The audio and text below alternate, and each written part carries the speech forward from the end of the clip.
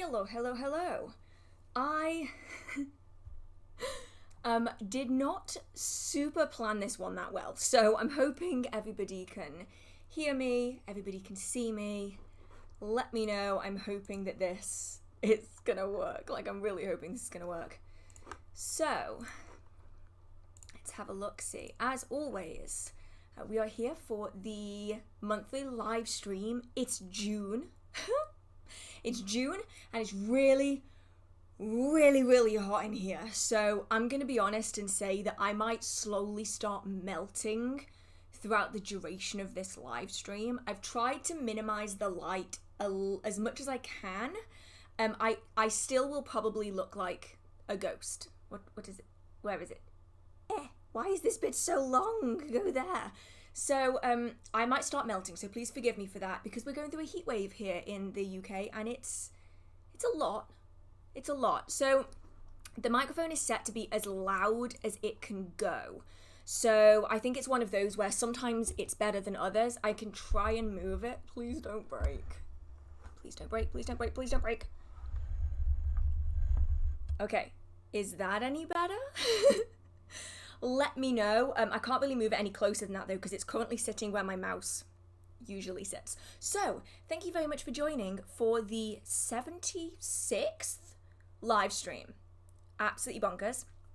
Some of you will already have noticed that there is a Q&A tab at the very top of the chat, or at least there should be. And in there, you can put any questions that you have for the live stream. I try to answer as many questions about witchcraft and paganism and the like as I possibly can. But please bear in mind, I am just one individual. I'm also not the be-all, end-all of knowledge. And so while I try to answer questions as quickly and in chronological order as I can, there's no guarantee that I'm going to be able to answer everything. Because I wish I was the font of all knowledge, but like, alas, I am not that talented. So there are just a quick kind of guide or rules on the screen if you do ever want a recap. And with that being said, let's see where everyone's from. Same as always. Let me... Hiccups, I just forgot how to breathe then. I will scroll all the way up to the top. Let's have a look-see. Eastern Pennsylvania, Canada, South Wales, Derbyshire, Kent, Germany, Virginia, Connecticut, England, California, Italy, Czech Republic, Netherlands. So many people in so many places. Oh my goodness, Phil, that is in 2 tons of sand.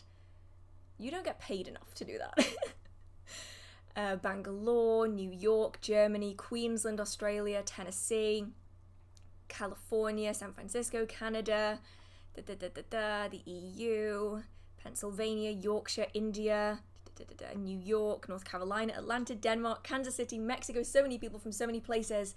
And with that being said, I have already pulled a few books out for some questions, and let's kind of go through as many of these as I can. I realize that you can still you can just see my hairbrush. Like this is fine. This is what I mean. I completely, just while I'm trying to find the questions, I completely lost track of time. This month has been a doozy, and I do not mean that in a good way. And I completely forgot that the live stream was meant to be this week until Sunday night. I was like, wait, the live stream is this week? So a little bit slow on the posting of the information, so apologies for that. So, damn it, I didn't bring the books down for this. The first question that I got was about, what have you been reading recently? I'm interested in both your non-fiction and fiction reads. So, in terms of fiction, I have been basically working my way through all of the Ali Hazelwood books. Now, I will kind of warn you that the Ali Hazelwood books are, that she has a couple, I think, that are young adult, but the majority of them are what I would consider to be adult romances, so expect open door scenes. And if you're old enough to know what that means, you're old enough to read the book probably, but if you're below 18, I would not recommend it. I've been working my way through all of her books because I really love, she's the author of The Love Hypothesis, that book that kind of went viral during 2020. And I absolutely love her writing style. I love academic style romances, so I've been loving that. So I read, why did I just turn into a Flintstones character? I just read Love Theoretically, and now I'm on the chemistry one. Anyway, all of them, absolutely phenomenal. in the last month's live stream, I read Bride and... what was the other one? Deep End. They're both from Ali Hazelwood, so I'm just kind of working through them all, and I just got her new one, which I'm so excited about. I also have just got these. I'm sorry, I'm going to get uncomfortably close to the camera, okay? Are you prepared for that? Because I put... I just got blinded. Okay, just go. I'm just being blinded. Oh my god. Okay, why did I put them here? I got these. It's gonna take me a minute to regain my eyesight. So, Phil said, have you made any progress with Lockwood and Co? No, he loaned them to me before, like, last summer, under the pretense that I was gonna read them this year, and then I'm sorry, open door book scenes are better. I will read them though, but I did just get these, so I got the first 5, I don't know if there's more, of the Spiderwick Chronicles, because if you have watched the Spiderwick movie, then you will know that a lot of the information in these, well, I'm going to assume books, because the movie was based on the books, comes from actual magical folklore and fairy faith and fairy legends. And so it's one of the most accurate depictions of the fair folk in any form of media that I have ever seen. And so I found these in a National Trust store and I had to get them. And for anyone who was around like during like the 2020 book talk time, okay, I didn't know this. If you look at the authors, that name right there, Holly Black, she is the author of The Cruel Prince. How did I not know that? These are like a childhood classic and I had absolutely no idea, so I'm going to check these out. They're all like children's books, so they're not very big. Honestly, I'm surprised the lady that I bought them from didn't like give me some funny looks for buying children's books. So those are my current reads. It's what I'm going to be reading next anyway. I apologize. I feel like I'm getting whiter and whiter and whiter. I promise the sun will start fading. I already have like the curtain is closed as much as I can close it, so it's annoying, but we're just gonna have to persevere. Now, the next one was, do you have any book recommendations on fairies? I just want to learn more about them in general, like the different types from different cultures. Okay, so I pulled a few books. There's obviously more, and I cover this topic in most of my live streams, so many of you will already know exactly what I'm going to say. So the 3 I really like for kind of foundational information of learning how people like experience them in the past are these 3. They are all from the Lost Libraries collection. I'm just going to stick them there. So my favourite one is this one, which is called The Fairy Faith in Celtic Countries. This was published in 1911. We then have Fairy Legends. This is also really good. This is by Croft and Croker in 1825, and then we have this one which is called British Goblins, which is mostly about Wales actually, which is by W. Sykes from 1880. Sorry, it keeps blowing it out because it's so bright right now. So these 3 I think are really, really useful for kind of learning about how people experience the fairy faith at that point in time. So it's kind of first and second hand accounts, so I think these are really interesting. In terms of other books though, there's a wide range that you can get, but these 2 are quite interesting. So we have John T. Crews' Fairy, which is this one, like this, and this one covers kind of a range of their practices, as in like their mischief, the kidnapping people, like dangers that come from fairies, as well as like where to find them, how you might experience them, like fairy language and speech. What else do we have in here? Fairy encounters of different kinds and different types of the fair folk, which is kind of this section here. Now, I do think it's really important to bear in mind, I think you're going to have a hard time finding books on fairies that cover multiple areas around the world, because the term fairy comes from the British Isles and is found kind of in the British Isles and in North America with people who went over to colonize. It isn't going to be found in other areas. So I've had a few messages recently of people who live in, say, Japan, saying, well, actually this sounds so much like a type of spirit that we have, but I didn't know the stories were connected. And so it's important to remember that, like, while people in different areas around the world are probably experiencing the same phenomena, they're not necessarily going to call it the same thing. So if you're looking for books on fairies, you're going to find fairies in North America and in at least Western Europe, but primarily the British Isles. Like, even like for much further afield, like in Japan and in Africa, you will have these fairy type spirits, but they're not going to be referred to as fairies in the same way as they are here. So the other one I like is this one. This is a complete guide to fairies and magical beings. This is the old cover though. There is like a new cover for it. And this one goes into like the darker side of fairies. It goes into elementals, like divas and elementals and where they fall into it. It goes into nature spirits, fairies in literature, the different evidence for fairies, who are the fairies, the origins of them. And then towards the back, which is the bit that I really liked, is this. I'm not sure if you can see this. It's an A to Z of world fairies. And this is the one that I pulled out. I pulled this one out for this reason, because it goes into like different fairies. So on this page, like right there, you have a section on the Coblino, which are kind of Welsh mining fairies, like knockers. You've got brownies. So you've got, let's see if there's any from around the rest of the world. So you've got like Greece, you've got North America. What else have you got in here? Scottish fairies. So a lot of it is kind of focused on the British Isles, and that's typically what you will find. So I would say if you're looking for kind of fairy encounters around the world, rather than looking for the term fairy, I would instead look for similar behavior.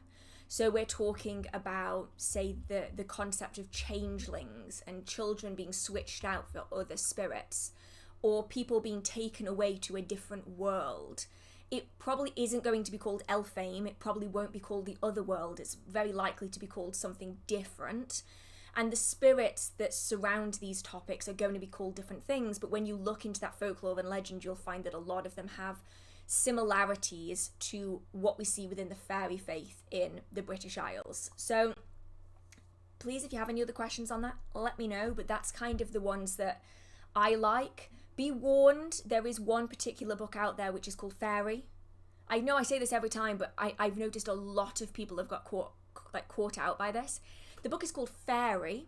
It's got a beautiful green cover and a stag head on the front of it.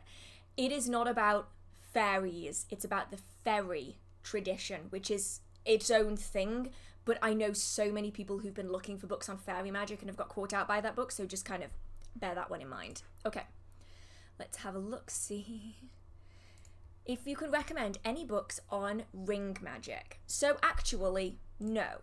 And that was why I wanted to make the video on ring magic, because it was something that I really love working with. Like even now, I'm so blown out. I'm so sorry. I have my ruby ring on here, and then I have my little like, it's like a belt ring on this finger. And I wear these all of the time, and then you'll see me like add different rings on for different things. And I was never finding a book that I would really, really love for rings. Like it would be like mentioned in a few books here or there. So you'll find it mentioned in books that talk about like everyday magic. They might mention like jewelry in witchcraft. Or you can sometimes find it in books that are on like metal magic. Actually, where is Scott Cunningham's metal magic book? I'm probably never going to be able to find it because I took it out to reference and then I think I lost it. So I think there may be a section in Scott Cunningham's book on metal magic, but there's absolutely no guarantee on that because I can't remember. So I basically compiled information from planetary magic, palmistry of different varieties, the information about different metal types, and then gemstones, and basically just smushed it all together. So if you really want to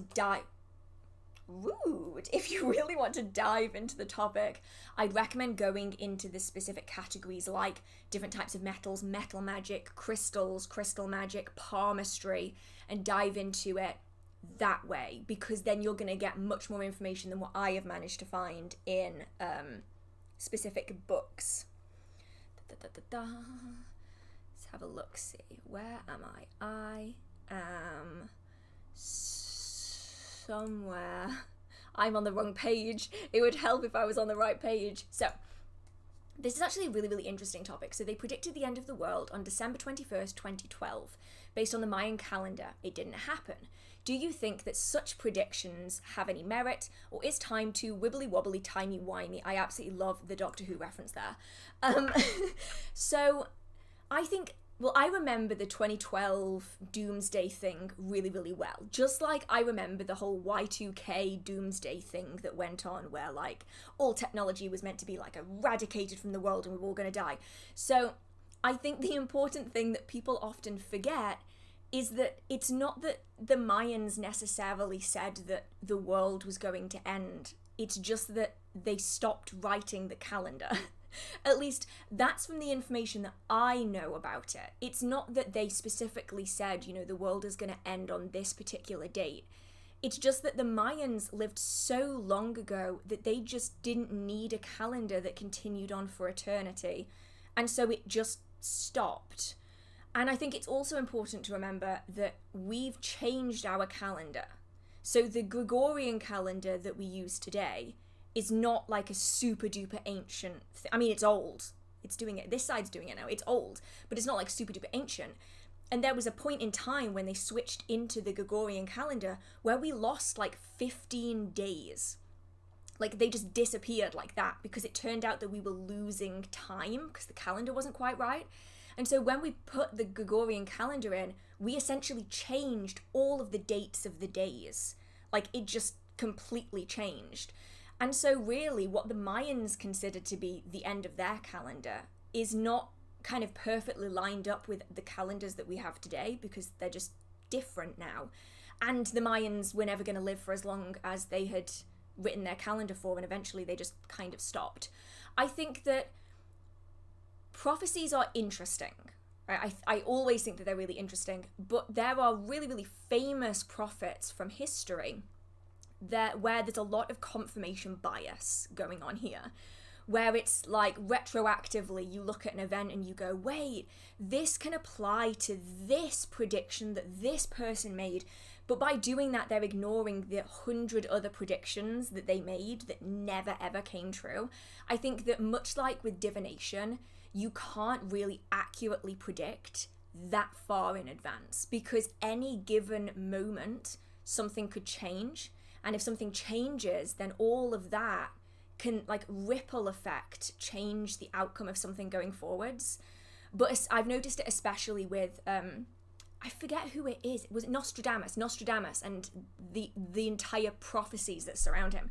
There's a whole lot of confirmation bias going on where people just tend to ignore the things that don't line up with the rest of the accurate kind of prophecies. It's an interesting topic though. Like I think we're going to consistently see these like spirals of prophecies, and there's always something that we're going to be talking about, right? Like guaranteed another one's going to pop up out of the woodwork soon. Right, let's have a look, see. Oh, let's have a look at this one. When creating a spell, do I need to include all elements within the spell? I'm quite stuck on how to get started with Spellwork. Do I need only the element included? You don't need to work with elements at all. But I'm going to kind of, okay, maybe inaccurately assume that a lot of the maybe books and content that you've been learning from are Wiccan based. Now, once again, I'm going to reiterate there's nothing derogatory towards Wicca. It's just that they have a very, very heavy focus on calling in the elements, especially when it comes to circle casting. So you would lay a circle, well, you would cast a circle, I suppose, and then you would call in the quarters. So you're calling in the archetypal figures, the guardians of the watchtowers, which are essentially the kind of dominant figures that represent the elements. And when you petition for them, you can ask for their aid in almost drawing in the elements into your spell or ritual. Now, there's absolutely nothing wrong with doing that, right? Totally fine. But you don't need to work with the elements in witchcraft at all if you don't want to. It is something, though, that a lot of people will do because it's quite useful. So ultimately, it depends on your style of practice. If you are calling in the quarters in, say, a traditional Wiccan circle casting, then I would recommend, yes, you call them all in accordance to the circle casting that you're carrying out.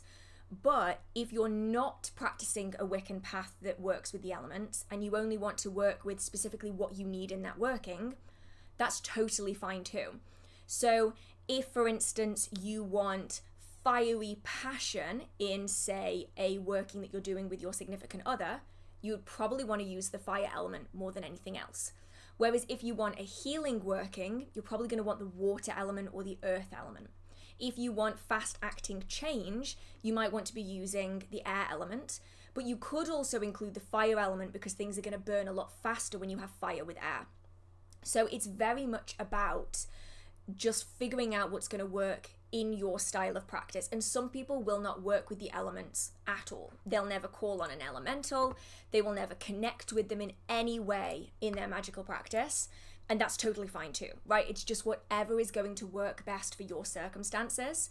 I used to, every single time, cast a circle, call in the quarters. Had phenomenal results for it, but I was finding that kind of the repetition of doing it, I almost felt bad because there would be workings I was carrying out where I was calling in the quarters, but I wasn't utilizing them. So it's almost like I've brought loads of people into like this group project and then I do it all myself. And they don't get any of the credit for being there, even though I wasted like hours of their day. I just brought them in for no reason. So I think it's just about what you're going to work with and picking and choosing what's going to work best for you specifically. Okay, what's your opinion on the difference between witchcraft and manifestation? Okay, so this one gets asked a lot, not necessarily in the live streams, but just like generally. And I think it's best to see them as like a Venn diagram. So there's gonna be crossover in the middle, but they are kind of two similar topics, but done in different ways. So each one, so let's say this side is manifestation and this side is witchcraft. So both of them are going to have an intention, right? What it is that you want to manifest. What is it that you want to achieve through a spell or ritual? The goal of that working. The way you go about it is going to be different. So in manifestation, this might be mantras. This might be affirmations. This is about living your life in accordance to what it is that you want to manifest. So I know I always use it. I know it's from a song, but it's technically a form of affirmation, which is like, I am healthy, I am wealthy. Like over and over. So every morning you would wake up and you're like, I am healthy, I am wealthy, I am rich, I am that. I'm sure you can continue it on. If you want to, every single morning you repeat it and you're essentially affirming it to yourself. When you do your kind of petitions, your manifestations, your affirmations, everything is using I statements because manifestation is focused on the idea that like attracts like.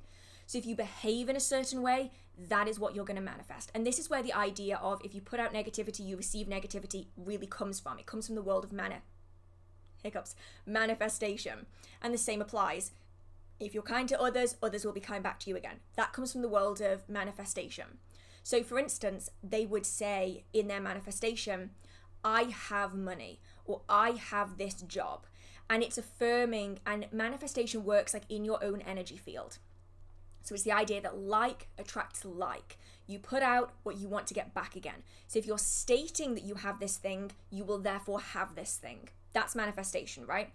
Witchcraft is, I would like this thing, let me raise energy and direct it outwards in a spell or ritual to achieve a magical response, or I can work with spirits and deities to connect with, commune with, and gain that response through that technique.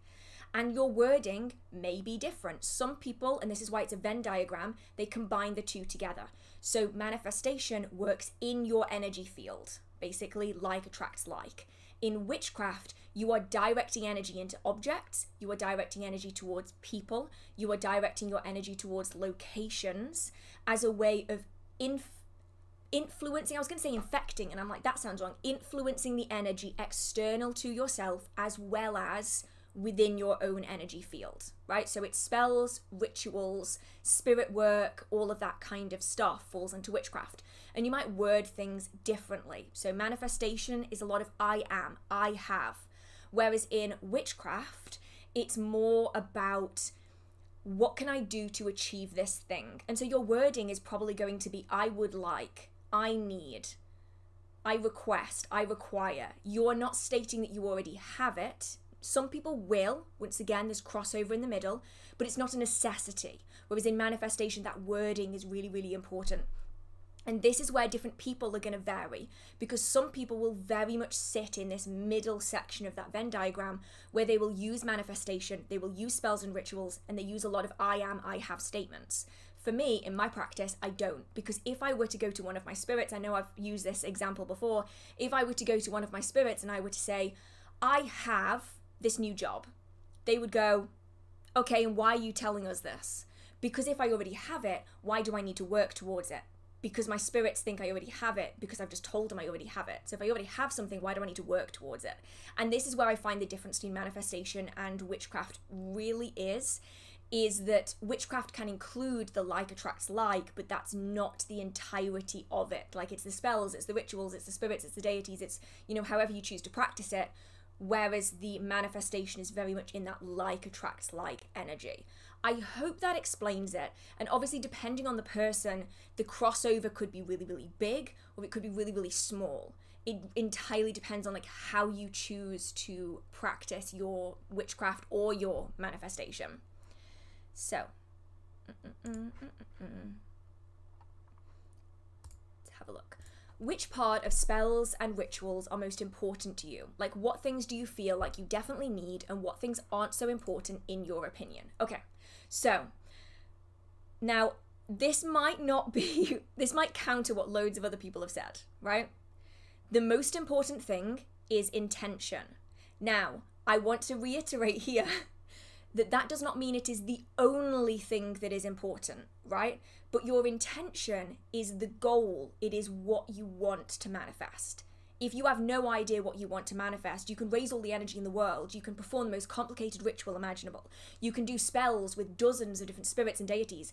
But if you have no purpose to that spell, no outcome that you want to achieve, you've just raised a whole bunch of energy for nothing.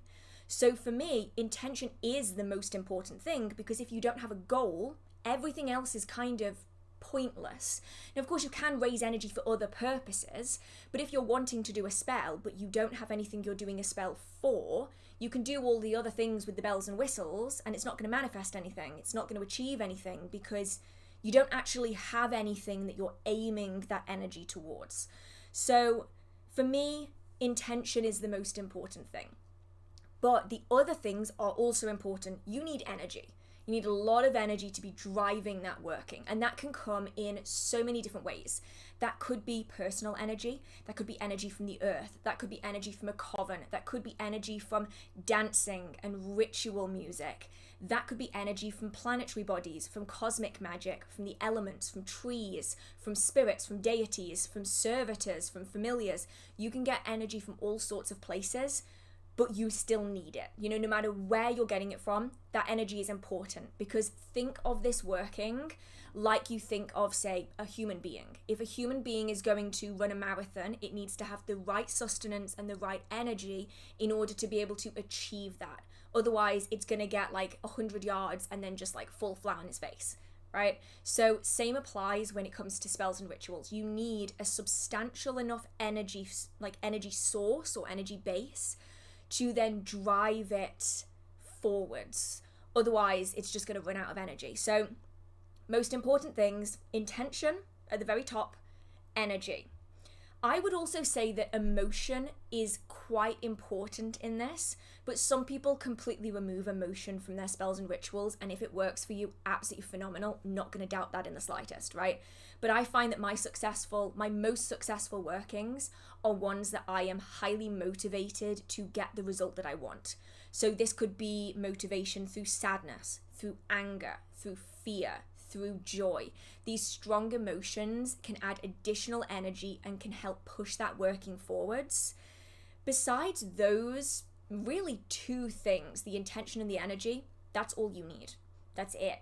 Everything else is like bells, whistles, additional stuff that can be really, really beneficial. You know, it's the staging, the additional layering of stuff, but it's not really necessary. So candles, not necessary. Circle casting, not necessary as long as you have techniques to raise energy effectively, to protect yourself effectively. You don't need a circle if you have these other techniques that do what a circle does, in effect. You don't need loads of crystals, you don't need loads of herbs, you don't need fancy ritual clothes. You know, all this stuff is the bells and whistles. It's the additional layering up of intention that can be really, really useful, but isn't a necessity to practice. I'm going to see if I can turn the brightness down. Is that any better? Because I'm just realizing I'm literally glowing like I glow in the dark. It's a problem. Okay. So I hope that one answered your questions, and I'd love to know what everybody has as their like really important things in their practice. Because like for me, candles are really, really important. I don't necessarily think that it is like 1000% necessary, but for me, I use them more than like anything else. So I'd love to know what other people's like must-haves and not necessarily must-nots, but could misses. I think that could be interesting. Okay. How do you do a protection spell or pop it for someone in prison? If it isn't possible to get their hair from the person, only handwritten letters. Any taglocks are totally fine. So when we're making a pop it specifically and it's targeted towards a specific person, we just need something that represents them. So that could be handwritten letter, that could be a photograph that you already have, that could be something that they own. All these things can go in and attach that working to that person. So you don't need any hair or anything. You can just use some other taglock. I do have an entire video on taglocks which goes over kind of like the wide array out there, but in this situation you can use the handwritten letter because that is written probably from the heart. It is written by hand. They have contacted the paper, they have handwritten it themselves. You know, there is emotion in the words, and so that can be used. And my pinafore is falling down again. And so anything like that, really, really useful, especially like photographs and stuff. Okay.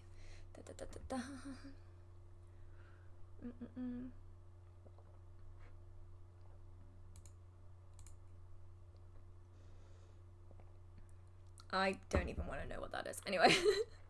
In your recent Litha vlog, you mentioned having a guide for tarot readings. Would you mind sharing what type of guide this is and how the communication works during a reading? So for any of you who kind of didn't see that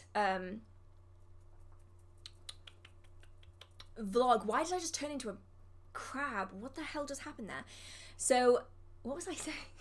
What was I saying? Oh, vlog. For anyone who hasn't seen the vlog, I mentioned how when I'm doing readings, I have a guide that comes through and they let me know kind of when to stop, when to start, when to keep shuffling, which bits of the cards are most important, and that kind of stuff. I have no idea what type of guide they are. I just know that they have been coming through, well, he specifically has been coming through in my tarot readings for probably the last 2 years-ish. And it comes through in pretty much the same way all of my spirits and deities come through to me, which is, I don't even know what it would be classed as. It's like an overlaying of thought. And it's the weirdest thing because I'll be like, because I have like constant narration in my head. I'm one of those people where I'm like, oh, I have to pack the dishwasher and then I have to do this and I have to go and do that. And I have like a voice that's talking me through it all of the time. And then when I'm being communed with, it doesn't matter what I'm thinking, my narration keeps going, but it's overlaid by information that is completely different than what I'm already thinking about. So just imagine you have like 15 browser tabs open and 2 of them are talking, and that's just my head. 1 of them is playing music, and then all of a sudden you have another tab that pops in that's like louder than all of the others, but you didn't open the tab. That's pretty much what it's always been like. So I'll be like shuffling and I'll be like counting through the shuffling and I'll like be thinking of something else, and then I'll just get a message that's just like, stop. I'm like, you what? And I go to shuffle again and they're like, no, stop. That's how it has always kind of come through. So I don't know what that would be classified as, whether that is knowing, whether that is audio, but it's not external audio, it's kind of internal audio. But it's just the weirdest thing. It's literally like something kind of comes through and it comes through louder than everything else. And I've even been told to shut up. Like, if I'm, like, doing other things, like, I think, was it yesterday? I think it might have been yesterday or the day before. I literally got told, like, whoa, stop, listen. Like, you need to stop for a minute, because I've got something that I need to say. And that's how all of my, like, servitors, deities, guides, everything comes through in that way. Yeah, it's kind of like interference. It's like my brain just gets kind of hijacked temporarily, and then you can still, like, hear all of my brain thoughts, but all of a sudden there's, like, something louder over the top of it. It's really, really strange, but that's just the way it's always come through to me. So when I'm doing readings and I'm, like, shuffling the cards, I'll be told, you're gonna get 4 cards. I'm like, okay, that's fine. Or I'll be told, like, no, not like that. Like, this card does not mean that. You need to focus on this section of the card, not that section of the card. Completely disregard that entirely. Yes, that section. You know, it'll go like that. Or I'll be, like, shuffling the cards and I'll be told, no, read these first. That's the one that gets through to me the most. Is I'll be shuffling, because especially when I'm doing the Sabbath readings, or for anyone that's on the Patreon has been waiting for the Sabbath reading, I had so many technical problems, but I posted that this morning, if you want to go and check that out. But especially when I'm doing the Sabbath ones, I like laying all the cards out in one go, so you can kind of have an idea of what's coming ahead before I've even spoken about it. But in my own readings, that often isn't the way it goes. And like on my last reading, I was told, whoa, no, do not shuffle anymore, read these 4 first. So sometimes I'll be shuffling and I'll get 1 card out, and then I'll be shuffling for like 20 minutes and nothing will come through, and then he'll pop in and be like, can you not just take the hint? You need to read this card first. So I'll then turn the card over, and then he will permit me to do more cards. And that's not to say that, like, I physically can't shuffle the cards or anything. It's just that I could shuffle those cards forever and nothing will come out if he says to read that card first. I hope that makes sense. And I've even had it where I'm literally sitting there and I'm shuffling for like 20, 30 minutes. And sometimes you will have cards that fly out like really, really quick. You'll get like 7 cards that come out in quick succession. In this instance, it will be like you'll shuffle for like 20, 30, 40 minutes. Nothing will come out. And it's because he's saying, you know, read this card first. I have no idea where he came from. Absolutely no idea. All I know is at some point I was doing a reading and he just came through, and he has been here since, and he is incredibly useful, and he gives me way better readings than the readings that I could have done solely for myself. So yeah, interesting. And I'd love to know if other people have kind of similar experiences, because that's just, yeah, it's a really, really interesting topic, because I know I used to read without having a guide, totally fine. But now that I've got a guide, it feels really weird when he doesn't come through, when he's like overly quiet. And at that point, I know that I'm doing like a reading on something that maybe I shouldn't be doing a reading on.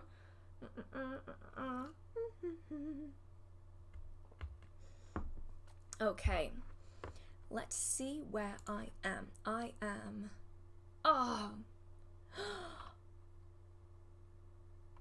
Oh, my keyframes have gone weird. Why have my keyframes gone weird? Oh my goodness, I did not say thank you, Liv. Oh my goodness. Liv? LV. Oh my god, my brain is mush. I didn't say thank you, LV. Thank you so, so much. I'm so sorry. I completely missed it, and then it's just come up here. Please use a keyframe frequency of 4 seconds or less. Huh? Oh no. I have no idea how to edit that. Well, I'm hoping that the stream is okay for everybody right now.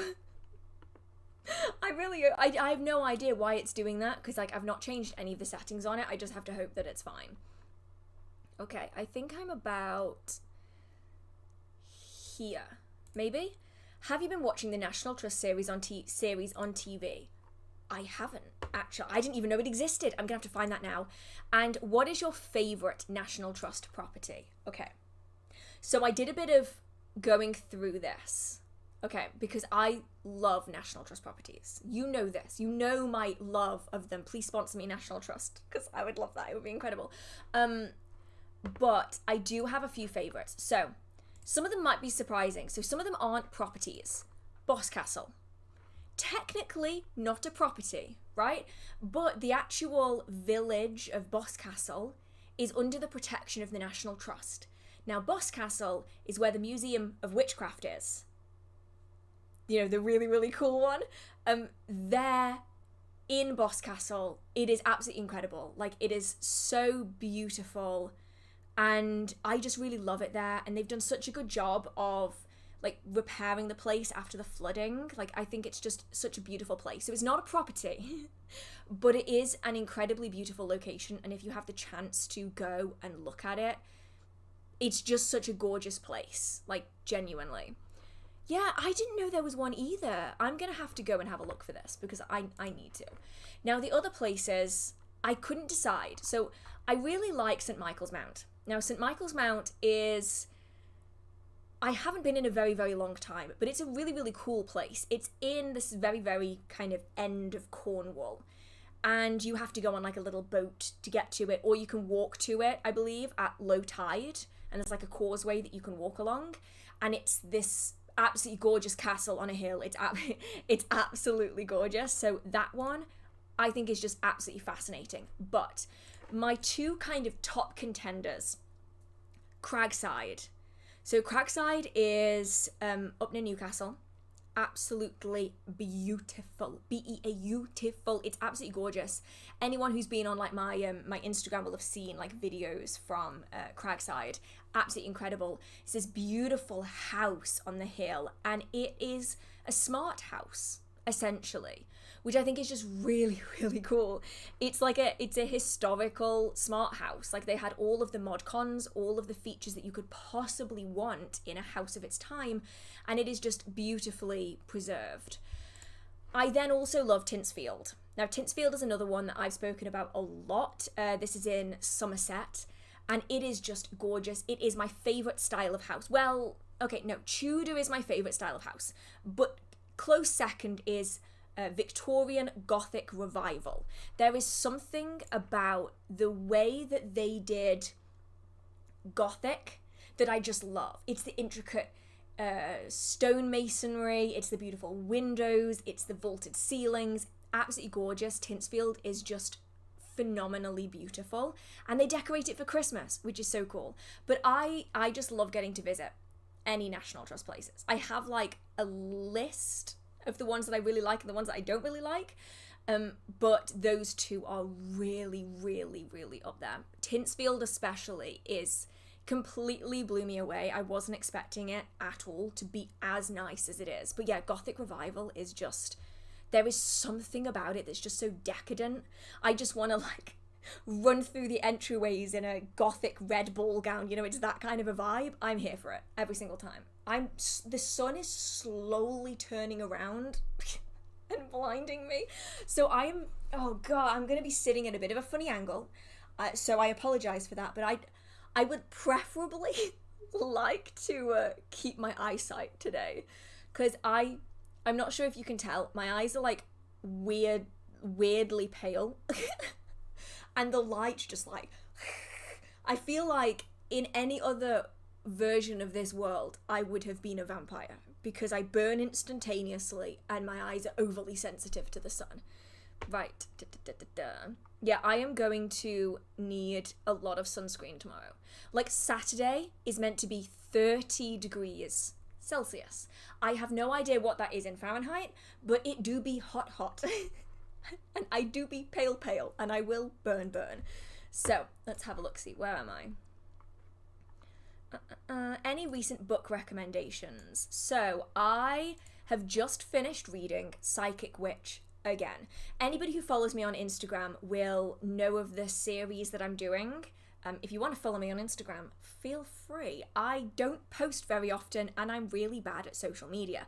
But I really wanted to get through my to-be read pile. And so I started using what I have now coined the term in my own practice as the Wheel of Fate. Okay, the Wheel of Fate decides the book that I'm going to read. And the last time I spun the Wheel of Fate, well, technically not the last time because I'm doing it again, but it brought out Psychic Witch by Matt Oren. So I've just finished rereading Psychic Witch. I still love it. I haven't posted the video on Instagram yet, but I'm doing like a full review on Patreon, but I'm also posting some bits on Instagram as well. So that's the one that I really, really just read and really enjoyed. I have 2 that I allowed the Wheel of Fate to pull out the other day. So I've just started reading those. I'm not going to tell you what they are though till I post the video on Instagram. But especially Psychic Witch, I really, really enjoyed it. Though, damn, I forgot how much of a heavy book that is to read in like one sitting. It isn't like a sit down and read it book. It's a work through it slowly kind of a book.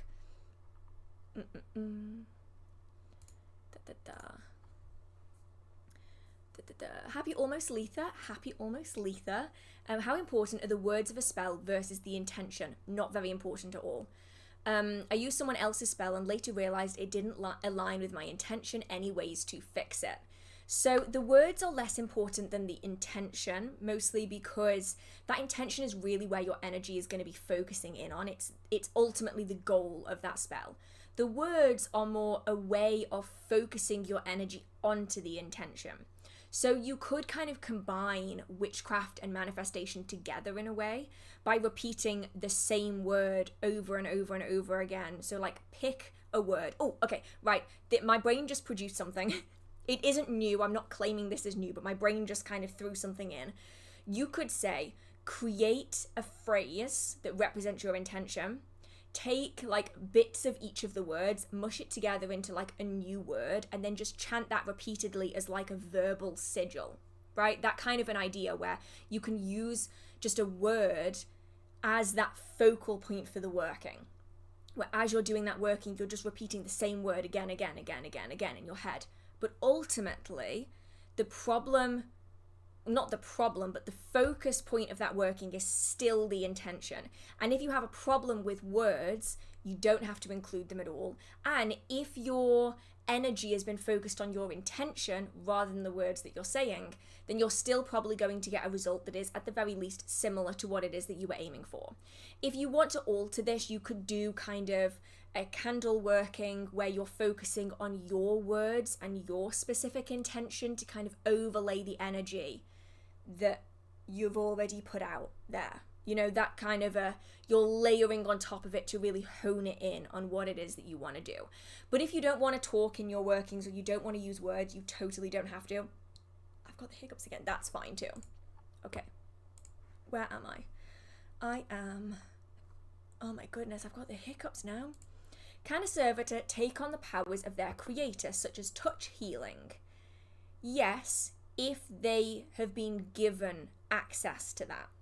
So a servitor can be created for a specific intention. So that could be for, say, healing in this instance.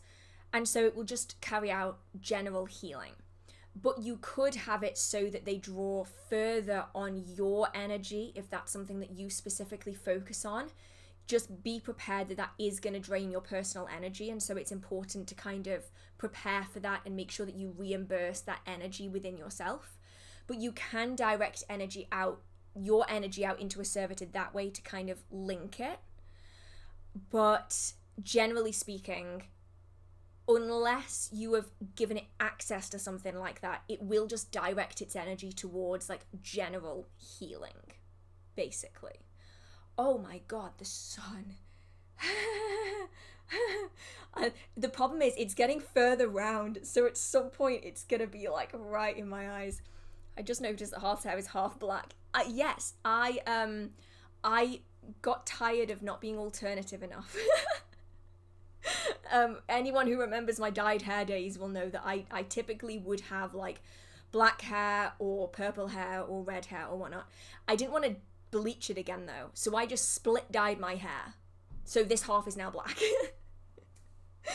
But it's kind of subtle. It's like when this fades out, you can't even tell that I've done it because I've just dyed it over my normal hair color, which is kind of cool because it's less maintenance than like normal split dye hair. I really like it. I think it's cool.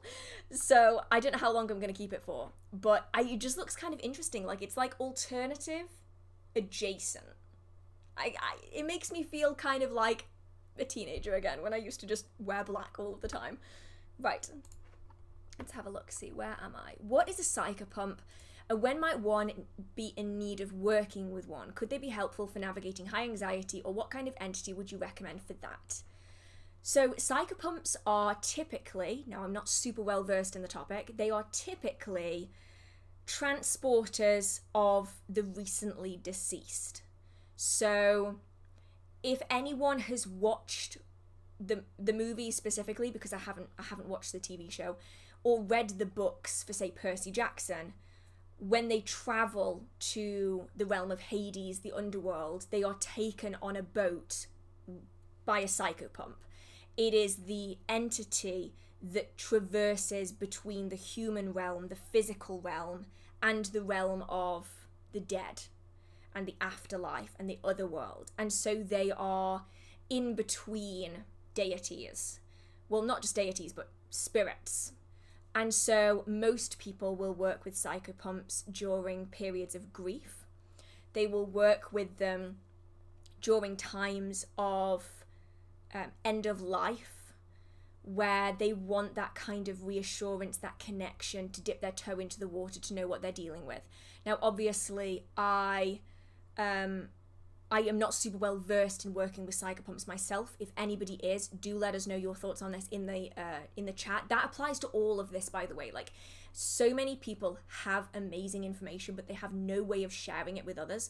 So if anybody wants to like answer the questions in the chat, you are totally welcome to do that, because so many additional points of view on a topic is only going to be like additionally beneficial, I think, to people who want like a range of different opinions from different practitioners. So for me, I would say a psychopomp is mostly used during periods of grief, periods of loss, and perhaps even end of life, depending on the person. When it comes to high anxiety, I would always recommend assistance through, say, an impartial third party, medical assistance, and the like. That's kind of the first thing that I would typically recommend. You can, say, have servitors, which take the excess like anxiety, the unnecessary level of anxiety, and use it to power themselves so they can assist you with other things. You know, I would never say though, like, use spirits to like get rid of anxiety, because anxiety is there for a reason, but they can get rid of the, like, as someone with an anxiety disorder, I kind of want to reiterate that I'm fully aware of like how it can make a small anxiety become like 10,000 times worse. And so you could use a servitor to kind of utilize the excess anxiety, the not useful levels of anxiety, into something more beneficial. But yeah, let me know if anybody has any ideas. I would absolutely love to know. Right.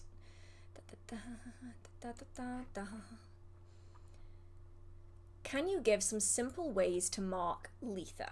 So I have done several videos on this in the past, if you want to go and check them out. I would say that the simplest thing that you can do is to honor sunrise. So I know that that isn't going to be super accessible to everyone. You know, if you work nights or if you like struggle with energy and stuff, that might not be super easy to do. But mark the sunrise in some way, shape or form. Whether that's waking up early to be able to catch the sunrise, whether it's honoring the sun at some point during the day. So it might be taking 5 minutes to meditate out in the sunshine. Or it might be just a detour on your way home from work where you could just walk through the countryside, or just a local park or something, just to get some of that solar energy. It could be creating sun water. It could be watching Stonehenge and the sunrise at Stonehenge on the live stream, which will be available on YouTube. You know, things like that to honor the sun, because Litha is a solar festival. And then it's about connecting with nature. You can work with the Holly King and the Oak King. You know, these are kind of the free things that you can do if you have access to some outdoor space. But the solar energy is really that central thing. You can light a candle to honor this time of year. You can do some divination. You can do some meditation. These are all really, really super simple things. Wear the colors of Litha, which are like reds and golds and oranges and yellows. You can set up an altar. Things like that are really, really useful. But for me, the main thing is the sun. That solar aspect is just so important. Okay, let's see where I am. I am here. Can you give tips on teaching and including children in Wicca? So, sort of. I think it's really important to say, though, that while I used to practice traditional British Wicca, that isn't something I actively do currently. So I'm a little out of the loop when it comes to the process. But really, it's, okay, brain, compute, words, think, focus, okay? That definitely helped. When it comes to Wicca, I think one of the easiest things that can be done is work with the seasonal cycles, right? Because it's something that they are likely already going to have some experience with, just from the celebrations that their classmates are carrying out at school or their friends, you know? The Wheel of the Year is so integral to a lot of people's Wiccan traditions that I think that's one of the easiest stepping stones for children. You know, it's Ostara, how about you paint some eggs to celebrate the rebirth of this time of year? It's not so different from their classmates who are having Easter eggs that it makes them feel isolated, but it's a way of letting them understand where these traditions come from. Or it's Yule, and while everybody else is putting up Christmas trees and getting Christmas presents, they can learn about why evergreens are really important and maybe go and find and decorate a Yule tree and have that be included. Or, you know, baking with children as a way of allowing them to connect with the things that grow in the natural world. I think it's these aspects of Wicca that I think are really great for working with children. There are other aspects, though, that I would kind of steer clear of till they're a little bit older. So that's not to say that these topics are taboo or wrong or anything like that. But I do think that there are some aspects of celebrations, say like the Great Rite, May Day, where that kind of sexual aspect of Wicca is maybe kind of something that needs to be kind of kept to one side for a while. But I think the honouring of the natural world is something that's really accessible for children. And it's something that's very tangible to them in a way that the spells and rituals maybe wouldn't be. So I think that's a really good stepping stone. And then the mythology, you know, the idea of that fight between the Holly King and the Oak King, I can imagine especially young boys really enjoying kind of reenacting that themselves, of being able to fight it out in like a play type situation. I think that could be really cool as a way of engaging with play in terms of the connection with the natural world. So obviously I don't have kids, and I don't have any kind of connections with the Wiccan faith now, but I think those could be really easy stepping stones into it.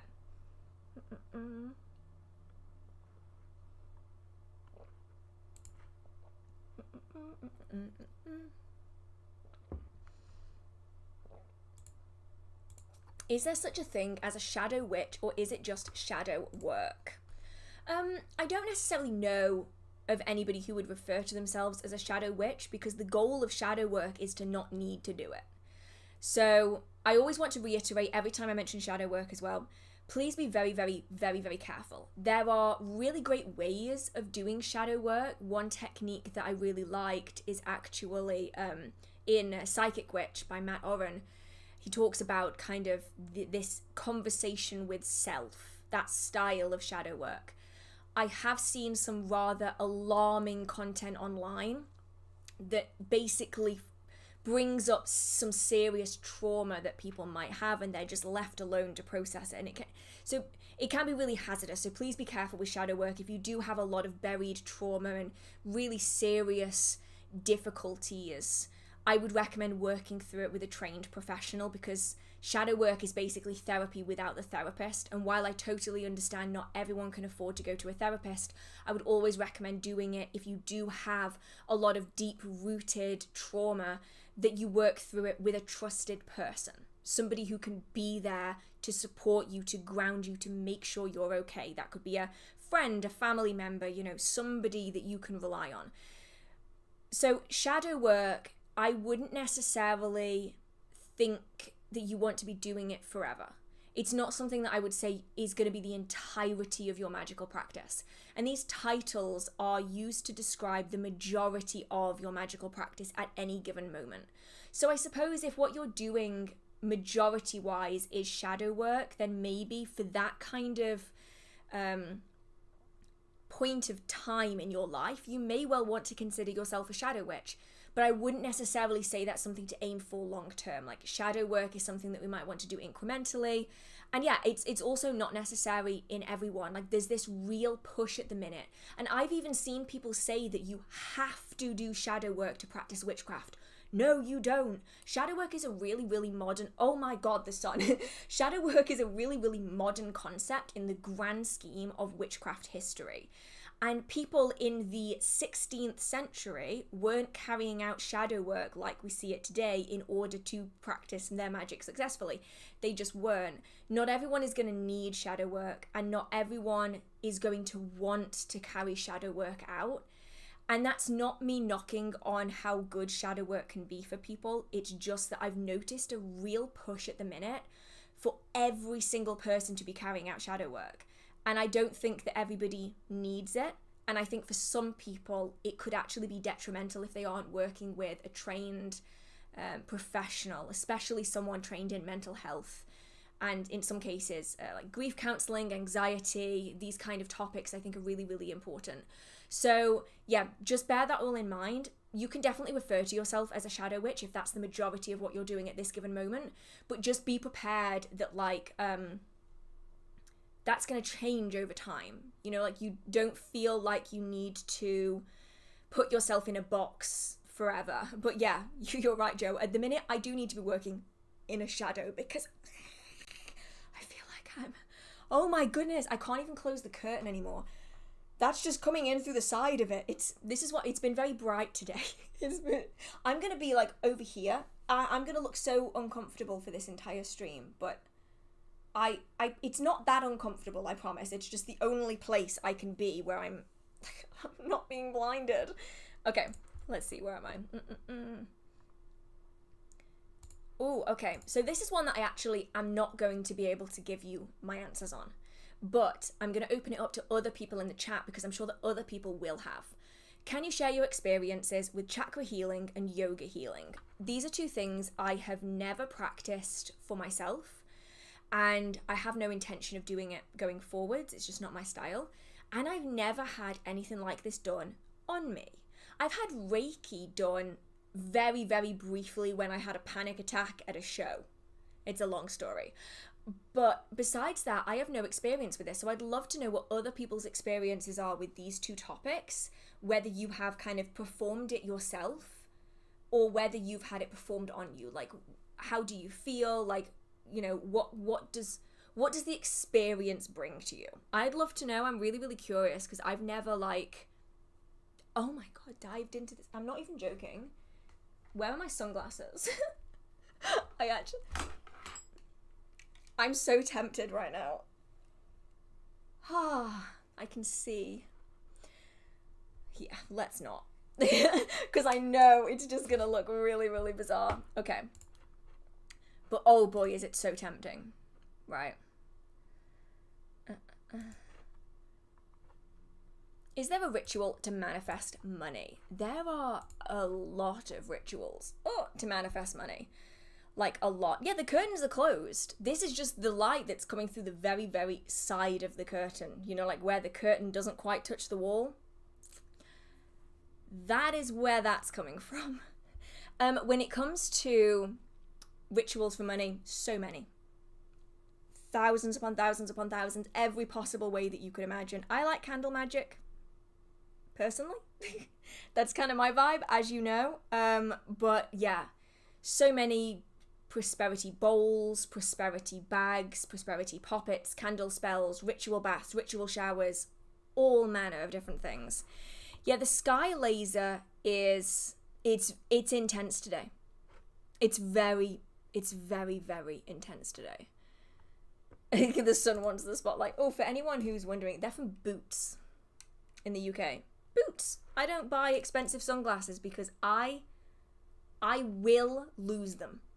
I have 3 pairs of sunglasses simply because I lose everything that I touch. It's actually become a real problem. Right.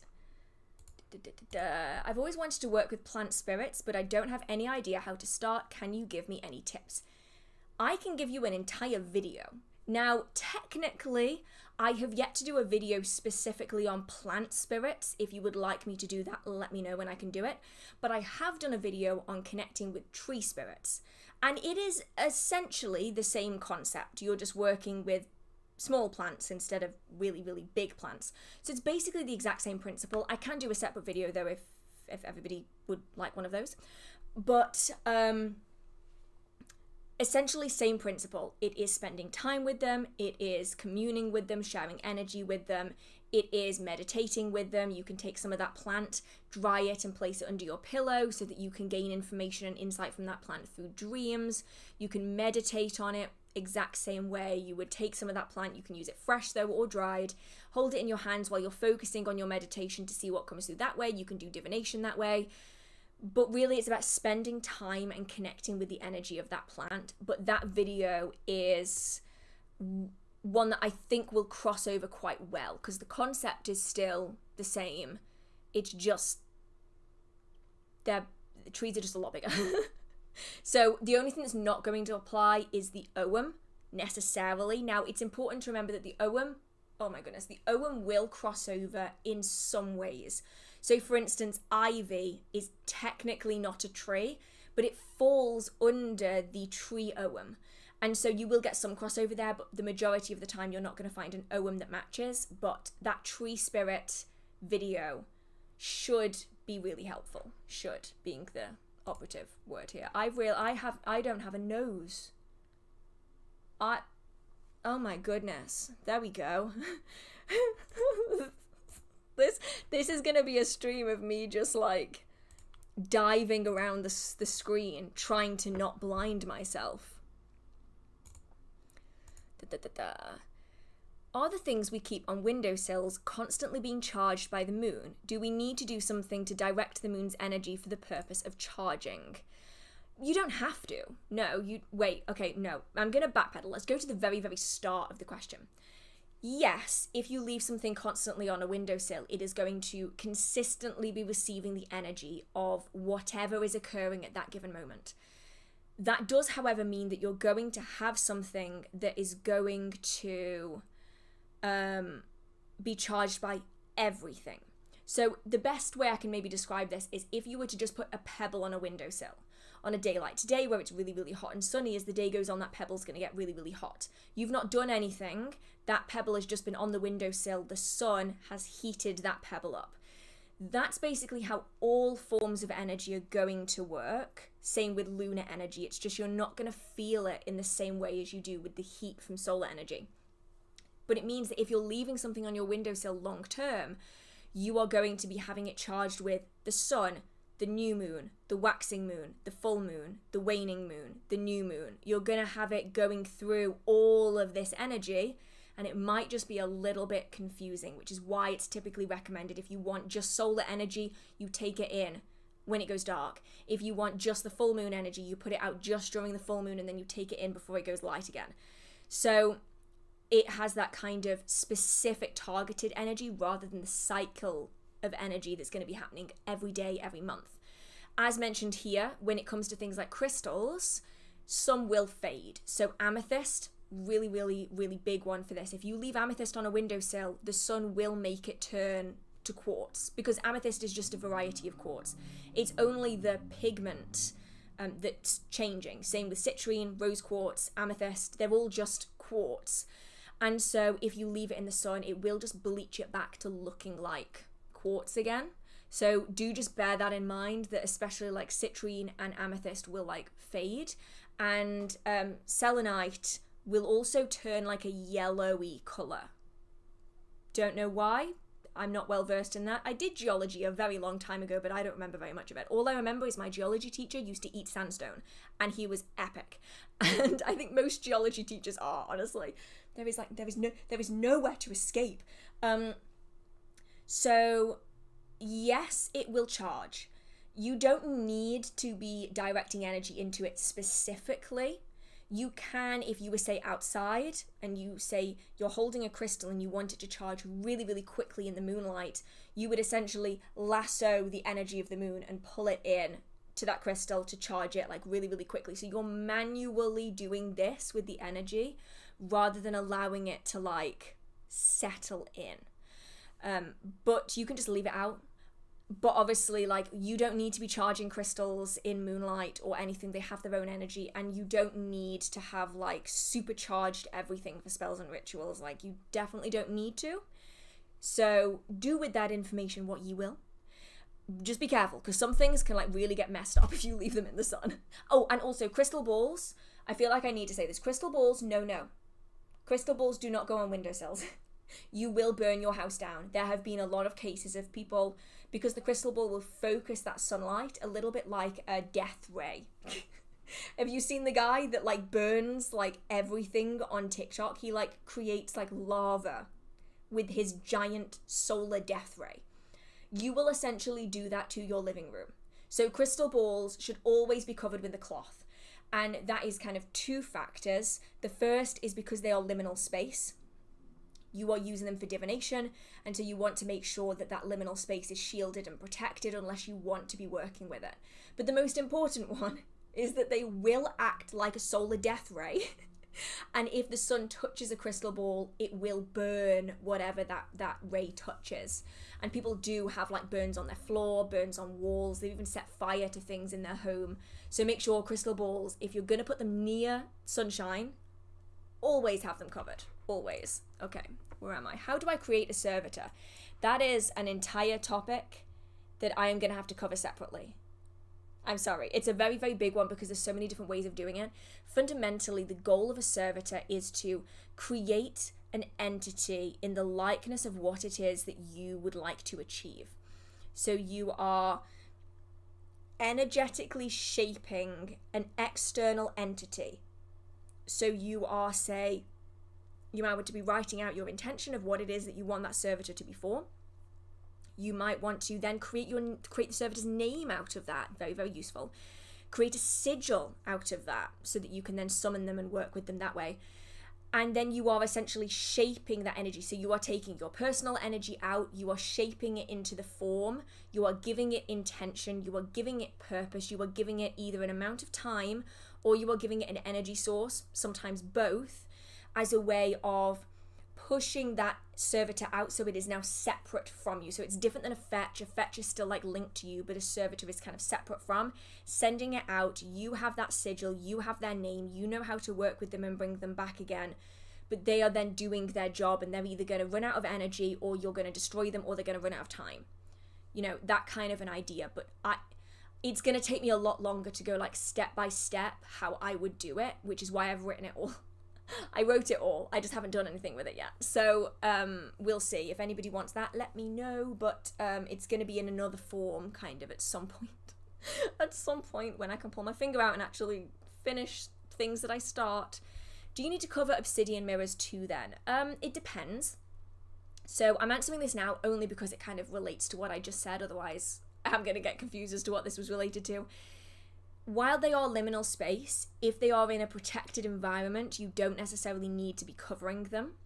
So for instance, if you have an obsidian mirror in a room that is heavily shielded, you're probably not going to have that much of a problem because you're likely going to notice if the energy changes and nothing is going to be engaging with that mirror from this side. So you're kind of okay in that regard. And they're not going to necessarily burn things in the same way as a crystal ball would because they're usually not as reflective as, say, a crystal ball is good at targeting things, or it's not as reflective as a shiny silver mirror. But if you are working and you want to feel extra safe with the black mirror, you can cover it as well. I just use like a small piece of like lightweight satin just to cover the mirror. Works wonders. Oh, I did not see these. Thank you so much to Leslie. Thank you so much to J. Albert Alcox, as well as to Bridge. Oh, thank you so much. Everyone's so nice. I hope you all have an amazing Litha. Right, let's have a look-see. Where am I? Okay, so I'm going to be really, really honest about this. One, I love your name, Book Goblin. That is just incredible. Have you read about the Witch's Cradle in the big blue Bookland's Complete Book of Witchcraft? So, the answer is yes, I've read it. Can I find this book for the life of me? No. So I have been looking for this book all afternoon. Like, since I saw this comment came in, I have been looking for this book and I have not been able to find it. So I don't know what the section is. I will no doubt have read it. If anybody has read the section about the Witch's Cradle, what did you think about it? Did you think, let me just get it up here. Do you think it was real, or do you think it was just a story that Bookland told? if anybody has read it recently, if anybody has it in their collection and remembers it and wants to chip in, feel free to. I'm still looking for this. It's a massive book. I think that's the problem, is it's such a big book. I've put it somewhere safe and useful and flat. And the problem with putting things in places that are safe and useful and flat is I'm trying to get the contrast right. I'm not doing a very good job. Is that I have managed to successfully lose it. So I'm going to keep looking for it and see if I can find it so that I can actually read the section and figure out what I think about it. Because for now, I don't know. And I really, really wanted to find it too. Like, I set out specifically so that I could find it, and then I couldn't find it.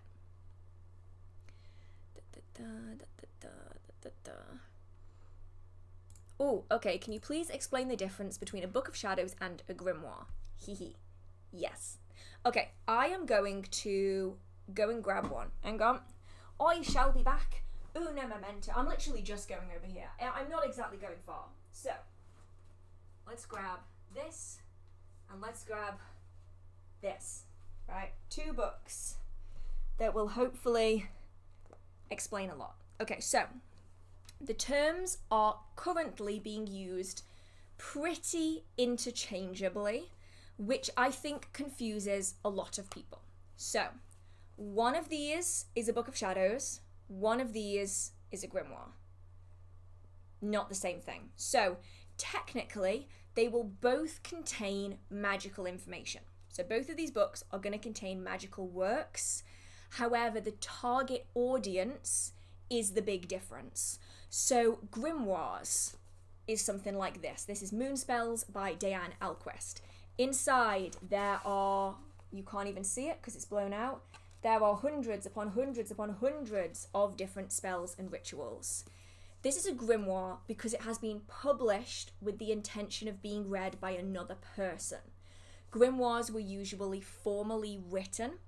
They were designed to be shared among people who wanted to learn the teachings of a particular practice. And so they are written for the benefit of other people. So initially, all of the spells in this book were likely part of Diane Alquist's personal Book of Shadows. Since they have now been published in this form, this is a grimoire. This would be a Book of Shadows. This will still contain spells and rituals, except they are not designed to be read by another person. Instead, they are for my personal use, and they will likely also be more like journal entries. So the things that you would put in a Book of Shadows are not necessarily perfectly polished, finished spells and rituals. They are sigils that you have just created, but you aren't sure how it's going to work yet, but you want to make sure that you remember it in case it does. You might have notes in there of the different spells that you've done and what the outcome of it was. Like, I tend to put like envelopes in the books so that every time I do that spell again, I will slide a little extra note into that envelope for like how long it took to manifest, how long the manifestation went on for, the date that I got the manifestation, that kind of thing. And so ultimately, what goes into a grimoire, more likely than not, if it's been created by an actual magical practitioner, will have already been in someone's Book of Shadows, right? It's just that you take it from something like this, which is like a personal documentation, and you add it into something like this, which is a publicized document. I hope that makes sense. So when we find like grimoires, they're usually not like found grimoires. They're usually like documents that have been put together to teach somebody about something, you know? So that's kind of the main distinction. I love that. This is so beautiful. This has got to be one of my favorite, if not my favorite Book of Shadows in my whole collection. It is just absolutely stunning, and it's huge. Absolutely ginormous. I love this thing. It's incredible. Okay. Tangent. Yes, that is a great way of describing it, Ingrid. A journal versus an autobiography. Yes. So in a grimoire, you are like, so this is the autobiography in this description, right? In a grimoire, you are likely going to have sections that have come from the diary, Book of Shadows, but it is more of a complete explanation of what happened in a formalized way rather than random documentation that is just, you know, pictures of someone's life or like diary entries, you know, that kind of thing. That is a great description. I love that. Right, okay, I'm going to put that there. This pile is getting alarmingly large. Sunglasses can go on top. Guaranteed that will fall over at some point today. Oh my goodness, thank you so much, Relic of Ages. Oh my goodness, thank you so much. Oh, you're so kind as always. Your support means so much to me. Just having you come back onto the stream every single time is just...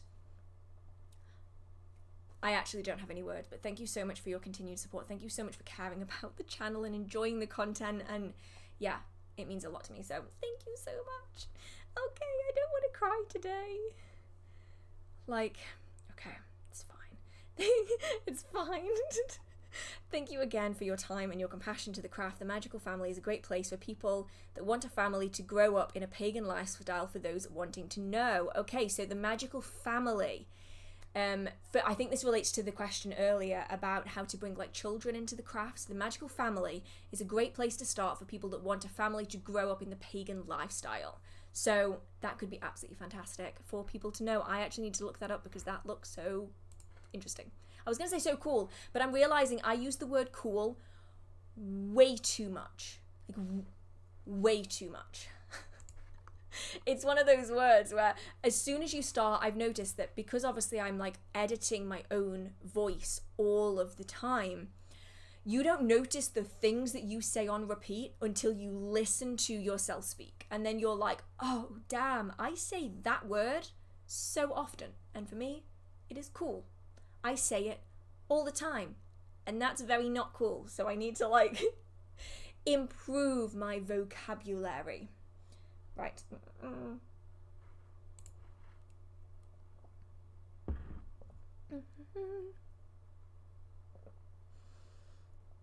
Oh my goodness, there were so many questions on things that are going into something really specific, and I don't want to talk too in depth about it.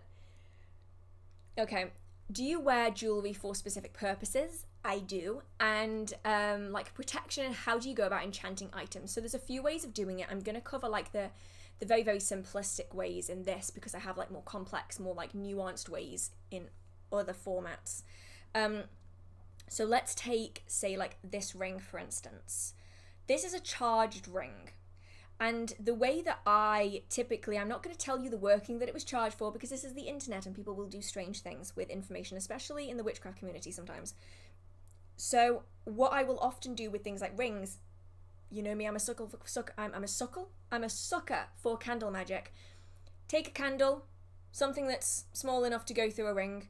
You put the ring down over the candle, so it's sitting like in the candle holder. And then you perform your candle spell like normal. And it will charge the ring whilst you are, what am I trying to say? You will charge the ring whilst you are doing the general working, and then it will target in on the ring. Or you can specifically ask the energy, like direct it into the ring as that candle starts burning. So it's like, think of it kind of like magnetic energy. You know how it does that around an object? That's basically what you're doing, is the candle is burning from the flame and is doing that round into the ring at the base of it. You can do the same with jewelry. You can have like a bracelet or a necklace wrapped around a candle holder that is used in that working to charge it that way. Alternatively, you can just hold it, charge it with your energy, charge it with your intention, leave it out in the moonlight if you want to, if that specifically targets what it is that you want to manifest, and then wear it that way. Now, I do have kind of lots of other techniques that I don't want to give it all away. So that's kind of the stuff that I think is the most accessible for people, especially the holding it. If you just hold it and focus on the intention that way, fantastic. I feel all of a sudden it's gone like really, really dark in here. I've gone from fighting the sun to like now being in darkness. Great. I feel like this is actually what the streams are going to be like for like the majority of summer because yeah, that happens a lot. Right. Let's have a look-see.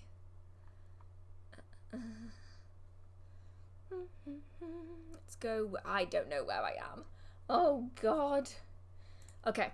I'm going to go with this one just while I figure out where I am. So, what are your thoughts on seeing white feathers? So, there's actually Okay. I feel like a lot of these topics kind of relate to one another. You know how earlier I mentioned like confirmation bias?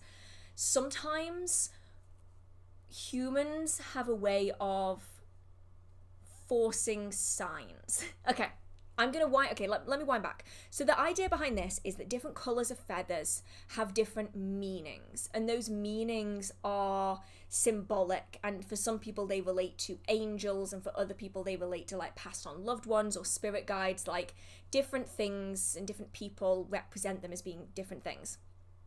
But it's often when you come across feathers in your path in places that you maybe wouldn't expect, like you've had a question on your mind, or you've been thinking about a particular person who's passed on, and then you would see, say, a white feather or a grey feather or a black feather and the like. And so people use them as kind of symbolic representation, kind of like seeing numbers. But, big but, I'm not sure if anybody else has been on like the Facebook groups circa 2010s, where it was like, oh, I lay funny on my bracelet, and this is the marking that was left imprinted on my wrist. What does it mean? Or it's like, I walked into a door frame and this is the shape of my bruise. What does it mean? And a lot of people, I'm not saying that you as an individual are or anything, but there's a lot of people in the magical community who want everything to be a sign. And I think that is something that we really need to be taking into consideration, because it's very, very easy to say, oh my god, I was staring at my phone for 4 solid hours and I saw 2 angel numbers. Been there, done that. I think a lot of us have fallen into the trap of it. Oopsies. And it's just really important that we bear in mind that like sometimes things do just happen, you know? And the same also applies with deities and the like. So you might see that's exactly what I was about to say. Sorry, I got excited there. Sorry, Curse. I just kind of yelled at you for no reason. Very excited. I was just about to say this. Curse. Oh my goodness, I'm never going to be able to pronounce your name. I'm so sorry. Culebre? I don't know, I'm so sorry, has said, especially since on TikTok, quote, did this video get sent by Dionysus? That's exactly what I was going to mention. During like 2021, 2022, there was this big thing on TikTok in the spiritual community where people were like, oh, my For You page is now flooded with videos about Dionysus. That's Dionysus reaching out to me. Or like, I'm so sorry, pronunciation is not my forte. I'm so sorry. Sorry, I'm just reading Phil's message. You had like at least a week where you said every time you looked at a digital clock, it had angel numbers. No. To be fair though, Phil, genuinely, same with today. I will look at a fuel gauge, angel numbers. I will look at a clock, angel numbers. Absolutely everywhere. But there was one week where I basically spent my entire week on my computer and I was checking the clock like every 2 minutes. So of course, I saw every single angel number for 15 solid hours. Why? Because I was on my computer for 15 solid hours. So like, that one was on me, but everyone will tell you, my phone is full of them. I've done it all day today. Someone will ask me what the time is and I'll open my phone and it's 15:15. Like, it does happen, but, and this kind of circles me back around to what I was saying about the TikTok, we've got to bear in mind that there are other things in play when it comes to signs. So the TikTok algorithm, if you have wanted to learn about Dionysus, and so you would stop on a video about Dionysus, the TikTok algorithm is so quick to react that then 2 videos down, there's another video on Dionysus, and then another, and then another, and another. And because you're focusing on those videos more than the surrounding content, it is feeding you more and more and more of it. And so it's very, very easy for that to be taken as a sign when actually it's just the algorithm. Same applies, as I mentioned, with the clocks and the numbers, especially like 1111. If you are repeatedly checking a clock, you are more likely to see a double number than if, say, someone were to ask you for the time and you give them the time and it's 11:11, you know? It's based on circumstances. And the same applies with feathers. If you have been in a park and there's lots of pigeons in the park and you start seeing white feathers everywhere, you may well find that a pigeon has been attacked somewhere in the park and has been plucked of all its feathers. That happens a lot in England. I'm not sure if the same applies elsewhere, but you'll suddenly see white feathers all the way across the park. That isn't necessarily a sign, that's just a sign that that bird is no longer alive. So when it comes to all of the signs, it's really important to take them into context. Another really, really big one, around end of August, start of September, and look out for it because you will see it if I mention it to you now. You will get people asking for the symbolism of spiders every year without fail, end of August, start of September. And it's because all the spiders are starting to come inside because they're noticing the change in the temperature and they're starting to come inside. So seeing more spiders around that time of year isn't unusual. It's what you would expect. Whereas if you start seeing loads of animals in loads of strange contexts, so say for instance, swans. You don't live in an area that has swans on a regular basis, but you start seeing swans in your dreams, you start seeing them in advertisements, you start seeing them popping up on your phone, you start seeing them in meditations, you start pulling out tarot cards with swans on it, you start seeing white feathers everywhere. This is when it's something that needs to be seriously considered. I know I went off on a bit of a tangent there, but like I'm hoping that helps because it is so easy to fall into that like, oh, I'm on my phone all of the time. I mean, a lot of people, I've actually basically stopped using Instagram now, except for work, because I would just doom scroll. And if you're on your phone for like 4 hours, of course you're going to see angel numbers, you know, because as the hours go by, you're going to see them all of the time. It's just important to bear in mind that there is a difference between repeatedly checking for signs and having to fit the signs into your life and signs coming through to you organically.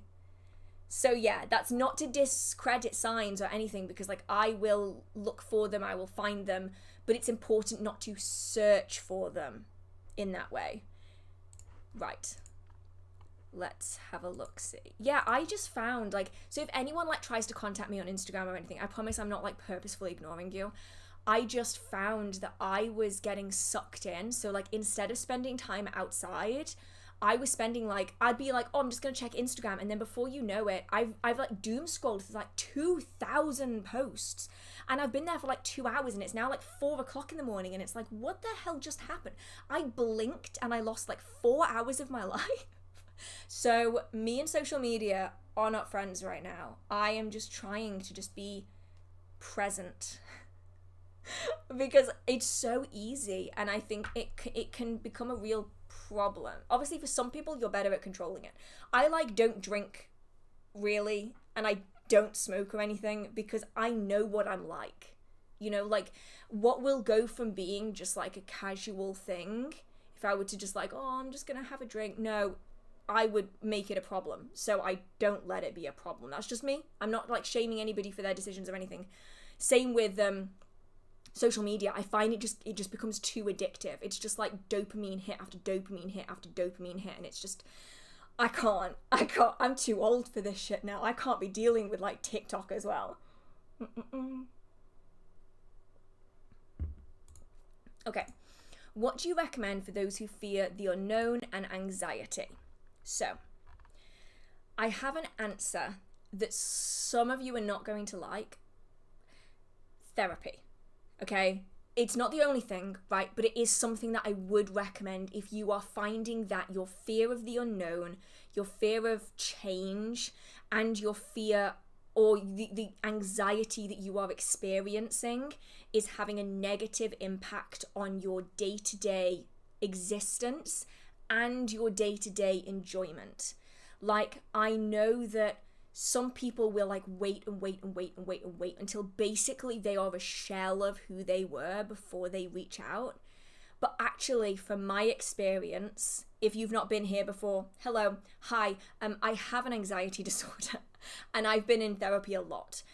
And I find that now when I'm noticing that I am no longer enjoying my hobbies, that is the point where I realize, okay, I need to change something or this is going to get even worse.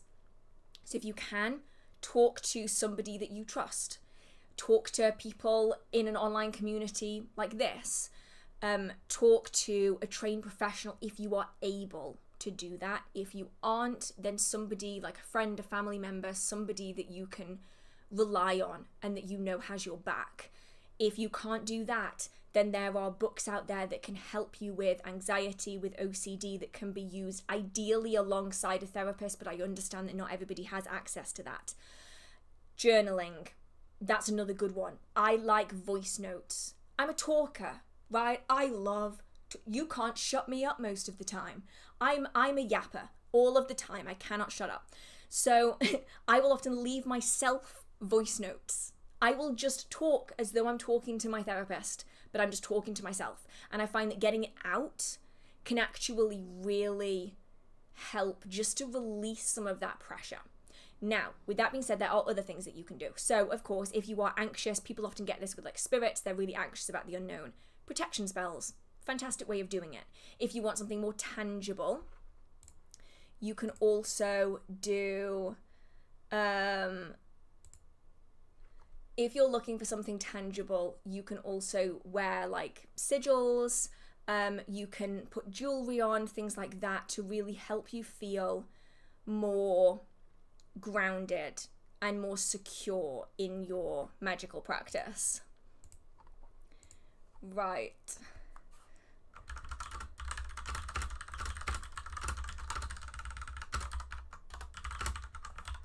Let's have a look, see. Where am I? I am... Oh, I'll tell you one thing that I've discovered, right? I just got called a yapper. I am a yapper. Damn right. I will talk for everybody around. That is how this works, right? I talk for everybody all of the time. I am incessant. People genuinely need to tell me to shut up more, to be honest. Oh yeah, what was I saying? Fringes? Cute, adorable. I love a good fringe. Summer and fringes does not go together. Like, what's happening with this? It's about 30 degrees in this room. I'm not even joking. I'm slowly boiling alive. But I can't open a window because I'm too short to reach the window. So we're just gonna have to melt.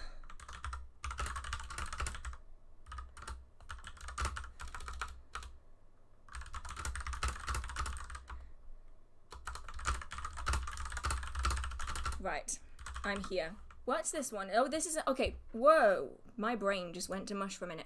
How do you view grey witchcraft? I think that this is actually a really good way of describing something that people often aren't really sure. How do I describe this? They aren't really sure what they want to say. And I think grey witchcraft is a great description of it. So from what I know, right, grey witchcraft is a path that walks the line between positive and baneful magic. It is the twofold path. And it is where a lot of traditional witchcraft falls. It's this line that you walk where on one side you could be curing and on the other side you could be cursing. And the way that you weave your way around this crooked path, this is a term that we see a lot in traditional witchcraft, is through our own morals, our own ethics, and how we decide to express our magic into the world. And so for some people, their grey witchcraft may swerve more into curses and then be less in the cures. And the other way around may be out into the cures and very, very little in the curses. And that's the way your crooked path works, but you would both likely consider yourself to be a grey witch. It is that term that describes kind of that line. And ultimately where that line is drawn is entirely down to the individual. So I think that's really important to consider, because I think some people like having very set, ironically, black and white boxes for what defines a specific type of practice. But I think that grey witchcraft is a really good description for a very broad stance on witchcraft. I think it's really nice, actually, especially if you are trying to separate yourself from the black and white that we often see people using in like the 80s and the 90s. So, let's have a look-see. Where am I? I am... Oh god! What are your thoughts on planetary witchcraft? Apparently it's another way of saying advanced astrology. No, I would not consider that at all. Right, hang on, I'm just gonna blind myself with a light. Hang on. Boop. Boop. Is that too bright now? Yeah, that's too bright now. Let's go with that. Whoa. Sorry. I nearly knocked my sunglasses onto the floor. That would have been a disaster. I can't afford to lose a pair of sunglasses. I wouldn't consider astrology... I wouldn't consider planetary magic to be advanced astrology. And that's because a lot of the roots of planetary magic are from ceremonial magic. So... planetary magic is the connection with planetary bodies and working with their energies in spells and rituals. So it will vary in its practice from being very minor. So you might just be using the sigil of a particular planet on a candle that you're doing. You might simply be performing a certain spell at on a particular planetary day. So for instance, you want a love spell, perform it on a Friday. You know, if you want to work with prosperity, you might want to work it on a Sunday when it's the energy of the sun, that golden energy. You know, these are all things that are very minor that can be planetary magic. But in that, you also have the highly complex ceremonial rituals carried out by ceremonial magicians that are calling upon certain energies of planetary bodies into certain circles, or they're using, say, Sator squares for these kind of things, like the Khmers, the planetary Khmers. And I think it's a very, very large range. So I think there's definitely something to be said about, in some instances, it being advanced astrology. But then you can take it, you know, if you're looking into like ceremonial planetary ritual magic, that's like its own kind of really interesting thing. It's just too much going on. There's too many sigils, there's too many words, there's too many steps, there's too many oils you've got to be using. Like it becomes its own thing. It's a bit much for me, but very, very interesting. Okay.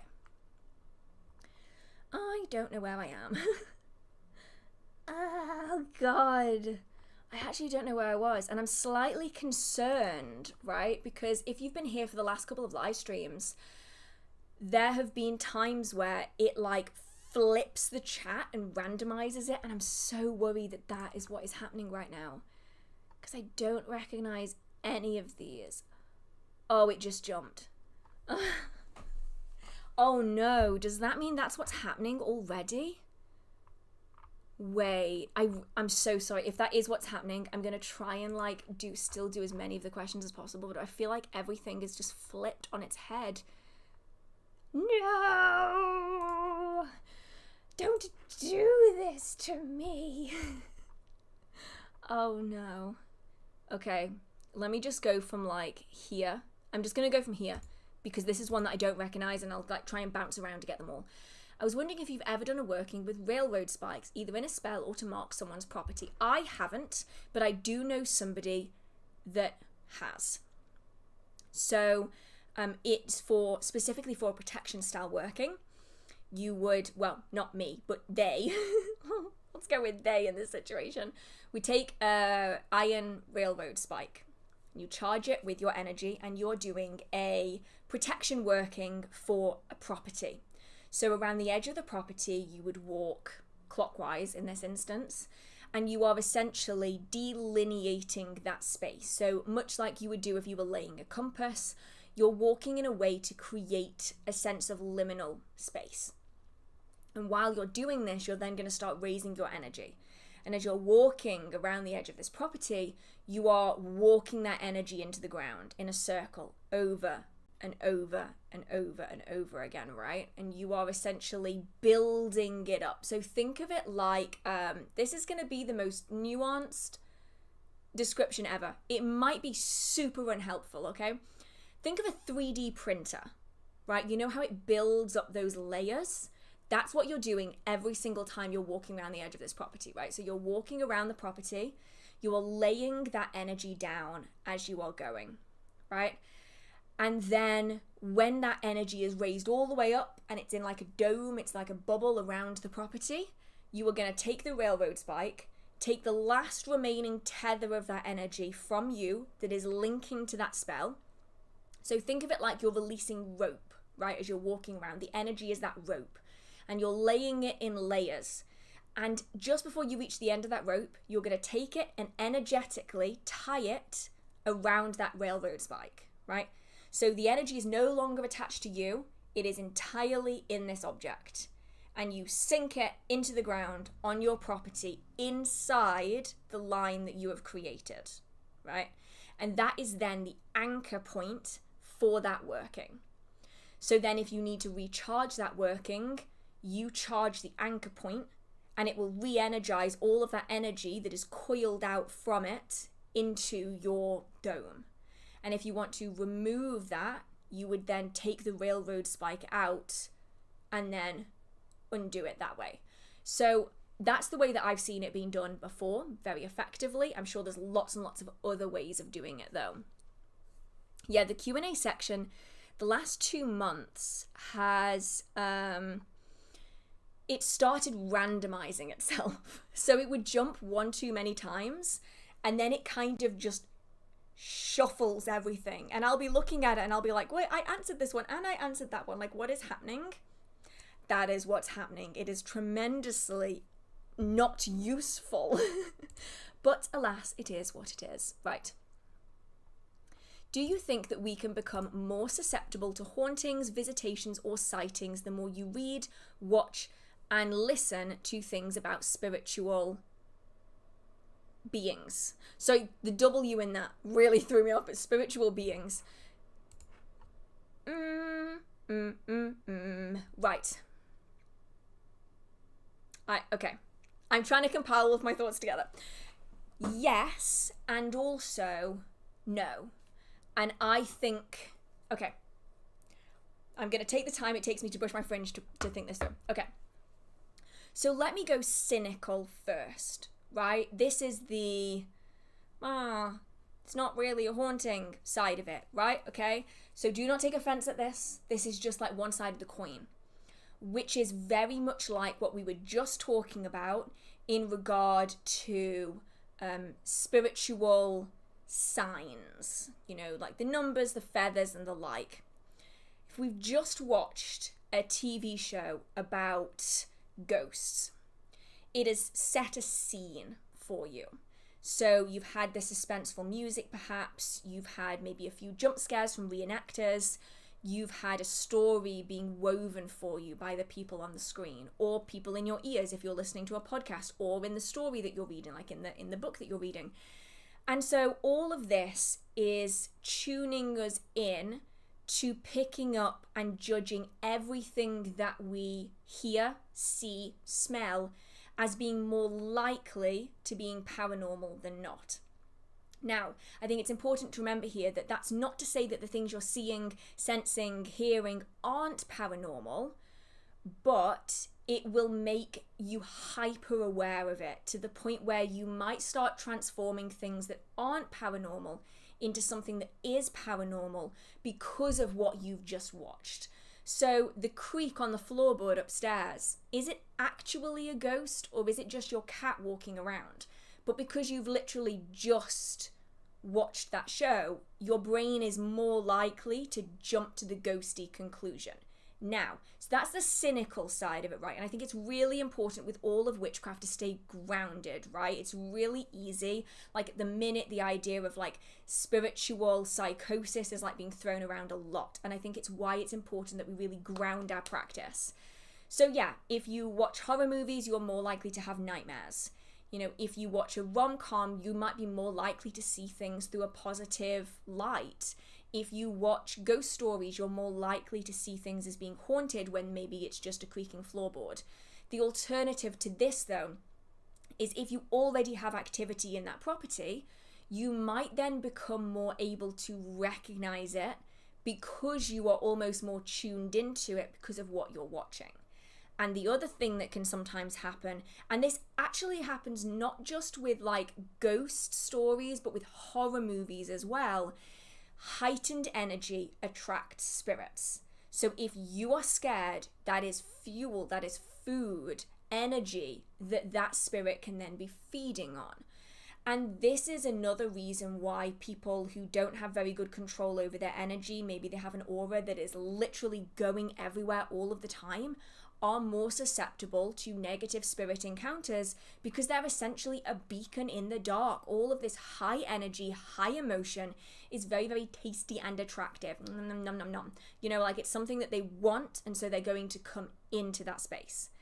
Now, the alternative to this again is that when we are working our psychic and magical muscles, as we're doing more energy work, as we're doing more spells and rituals, as we're doing more divination, while we become more aware of the spirit world also becomes more aware of us. Think of this entire scenario as you are outside in pitch darkness. You can't see anything. And in order to light your way, you need a torch.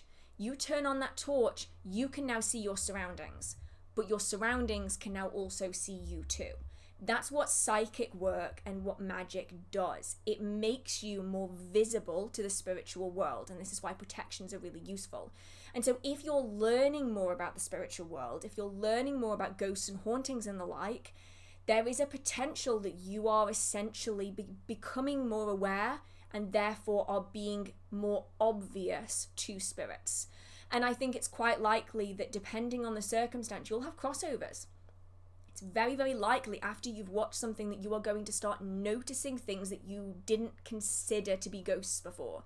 And they very well might not be ghosts. You know, we have to stay realistic with it, but they could be. And that's why it's important documenting stuff down, because if you're having the same things repeated again and again and again, then that's going to make it kind of obvious that even after that haunting show or podcast is over, if that activity is still continuing, then that's something to take into consideration. Right. Let's see, where am I?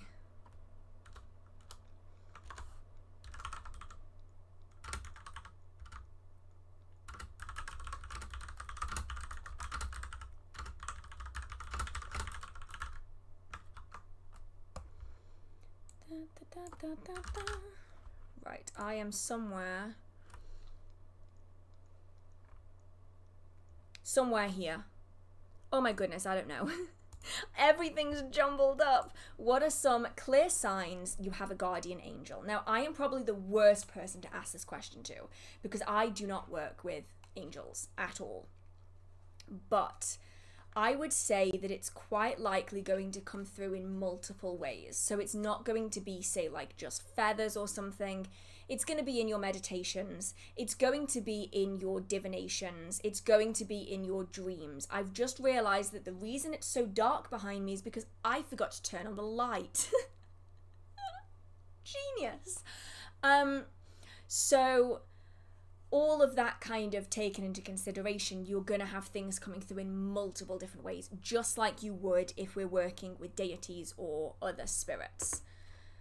I can't believe it. You know what? I'm gonna go turn that light on, because it's going to annoy me that I don't have that light on. It's so dark. Right. Is that... Yeah! Light! I knew I was forgetting something. Oh, makes total sense. Okay. You type really fast. I do type really fast. I should probably do something with that. That would be really cool. What spirits or deities do you work with? So I work with Brigid, Ceridwen, and Keranos for deities. And then I also work with different servitors and other spirits whose names shall remain private. But yeah, that's mostly what I work with at the moment. Is that banding? This is why I normally have the light on first. Oh, no, that's banding. There we go, that's right. I should have set this up properly the first time around, and I just didn't. I did not set this up correctly. Like, damn. Okay, let's have... Oh, I'm looking at the wrong chat. Oh my god, I'm so distracted tonight. It's the heat. I'm gonna blame the heat. Right, where am I? I am somewhere over... No, I did that one. I did that one. I did that. Did I do that one? Okay. I've always been very big on working with plants in my practice, but can't find anything about working with houseplants. It is the exact same way, basically. So if you want to gain information about it, you're going to need an identification. That's a really, really big thing because some houseplants are really toxic and they just don't tell you that.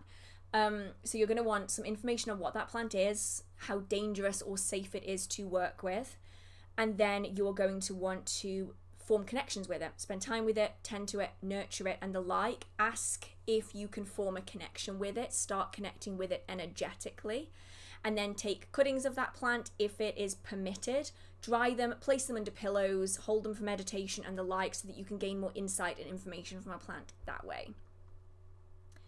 Do you believe that cryptids are sighted? Do you believe that when cryptids are sighting, they are entering through a portal, possibly from another dimension, and that when the door opens, you will notice a distinct silence? So obviously this is one that I don't think anybody has any definitive answers on. But I'm going to admit a little nerd side of myself, right? Okay. Are we all prepared for embarrassing teenager existence with Hearth? Okay. When I was a teenager, into my mid-20s, I will be honest here, it lasted for longer than the average person's, I became totally and utterly obsessed with every cryptid TV show you have ever seen. I'm talking Hunting Bigfoot. I'm talking, like, Alaskan Bigfoot. All of the, like, every Bigfoot show you've ever heard of in your entire life. Even the really bad ones that only ended up on Prime. Every cryptid TV show that was like a documentary I have seen. Like, I'm talking about, at one point I watched that mockumentary that the Discovery Channel did on mermaids. Yeah, I watched that so many times I could basically recite it word for word. Okay, now that we're coming down from the sheer gut-wrenching embarrassment of me coming home from college and obsessively watching Hunting Bigfoot, still Skinwalker Ranch, exactly, we're talking programs like that. I was obsessed. Blaze, the TV channel, basically just shows episodes of Ancient Aliens, which I have seen pretty much all of them, and every Bigfoot TV show that you could probably find. And I have come to some conclusions through my deep nerd status in cryptozoology, right? And that is that a lot of the original stories of these cryptids are very different to their modern counterparts. And I think a lot of that comes from, like, the game of telephone, you know, where things change over time. But especially when we're looking into, like, Bigfoot legends, like if we're talking like the big expedition Bigfoot, I need to go and watch all of these later. I just need to be watching all of them again. Is that especially when you're looking at like stories of Bigfoot, like what obviously one of the like the biggest cryptids that you can think of, the earlier stories have aspects to them that don't make any sense, right, to what are described as these cryptids today. So, like, if you were to ask someone today what Bigfoot is, they'll say it's like it's a big ape that is just we are descended from the same branch in a family tree, and they just survived completely hidden and unseen for thousands, tens of thousands of years, and we've just never known that they existed, right? But then when you look at the stories of Bigfoot type creatures, like historically, they could teleport. They could turn invisible. You know, these are features that we don't see in the modern stories. And I think it's because modern people find that attaching Bigfoot to science is easier to digest than attaching Bigfoot to spirituality. And I think that's the big distinction that we're seeing now, is that, like, historically, a lot of these cryptids, especially the very old cryptids, are more actually attached to spiritual belief than they are, like, biological science. And so I've always thought that Bigfoot was actually probably more likely to be some kind of spirit that people are encountering and people are seeing. Kind of like how the Wendigo is kind of deeply rooted in magic and that transformative quality that you just don't see the same way when you attach these figures into science. So for me, I suspect that a lot of these figures are more likely to be spirits than they are to be anything else. Like we've spoken about in several live streams in the past, the idea that like fairy kidnappings quickly turned into kind of UFO encounters. Like it seems like they've kind of switched places, but the themes are kind of the same. So you have like the beings that are made up of light in the fairy stories, and then you have these beings that are backed by light. So like you can't really see the figure because they're surrounded by light. You have people being taken away and coming back with no memories, people being taken away for what they think is a few hours, but it's actually been a few days. You know, like stories adapt over time. And so I'm always fascinated by this topic because people see cryptids and fairies as being very, very different things, but I actually suspect that they're more similar than you would expect. You know, so you have like the Kappa, which is seen as this creature that will steal children often and drag them into the waters, is much more likely to be a water spirit in the same way that mermaids and sirens that were believed to lure sailors to their death. Well, I mean, sirens historically were not mermaids, but you know what I mean? Like the mermaid type figures that would lure sailors to their death and drown them are considered kind of water spirits. I think that they have a lot of similarities. And the same goes with things like Mothman.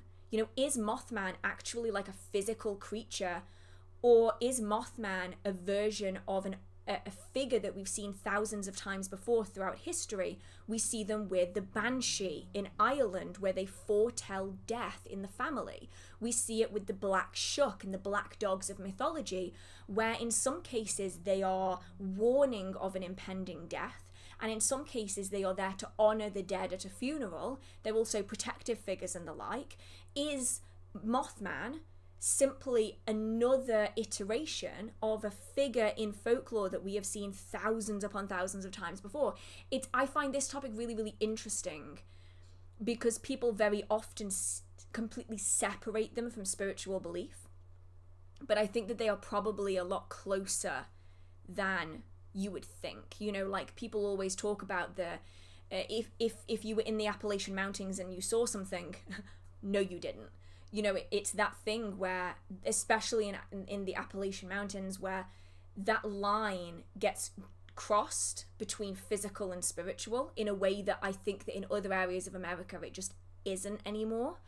So yeah, really, really interesting topic. I wish I could just like dive in on this like really, really deep, because I think that would be seriously cool. But yeah, like it just makes you wonder, because we see the same kind of stories going back through history, but they're like slightly tweaked. But yeah, I now need to watch like every cryptid show ever. I use them as comfort shows, right? So there's William Shatner, the show that William Shatner does. What is that called? Oh my goodness, I don't remember what that show is called. William Shatner. He did a show that's all about like ghosties and ghoulies and cryptids and Loch Ness Monster, and like that's a really, really good show. Unexplained. Is that it? Is it Unexplained by William Shatner? Let me have a look. Wait. The Unexplained. Yeah, by William Shatner. Is it William Shatner? Yeah, William Shatner. Yeah, so good. That one's really good. Honestly, I think he's probably done a lot, to be honest. Like, I suspect that he's such an interesting figure, and he's done so many shows like this. I'm just scrolling down his Wikipedia page. I just want to see what filmography. Yes. Okay, TV. Down here. Come on, keep going. The Unexplained. What else did he do? Weird or What? That's it. It's Weird or What. Weird or What by William Shatner. Sorry. Weird or What was the original version, I think, of The Unexplained. I have watched every single episode of Weird or Not. Absolutely amazing. They did an episode on Loch Ness. It was really, really cool. Okay. There was my tangent for the day. I'll go back to doing what I'm actually meant to be doing. I'm also seeing myself on the little tiny video of me from earlier, and I'm gonna profusely apologize for how blown out the footage is. Oh my goodness. Sometimes I wish that I would film all of my live streams in with no windows, because it would just make the lighting so much easier. So I apologize if you're watching the playback of this. I'm so sorry as well. Right, I am somewhere here.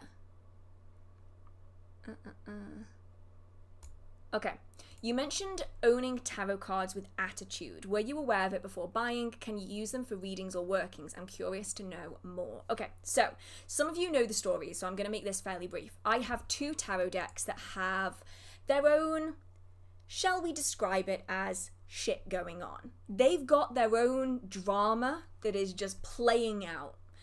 And I purchased one of them new, and I purchased one of them secondhand. So let's start with the new one. I got a Royal Tarot Fairy deck, right? So Royal Tarot is just the major arcana. So we're just talking the Fool, the Wheel of Fortune, the High Priestess, right? The major arcana. And I got it new from eBay. So I thought, it's fine, let's just go with it. And I started using the cards. And as soon as I got them out of the box, I knew that something wasn't quite right about them. But I thought, I've never used Royal Tarot before. Maybe it's just that.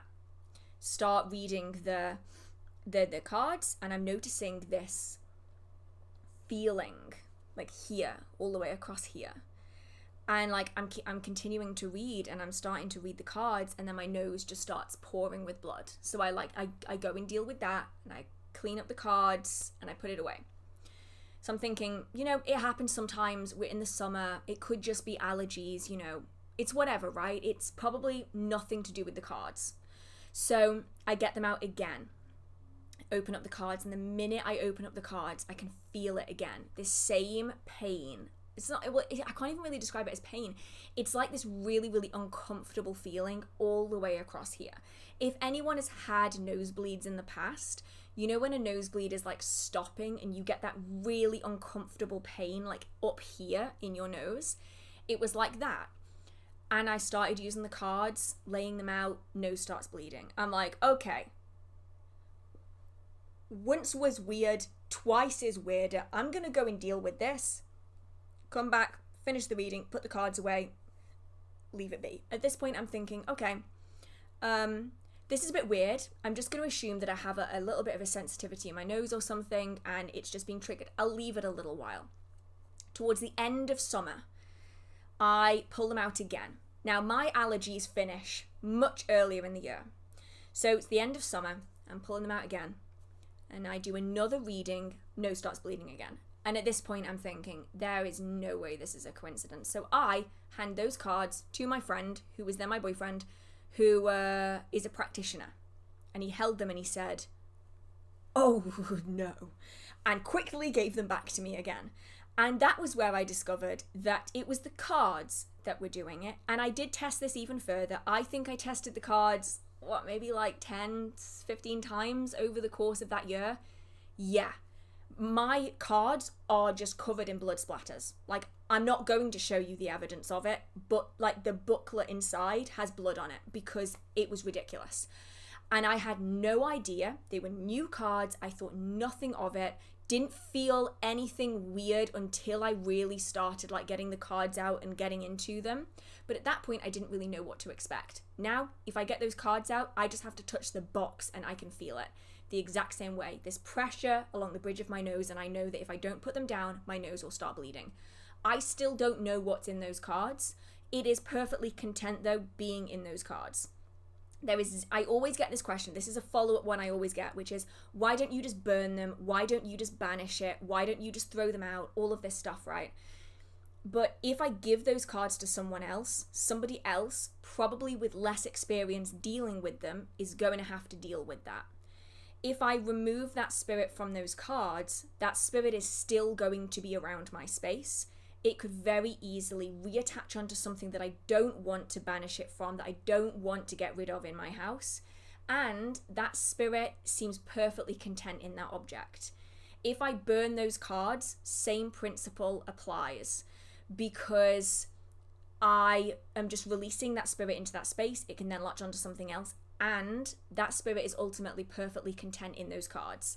Cleansing them in this case would not have done anything, because this is a serious, like, full attachment.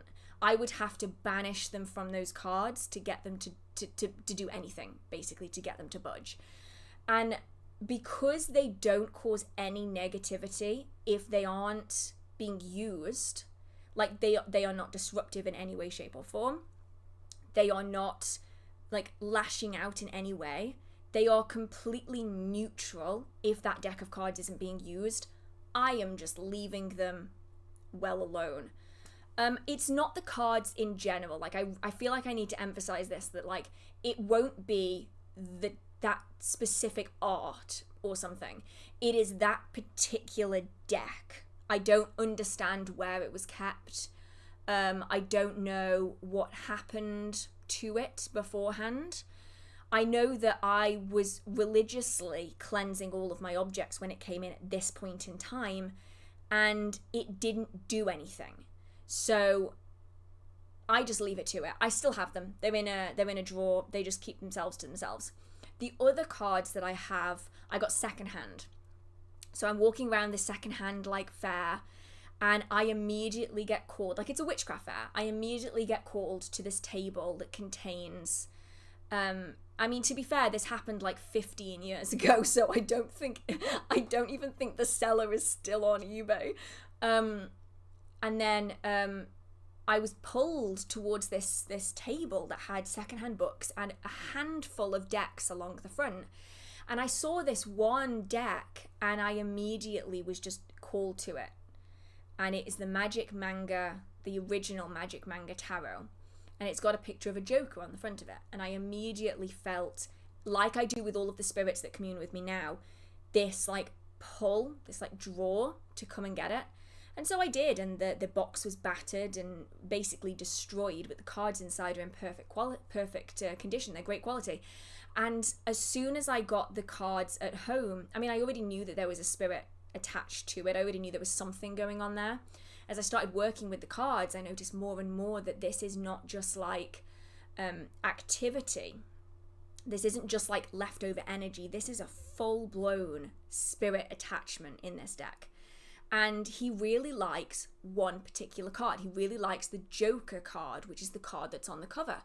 And so when you're doing a reading with this particular deck, it isn't my guides that are, or my particular divination guide that comes through. It's the deck. The deck is actually the one that is completely in control of that reading. And I found it really, really interesting because I would get readings based off the emotions and the whim of the cards. So if the cards were annoyed that you hadn't read from them in a couple of days, they would give you a shit reading that made no sense. And then when you called them out on it, they'd be like, yeah, I gave you a shit reading. You should have read me sooner. Sass to like the nth degree, right? And they were just really, really, I still have them, but I don't read from them anymore. Really, really interesting cards to work with. And the spirit was not interested in leaving. They do not want to be released from the deck. They just want to be there. That is their home. And I'm assuming that because the deck came from another practitioner, that it is something that the practitioner has done, whether it is kind of a summoning that they've done, whether they've been working with spirits and haven't released them again. Something there has happened where that person has ended up with a spirit latching onto that deck of cards. They may have been completely unaware of it. They may have known and gave that deck away or sold it to somebody else who then sold it to somebody else, and then it ended up at this witchcraft fair. But they're like two complete polar opposite types of spirits that we've got going on here, because one of them is like a very, very malicious spirit. And I mean, I could give this deck to anybody and it is like horrible feelings. Everybody who has felt this deck has said, screw that, have it back, it's yours, I don't want it. And whereas the other one is completely nice and civil and will have a conversation with you and is just like a normal deck of cards besides the spirit attachment, you know, no crazy nosebleeds. But yeah, that's kind of my two experiences with it. And this is why I think it's really important to buy tarot cards from reputable sources. So from people, shops that you know, or ideally go and have a look at a deck of cards for yourself, because how that deck feels in your hands, you know that that is the one that's coming home with you. That first deck that I got off eBay, I had no idea what it was going to be like. I was expecting a new, sealed, untouched deck, and that's what I got, with a spirit attached to it. Strangest thing. I have them both though. They're both quite content. They don't engage with each other. They're just like kept to themselves, and they're totally fine. And it's bizarre, like as long as you aren't engaging with that deck, like you can pick it up and you'll feel it, but as long as you aren't reading it, nothing will happen. It's so bizarre. And yet never buy decks from Temu, ever. Ever. I don't give a shit if they are £1.50, you are buying stolen artwork. Anyway, that is a tangent for another day. Like, yeah, so it can happen even with new decks. So that's why I always recommend buying from like in-person shops or traveling events or the like MBS shows, just because I think it's way easier to know what you're getting. I always wondered where I'd heard to never take used cards, and I thought it was just silly, but I guess now I know it's not. It's creepy. Yeah, I don't actually mind. It doesn't really bother me that much. If anything, I really like, it sounds really counterintuitive, I love the negative experience that I've had, because they've taught me so much more about the spiritual world. So like demon encounters or encounters with merfolk or these kind of spirited decks have taught me a lot that I would not normally have had to deal with. And I'm quite happy to look after them, because they are, you know, I know how far to push it because of trial and error. And I wouldn't want anybody else to have to deal with that and have to learn that kind of the hard way, especially if they don't have as much experience. Because obviously, like, when I got my initial deck, I should have known straight away.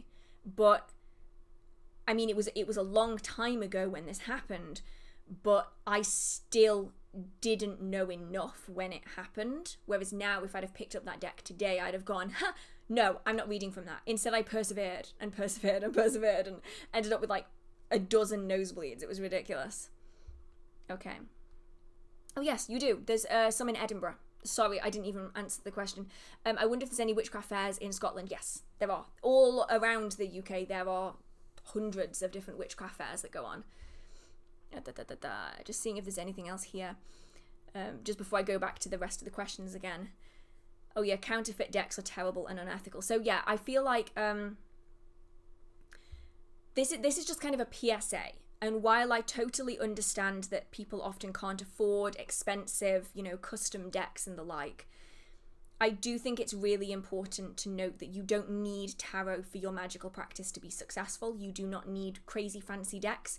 You can just buy a Rider-Waite-Smith deck. They are not super expensive. You can get the standard ones for like £13-14, which might sound like a lot, but you know you're getting an authentic product. One thing I'm noticing more and more is places like Temu, like AliExpress, like some places on eBay, like TikTok shop, things like that, selling obviously fake versions of tarot cards. And I think it's just really important to bear in mind that if you're seeing tarot cards that are weirdly shaped, so they're like not the size that they should be, or you're seeing decks that are way cheaper than their actual like original source, and they don't give any explanation as to why they're fake. They are fake. And the number, and I'm not going to like name names or anything, that's not what I'm planning on doing here at all. The number of stalls I have seen at events selling fake tarot cards from Temu is actually scary. So please, please, please, please, please make sure that you always go to a reputable supplier. Make sure that you know where they're getting them from, or at least know that they are authentic. You know, do your fact checking, because unfortunately fake decks are taking thousands upon thousands of pounds away from people who actually put the hard work into making these decks. And they're also made in really, really unethical ways. So there are plenty of affordable tarot decks out there that are genuine. They might be pocket versions. So like I've sold many, many pocket versions of tarot cards on my store because they're a lot more affordable. It's a great starter deck for somebody who is a teenager, somebody who's just getting into it, wants to be quite private about their practice. You know, there's ways of buying tarot cards that are true, authentic tarot cards from the real people who've made them in a way that isn't going to break the bank. It might take a little bit more, you know, finagling to be able to do it, but it is doable. I'm not going to toot my own horn, but if you are in the UK and you would like decks that do legitimately come from the publishers, I do sell them on the website and at the shows that I go to, but obviously I can't ship around the world because of everything that's happening right now.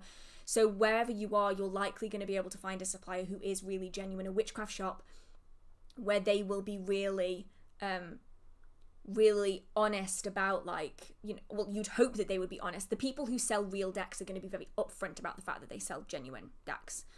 So just bear that in mind. It's crystals and tarot decks are the two things that I'm seeing more and more and more and more on places like adverts on like Temu and like Wish and stuff. And just be really careful. Okay. Let's have a look-see.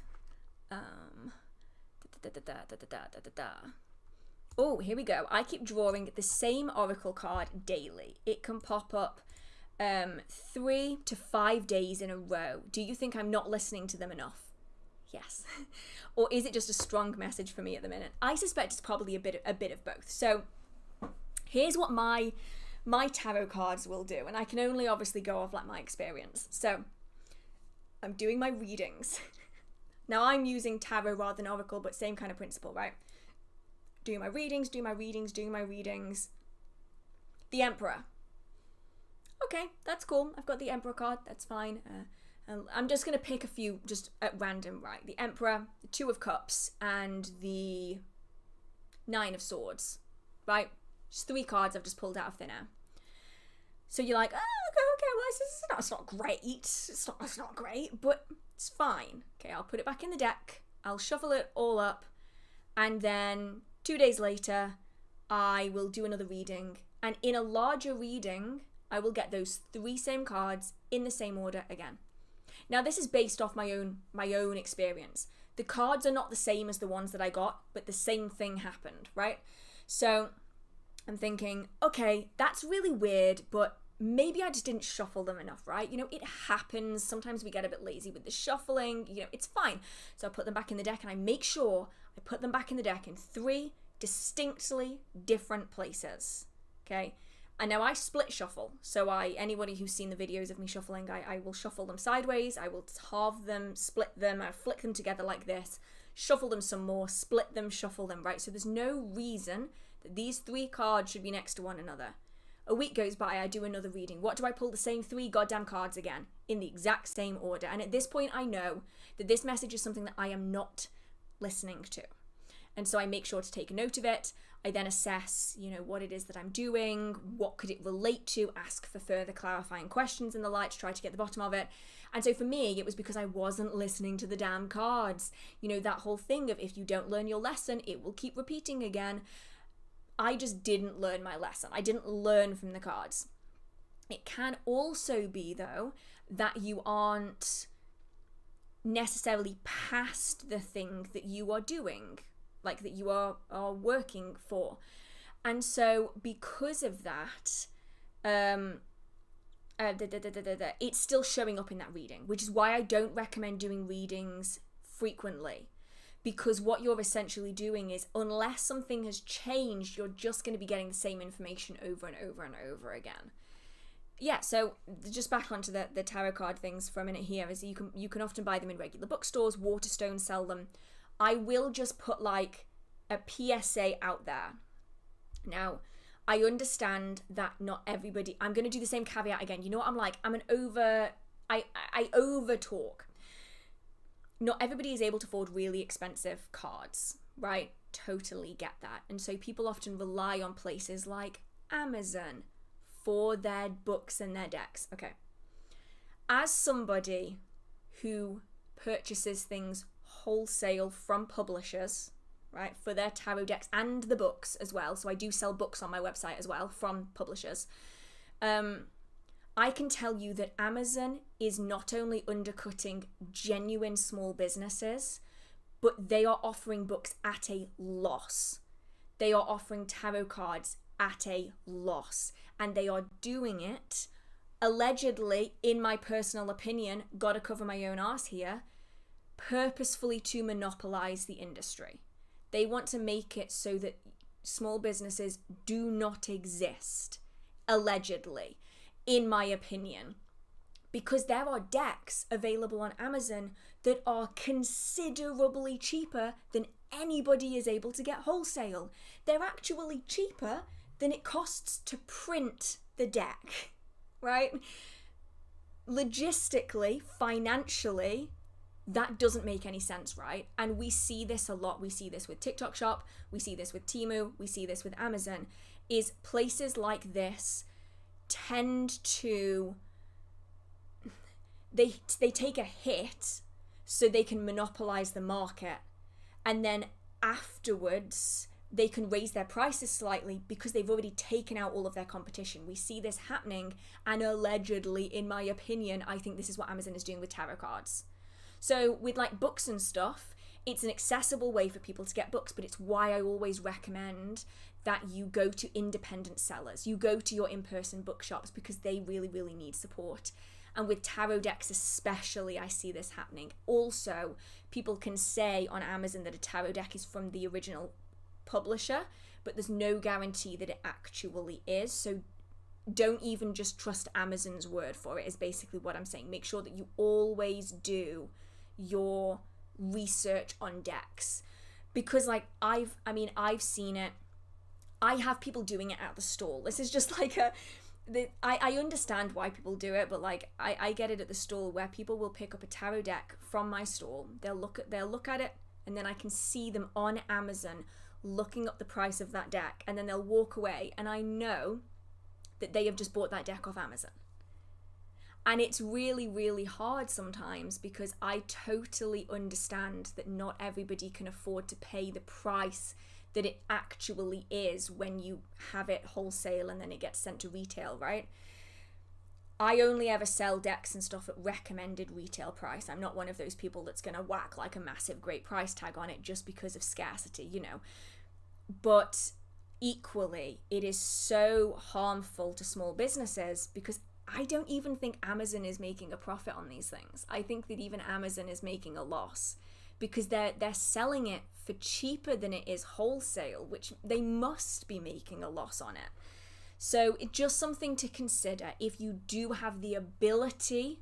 And I think that's really important, because purchasing ethically is a very privileged position to be in. Not everybody is able to do it. If you are able to do it, I would try to go as ethical as you can, to make sure that you are getting it from the right place, so that people are being paid, you know, that kind of thing.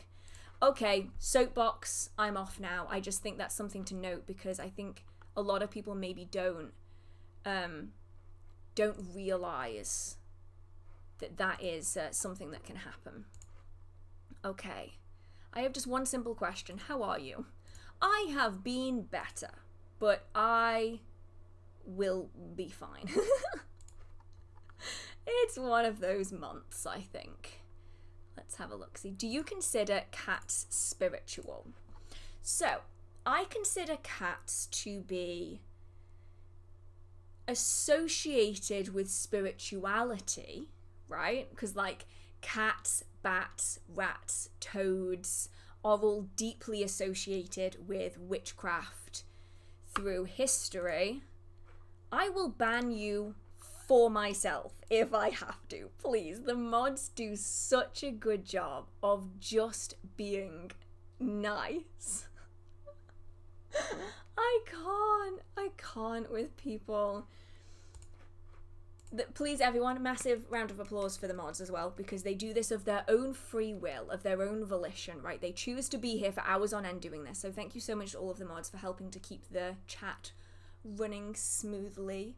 But believe me, if I see people poking the bear with the mods, I will ban you myself.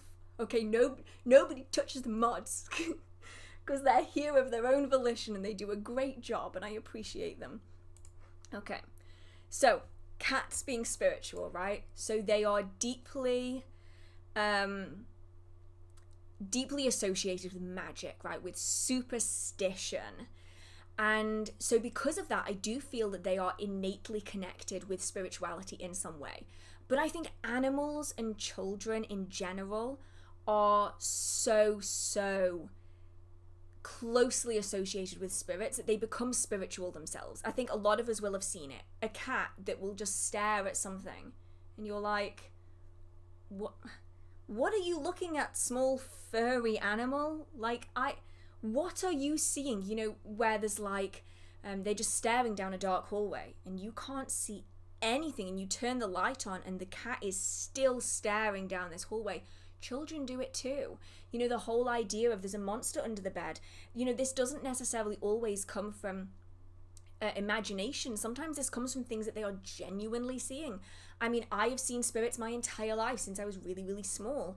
And children and animals are so closely related to the sensing of spirits that I think they are deeply entwined in that way. I think all animals are. Oh, so when it comes to the no caps, it basically just means no like yelling in the chat, right? So you can use like capital letters for like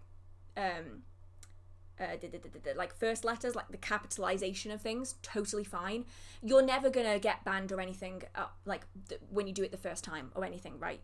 It's just that it makes it difficult to read for people that, like, if you have, say, like the dyslexia font turned on, it makes it a lot harder to deal with. If people have like text to speech turned on, it can be kind of strange, and it just makes it really difficult to read. Like dyslexic, word, all capitals messes with my brain, right? It basically just stops people from yelling in the chat.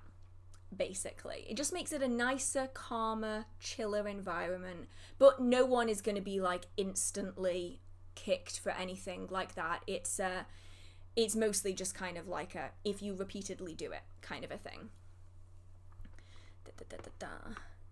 Yeah, like accidents happen, but like it's when people will like purposefully do it. Yeah, dyslexia and caps don't mix well. I struggle so much with it, and especially if I have like the open dyslexia font turned on, it messes with my brain because I'm expecting to be reading in like lowercase letters, like, you know, everything else that I read, and all caps take me so much longer to read because my brain is like processing that they are like the capitalization of other letters. I don't know, maybe it's just a dyslexia thing. I just have always struggled so bad with it. Right, let's have a look. See, I am... Will Fae reveal themselves if they're drawn to a certain person, or must we actively seek their presence? Oh no, they will definitely show themselves to you. If they are particularly drawn to you, or you... are like, how do I describe this? You are in tune with an environment that they feel very comfortable in. They will quite happily open themselves up and allow you to engage with them. And I think that's probably one of the best ways to work with the Fae, actually, is to start with this kind of a situation where a great example would be my experience in the Chalice Well Gardens in Glastonbury. I've spent a lot of time over the years in the Chalice Well Gardens, and I like just sitting and being. There is something about the peace. Like, the Chalice Well it's a quiet zone, right? So no phones, no loud talking. So you walk in and it's so quiet, and you're just sitting there and you're just connecting with the natural world and you're just present. And there was this one time where I'm there and it's later and there's barely anybody around, and I'm at the bottom of the gardens. If anybody has been, or if anybody's seen the vlogs, there's like these circular pools at the very bottom of the garden, and I'm just there, and then I can see the Fae kind of in the water, playing in the water, like water Fae. And as soon as they noticed that I had noticed them, they disappeared. But that was more likely than not because we were both connected to the same environment and both felt quite comfortable in that environment, and it allows you to almost like sync up. It's kind of strange. I don't know how else to describe it. Is you almost kind of like pick up that signal if you've been in that space for a while and you're really deeply connected to it. And I think that's what happened there. And I think that that's the way that I've encountered the Fae the most, is either they wanted to be nasty buggers like the boggarts, or I have just been connected to the environment that they are in. And the Fae can also, if you spent enough time in an environment, they can come to recognize you as being friendly to them. And then they can start showing themselves to you even when you're not in that environment, outside of it. But that kind of builds with time. And that's what I mean when I say it's like, it's slowly building up a relationship. Like, I know that people really want to like summon a Fae into their space and like force it to be best friends with them.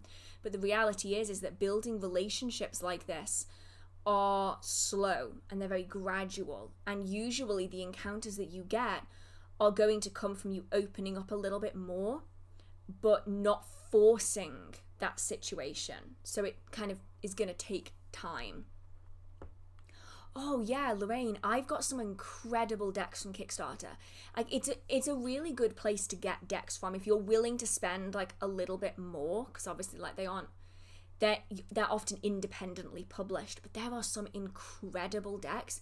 My Living Altar Oracle deck came from Kickstarter, and I love that deck. Absolutely adore it. It's just beautiful.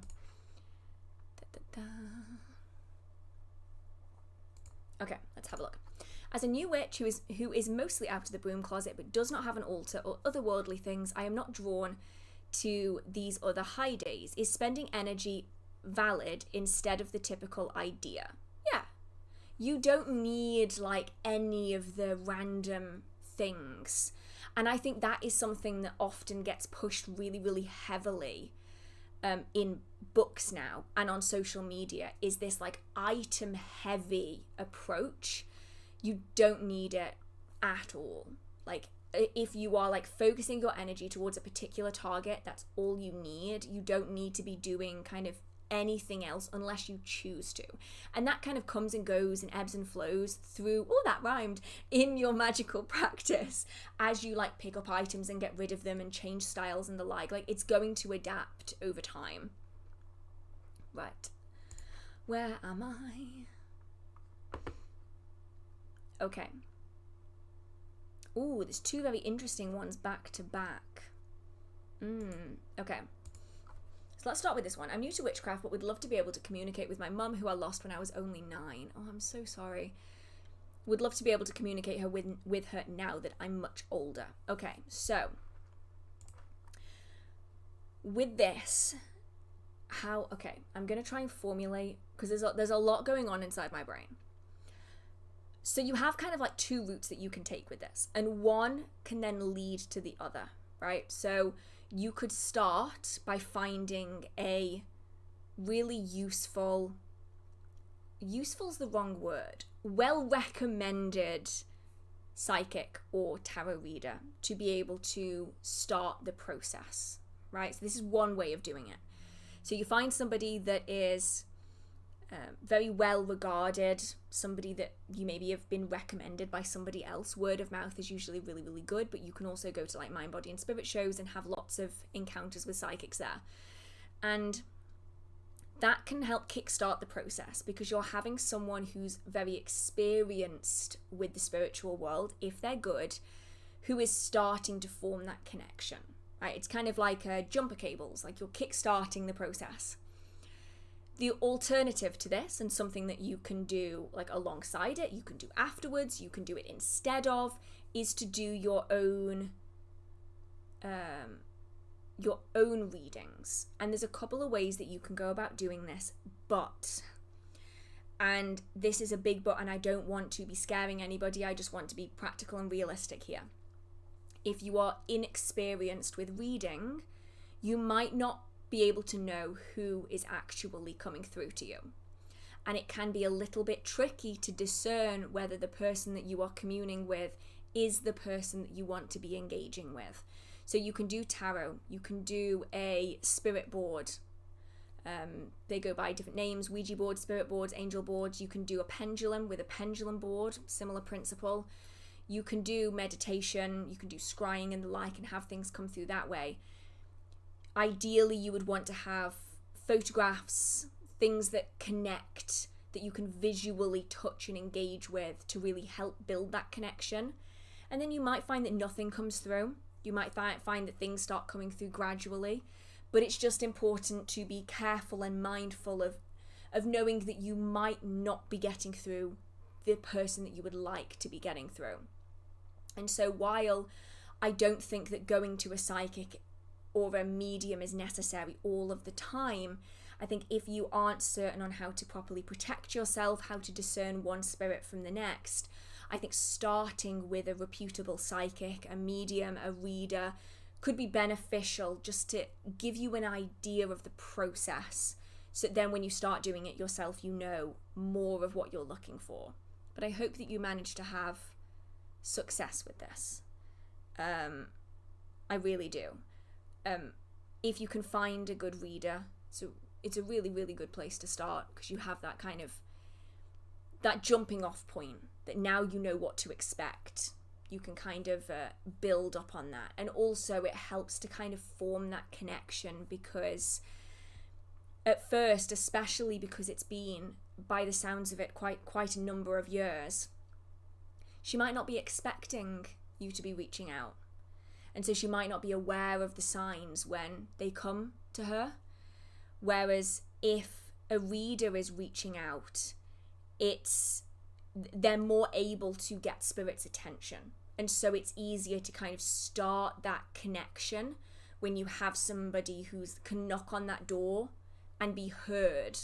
Whereas you are essentially, especially if you're inexperienced, kind of walking into a space and you're just kind of hoping that they notice you. You know, it's that kind of difference. So I'm hoping that you can find something that works for you in this regard to build this connection. Right, let's have a look-see. Okay, do you have to cast spells to be a practicing witch? So, okay. So to be a witch is to practice witchcraft. And therefore, there are certain aspects of witchcraft that you do need to be actively undertaking in order to be practicing witchcraft. Otherwise, well, you aren't actually practicing witchcraft, you're just learning about it. Now, learning about it, totally valid, right? Absolutely nothing wrong with doing that. I love learning about witchcraft. But there is a difference between being a studier of witchcraft and being a practitioner of witchcraft. You know, it's a little bit like how you might be fascinated by the history of guitar players around the world and the different styles of guitar playing around the world, how different guitarists have their own unique styles, but have never picked up a guitar yourself. You would therefore not be a practitioner of guitar in this case. You're not actually a player of the guitar, you are a studier of the history of a guitar, right? So I think that that's kind of where the distinction is. Now, that doesn't necessarily mean that you have to be performing 15 rituals a week and have a coven and have all of this fancy equipment. Not at all, because I find that when we practice witchcraft, or when we're part of the world of witchcraft for long enough, it becomes the lens within which we see the world through, right? So I don't intend to sense spirits, it just sort of happens. I don't intend to find odd haunted objects, it just kind of happens. I don't intend to sense the energy of every space I go into, it's just something I've grown accustomed to doing. And so without trying, I have got to the point where I am practicing the art of witchcraft almost accidentally, right? So even if I'm not carrying out spells and rituals, because I perceive the world through the lens of a witchcraft practitioner, there are things that I am doing automatically that I don't even realize I'm doing. I'm just doing them subconsciously, right? So on the surface, you might say, well, not at the minute, because I am practicing at the minute quite actively, but like when I was at university, for instance, you could say, oh yeah, but you aren't a witch anymore because you aren't actively practicing.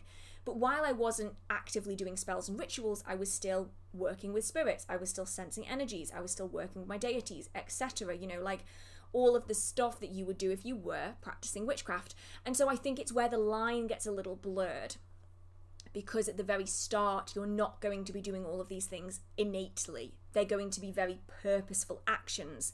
And so at the start, in order to be practicing witchcraft, you need to actually be practicing witchcraft, putting in the time, putting in the effort. And then as you go on, you'll notice that you don't need to put in the effort so much anymore. It's just something that you automatically do. And you'll notice that you don't necessarily need to be doing the spells and rituals as often, because the kind of innate passive practice kind of takes over a little bit. So it's one of those where there's definitely two categories of people. There are the academic researchers of witchcraft, and then there are people who are even passively performing acts of witchcraft in their day-to-day life. And I think that's the real distinction. And this is a similar question, so I'll cover this one as well. How do you feel about the term armchair magician being thrown around to insult people? I fucking hate it. Sorry, my French. I think it is massively ableist. I think that it is a level of entitlement that shouldn't be thrown at other people as a weapon. Now, I will kind of go deeper into that, in that often the people who use it as an insult use it as a way of saying, I'm better than you are. That's why they're doing it. They're saying, oh, well, I'm a better magician than you are. At least I'm not an armchair magician. They use it as a way of bigging themselves up, of making themselves feel better about it, and putting other people down. And the reality is, you have no idea, unless somebody has purposefully explained it to you, what they are going through in their life. Like, you have no idea if someone is dealing with depression, chronic pain, chronic fatigue. Are they suffering with a condition that they're having to get treatment for that's making them really ill? Are they a carer to someone else? Do they have a child with a disability that they're looking after? You know, you have so little idea of what's going on in the lives of even people that you probably see every single day. And I think it comes from a place of privilege, but like it's a level of entitlement to say you're not a valid practitioner because you are in too much pain, you don't have the energy, you have other commitments in your life. Do you know what I mean? And like, I think that the term armchair magician can be used in a really positive sense. You know, it's people who really love learning about witchcraft, and it's people who maybe learn more than they actively practice. But it's when it's used as an insult, it drives me up the wall, because it's always thrown around by people who want to put down other practitioners. And I don't get it. I don't get it. Like, your practice is your practice, and their practice is their practice. And their practice isn't negatively impacting your practice. So why does it matter? You know, it's the same with the massive debate that's happening right now about like Christian witches and whether they're like valid practitioners. And it's like, why does it matter? Like, if their practice is valid for them and if their practice works well with their religious beliefs, then it's not impacting anybody else in a way that means that you should be telling them that they're not allowed to do it. Do you know what I mean? Like, yeah, exactly. If it works, it works. And I always struggle with the armchair magician thing for that reason. Because, like, if it's all they can manage, then totally fine.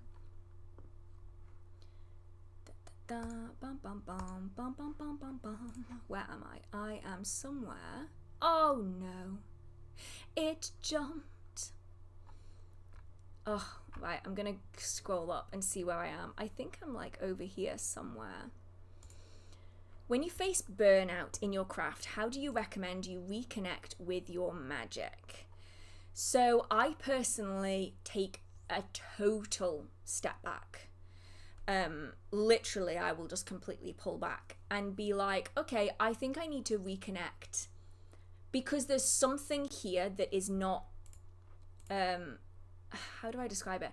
There is something that is not lining up if I am having like burnout. I'm clearly putting too much into one area and I'm neglecting something else. That's typically how burnout shows up for me. So it will be that I am doing too many workings for camera, or I am sharing a little bit too much in one aspect of the craft, or I am doing too much divination and I'm completely disconnecting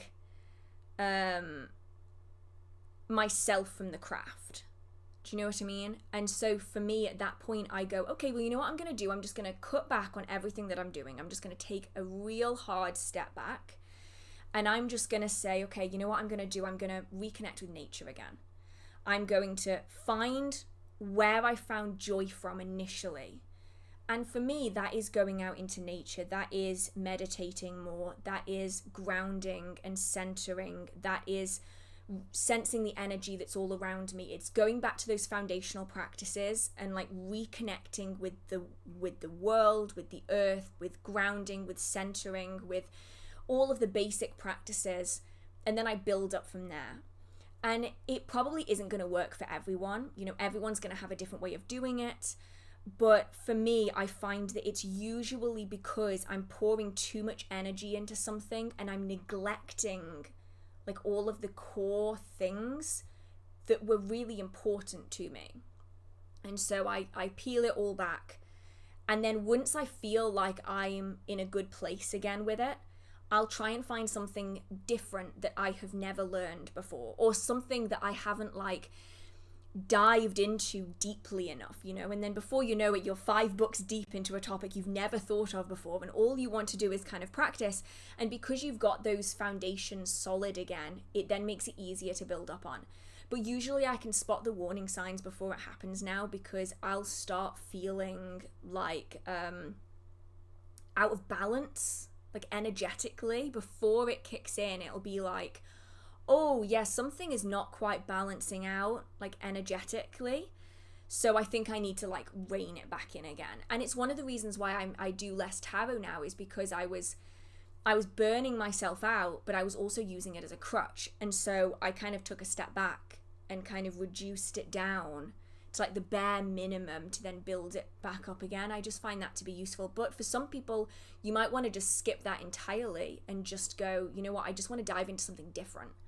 You know, they say that a change is as good as a rest. And for some people, if you have your foundational principles down, you might just want to change tact a little bit and just see if you can go down a path you've never studied before, because that might really catch your eye and draw you in. Right. Oh, thank you so much, Lua. Thank you so much. You say that thank you for teaching me how to ground and center. I really appreciate that, honestly. I was I don't want to like toot my own horn or anything, because like loads of people talk about this topic, but in the books that I was reading, I was noticing that nobody was talking about it. I read so many books, right? So I was taught centering and grounding from a high priestess, and when I was getting books on the topic, they would tell you that you needed to do it, but they wouldn't tell you what you needed to do, which has got to be the most infuriating bit of books, right? No, it drives me insane. So I'm like, here is some information, I hope that it's useful. And so I appreciate the fact that you did find it useful.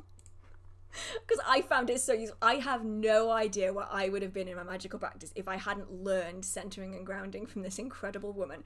Because nobody was talking about it in the books. They were all just like, center and ground. I'm like, okay, but how?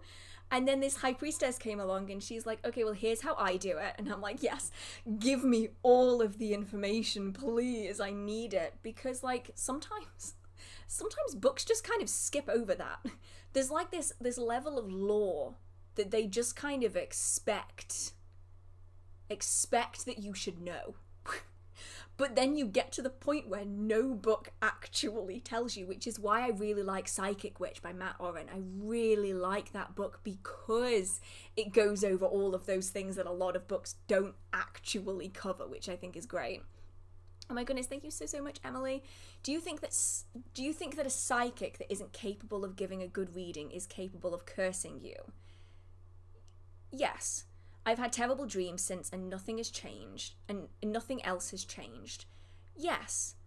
I do well, okay, so it depends on where their like abilities are.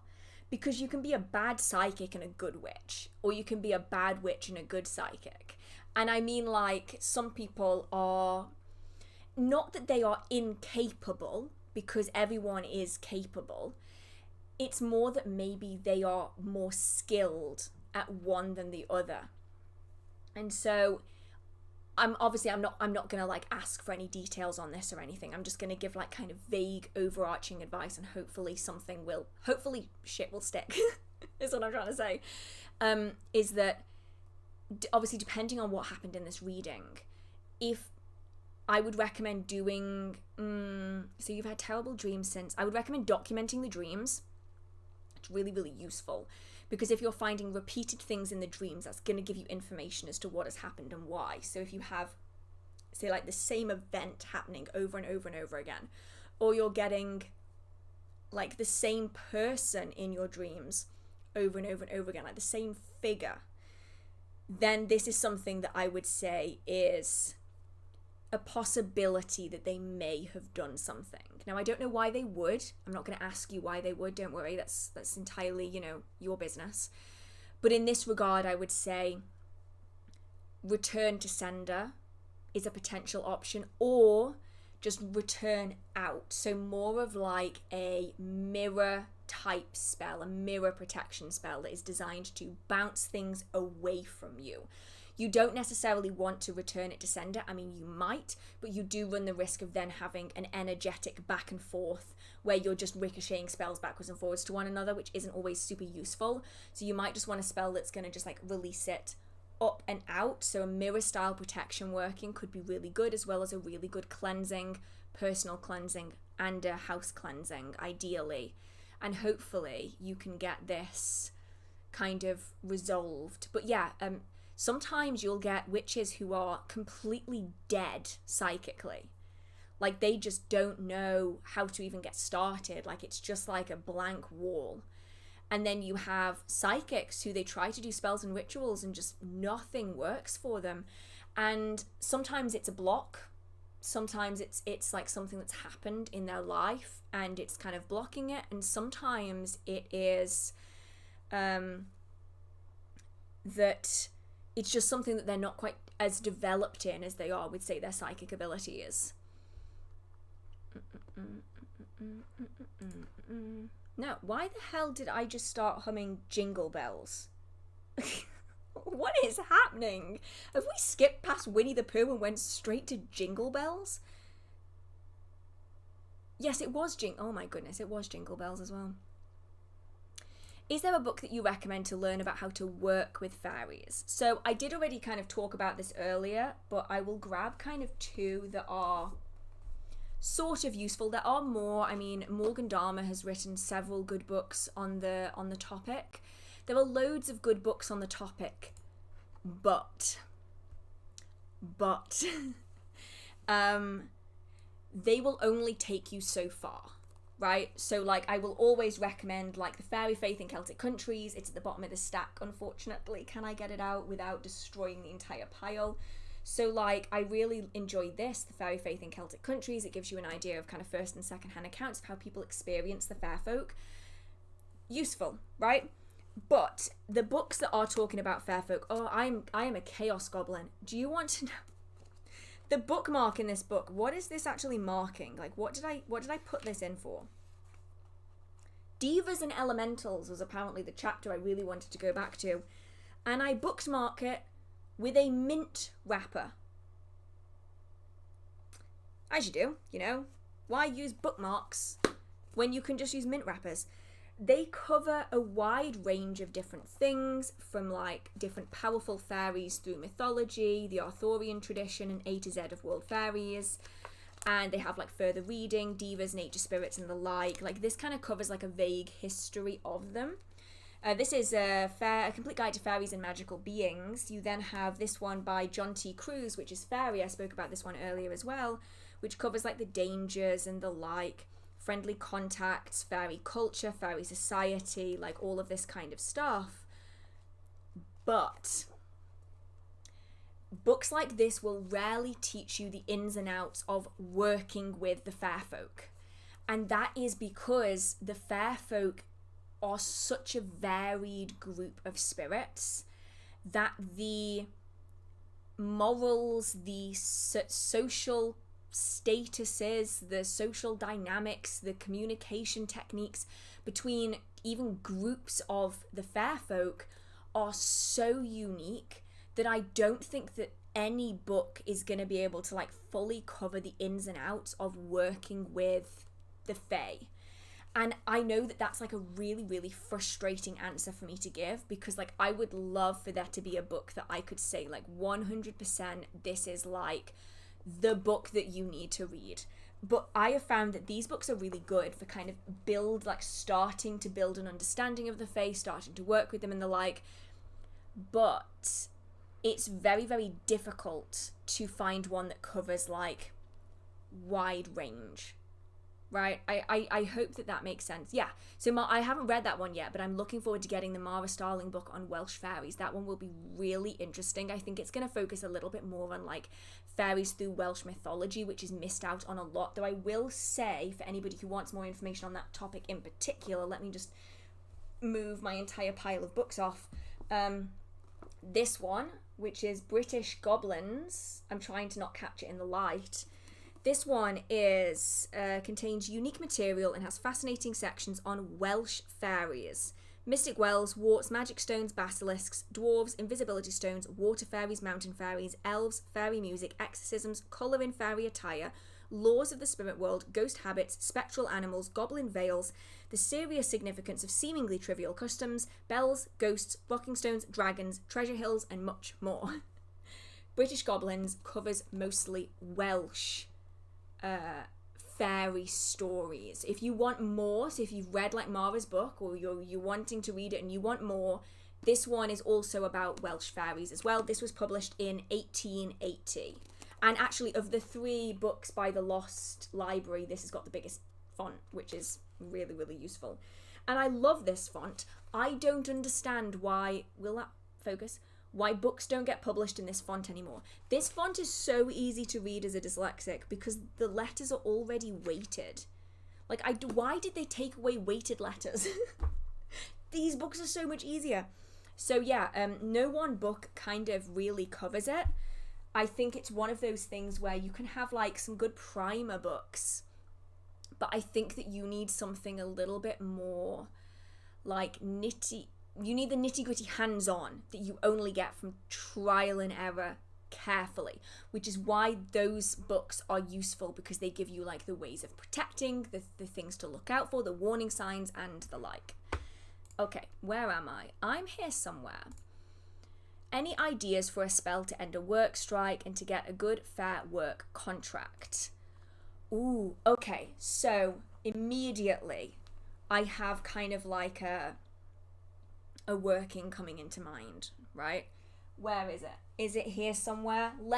I will go and grab my little friend and use it as an example. I'll actually grab 2 of them as an example. Right, okay, so in this regard, I would say the central component of both of these topics, work strikes and getting like a good contract, was that the question? Yes. Communication, right? Communication is so important. And so I would recommend communication type magic. So I wouldn't necessarily go for purely prosperity. I wouldn't necessarily go for like just financial style workings. I would instead focus more heavily on the communication aspect than anything else. Because especially with like work strikes and stuff, it is about that communication. It's about coming to like an appropriate deal, right? So you need people to open up, and you need to perhaps influence the way that things are going to go. Now, obviously, everyone is going to have different opinions on whether or not they want to carry out magic like this. I am just throwing ideas out there. You don't have to use them, right? Skulls are one of the ways that you can do communication type magic. So you can use, like, this is a little crystal skull. I'm not sure if you can... Oh, there we go. Sort of. There we go. You can use, like, crystal skulls like this. You can also use... It's kind of blown out because it's white. Candle skulls, if you like candle magic type of stuff. So, yeah, mercurial energy, that kind of stuff is great to be working with. So I would pick, like, a communication style working. So you can use blue candles. Great for communication style workings. It's the color of the throat chakra, but generally blue is the color of communication. You can use the energy of Mercury, so you can draw on that planetary style magic. You could even create a sigil using the Mercury Khmer or magic square. You can make a sigil of what you want to manifest through communication, so you can tie in the prosperity aspect, like the financial contract type aspect, into that sigil. So okay, I think I'm like going a mile a minute. My brain is working like too fast. So you can break it down. So just an idea for a type of spell would be you use the Mercury Khmer, the Mercury Magic Square. You write a petition or like a phrase that you're going to use to create a sigil that focuses around what you want that contract to include, the kind of things that you need it to achieve.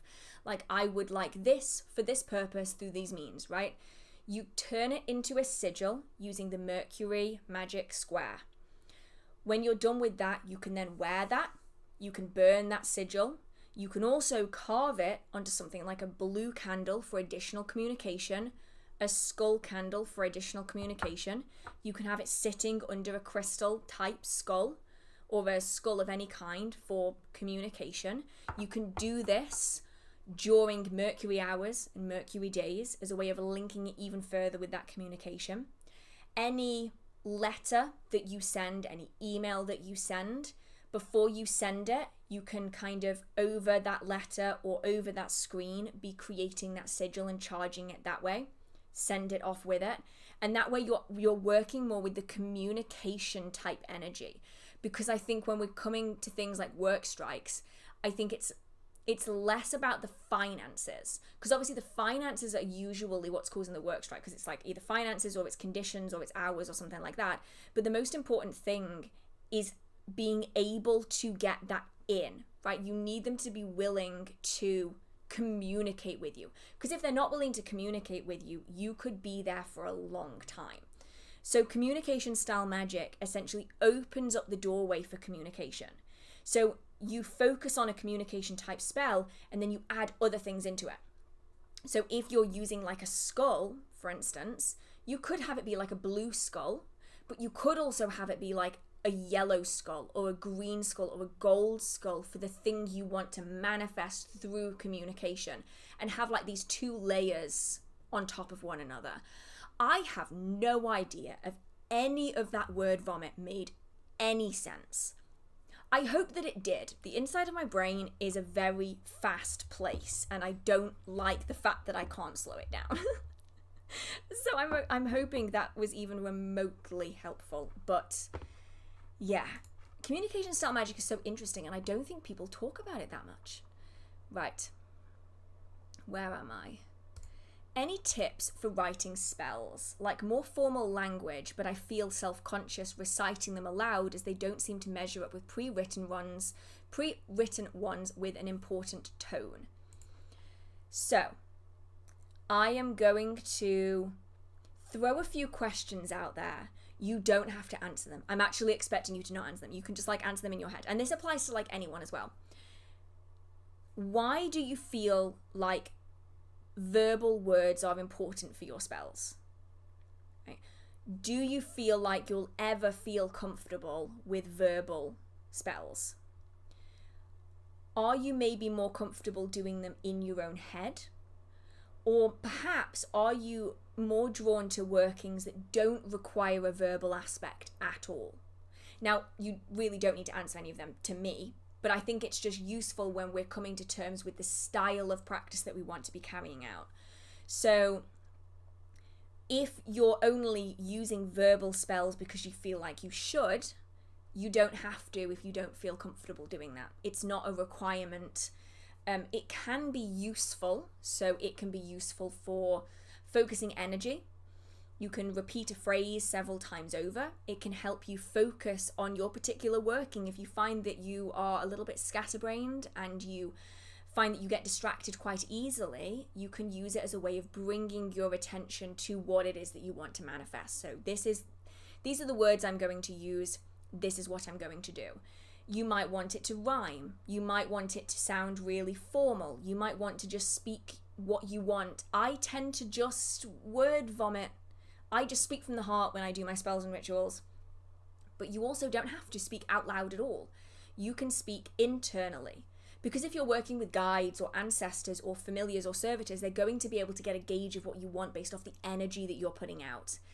And you don't necessarily need to outwardly express those words if they make you feel uncomfortable, because that discomfort is probably going to like snap you out of a working faster than anything else. So you can just recite things internally. They don't have to be particularly fancy. I mean, I will literally just talk. My ancestors will be there and I'll just be like, so this is what I'm hoping to do, and would you be willing to help? Like, and then they'll be like, okay, well, we're willing to do this, but we're not willing to do that. And I'm like, okay, well, that's fine. Well, let's change it and do this. So like, I'm more like have a conversation with them than have like very formal spells and rituals. And I have a terrible memory. Absolutely shocking. I'm not even joking. My memory is so bad half the time I don't even remember what I've done like 4 seconds ago. So for me, I don't find formal spells to be particularly useful because I will not remember what that spell is, and then I'll get frustrated that I can't remember what that spell is, and then I have to find it in the book again, and I'll just completely snap myself out of it. So I'd say you can try rhyme, really useful. You can try using old-fashioned language if that's something that gets you in the right headspace. You can try just talking from the heart, but ultimately, if you don't feel comfortable, if anybody listening kind of doesn't feel comfortable with verbalizing their spells, you don't need to. That energy is directed towards your goal, and as long as you can direct your energy towards that goal in the best way for you, that's all that matters. So you might want to write down your goal on a piece of paper and then burn that piece of paper afterwards. You might want to just be thinking of your intention. You might want to draw your intention. You might want to have music on that matches your intention. You might want to just be creating a sigil for it. You might want to carve it into a candle. So you can take the words that you would normally say and carve it into the back of a pillar candle if you want, with like a sewing needle or an awl or something. And then as you burn it down, it'll release that energy. But what you don't want is to be forcing yourself to do something that's actively making you really, really uncomfortable, because that is then gonna more likely snap you out of that working than not saying anything at all. So I think it's very nice, obviously, in spell books. Like, do I actually have any in here as an example? Let's see. I don't really like words in spells because I find them really, really distracting. So here is like a protection spell. So this is in Diane Alquist's Moon Spells. So as I'm going through this, I'm just gonna see if I can tweak it a little bit. Once you cast your circle, take the cardboard figures. This is obviously partway through a spell, and dab each one with patchouli oil. Place them at opposite directions, one at the north, one at the south. It does not matter in which direction a specific figure is placed. Use your intuition for placement. Now say the following incantation. Every day I draw you near, until one day you will be here. Our time is short and has an end. We both will know and not pretend. So come you fast and come you sweet. I cast this spell, so we shall meet. Conclude with any statement that signifies closure of the ceremony in your mind, such as, and so it is, blessed be, or amen. Release your circle, put out your candles, and put your cardboard figures in different ends of the room you choose. So that's kind of like, obviously part way through a pre-existing protection spell. And these are meant to be verbally said, but you could tweak this entirely, right? So you could write this on a piece of paper and have this be in the middle of the room, like placed on the floor whilst you're doing this working. You could mentally recite those words, repeat them. You could take the first letter of each line. So if you can see this here, if I show you this, this is the spell here. If you were to take the first letter of each of those lines, you could then turn that into a sigil. So E-U-O-W-S-I. You don't have to take out the vowels if you don't want to. Like in this instance, I wouldn't. And you could turn that into a sigil. And you can have that sigil drawn onto those cardboard figures. You could manually like carve your intention into those figures. You could draw it on. Or you can have a candle in the center that is also dressed in that patchouli oil that has that written on it, like the entire phrase, or you can create a sigil out of it and put it onto that candle. I hope that this is a... Oh yeah, I said protection spell, but I think it's probably an attraction spell. It is, yeah. It's because I read perform up here. So this kind of working, you don't have to verbalize it. Do you know what I mean? Like you can adapt that working. And if it were me, I would probably actually create that sigil and I would draw it onto the cardboard cutouts essentially, so that you then don't have to recite any words. Now, obviously that's just me like pulling a spell out that I didn't even really know what it was. And now I'm reading the top. It says how to perform that spell. I read that as protection spell. I have no idea how I managed that one. But it's looking at spells like that and kind of picking it apart and seeing how you can adapt it to best suit what you need. I viscerally hate in a coven environment having to speak. It's not happening. I will put all the energy in that you want. I'll pour the energy in. I'm not saying anything. Don't look at me. Don't perceive my existence, right?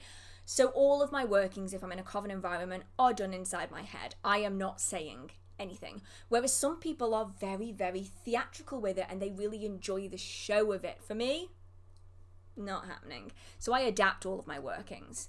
I apologize if that didn't make any sense, if I just randomly started reading from a book, but I hope it was at least somewhat useful. It's getting to that point in the night where I'm so boiling in this room with the filming lights on that I don't think I can even think straight. Right. Okay. I wanted to ask if you have any small exercises for practicing with energy sensing and working with, or perhaps more book recommendations. My book recommendations is always Psychic Witch by Matt Oren, because I think it has the best energy workings in it that I have ever seen in a book on beginner witchcraft. I think it just covers so much. In terms of practices with energy sensing, I will always do the same exercise. And you've probably already heard it from me before, so I apologize if it's kind of repetitive. But so you center, this keeps falling down, so you center and you ground. And then you draw energy up and you center it again, right? That way you've got lots of extra energy to play around with. You're not going to be lacking any if you lose any in the process. You're then obviously visualizing and you're sensing where the energy is, and it usually is somewhere down this central line. So for me, it's always about here. You can't really see that, but it's always kind of in the middle-y bit. It's in the stomach area. For some people, it might be here. For some people, it might be here. For some people, it might be lower down. It entirely depends on you, right? And then you're going to want to start moving it around. So you're going to want to start going like down one arm a little bit and back up again. So we're doing like baby steps, right? So say it's here as an example. It starts here. You're going to want taking it to this shoulder and then back. And you're going to want to visualize whatever you're seeing your energy as being.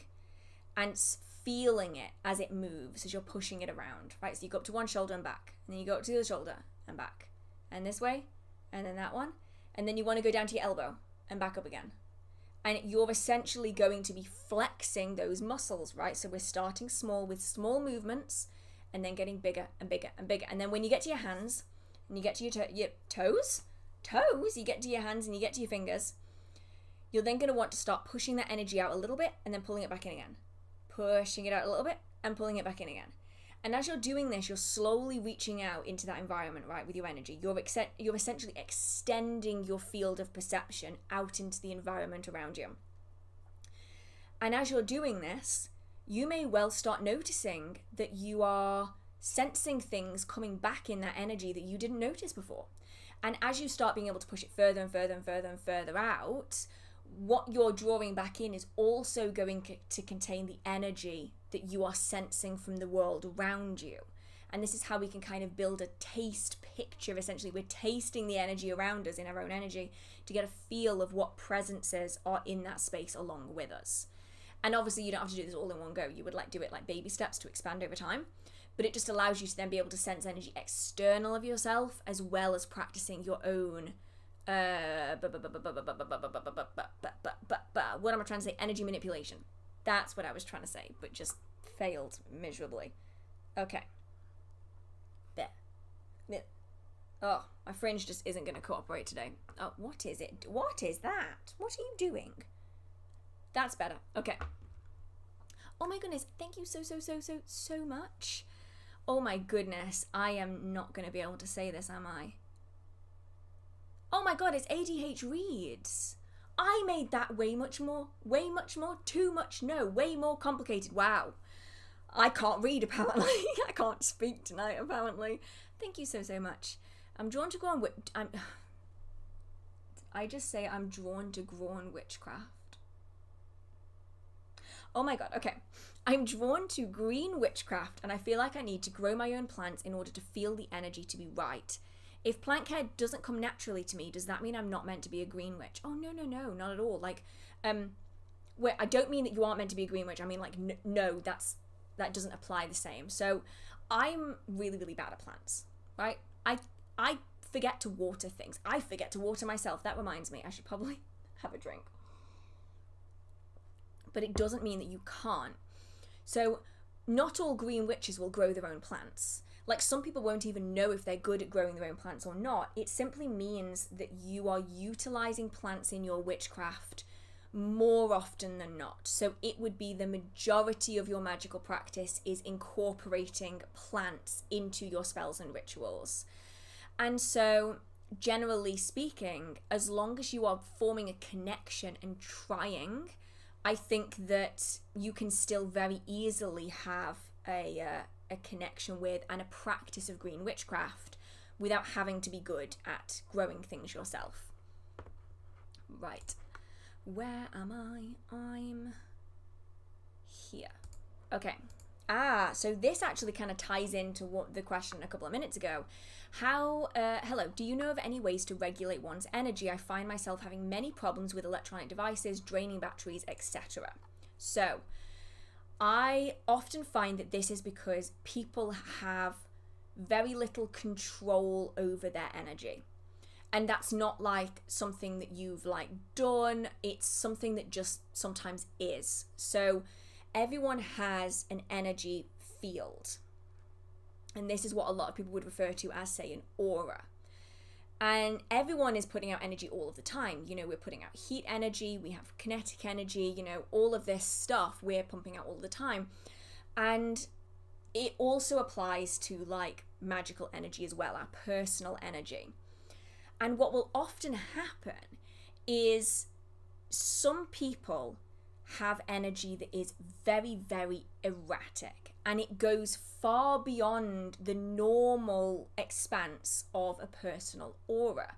So the bit that most people will see is kind of 1 inch to 2 inches around the body, and that's the bit that people often see as like glowing colours. And then beyond that, there's like other aspects to it that expand out into almost like an egg shape around us, right? But there are some people that have their energy that stretches out feet around them. Like, it is everywhere. And sometimes it can make them feel really, really drained. Obviously, make sure you get checked out by a medical professional always. But it can make you feel really, really drained. You're often depleting your personal energy a lot because it's going haywire. You might have more interaction with other people's energy in a way that is not really that pleasant. You might find you have more energy attachments because your energy is so spread out. And because your energy is so spread out, you can often have more of an impact on electronic devices. And so you might find that everything starts going crazy. I mean, I was bad for it. I used to go through computers, everything, no tomorrow. Everything electronic around me used to break. And still today I have weird things with electronics, but nowhere near as bad. And the fix for this is to learn how to control your energy, right? So it's learning to pull it in a little bit.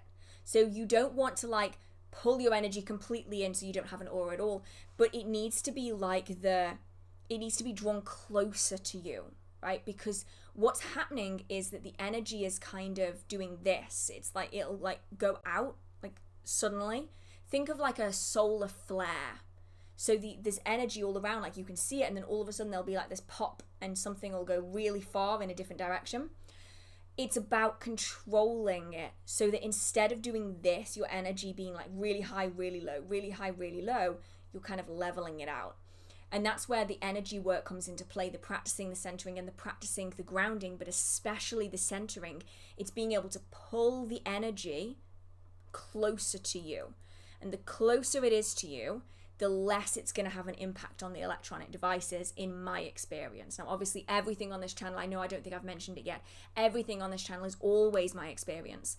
But it's definitely one of those moments where when I started controlling my energy, I would get so much better at dealing with technology. Things would not fritz out as much on me. Like, I used to get the blue screen of death all of the time. I used to nearly electrocute myself every single day of the week because I'd go to plug something in and it would spark immediately, like arc. I've had arcing problems in this house, you know, like the electronics kind of go a bit bonkers, but since I've been like pulling it back in, it makes a massive difference to me. So hopefully some of those practices will help your situation as well. Okay.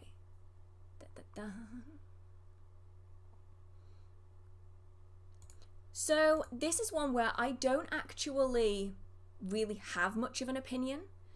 So this is what's your opinion on Christopher Penzac? I read of Witch Shield, and I know he's an influential person, but his emphasis on threefold was too much for me. I have probably read his works. Actually, let's find out if I have.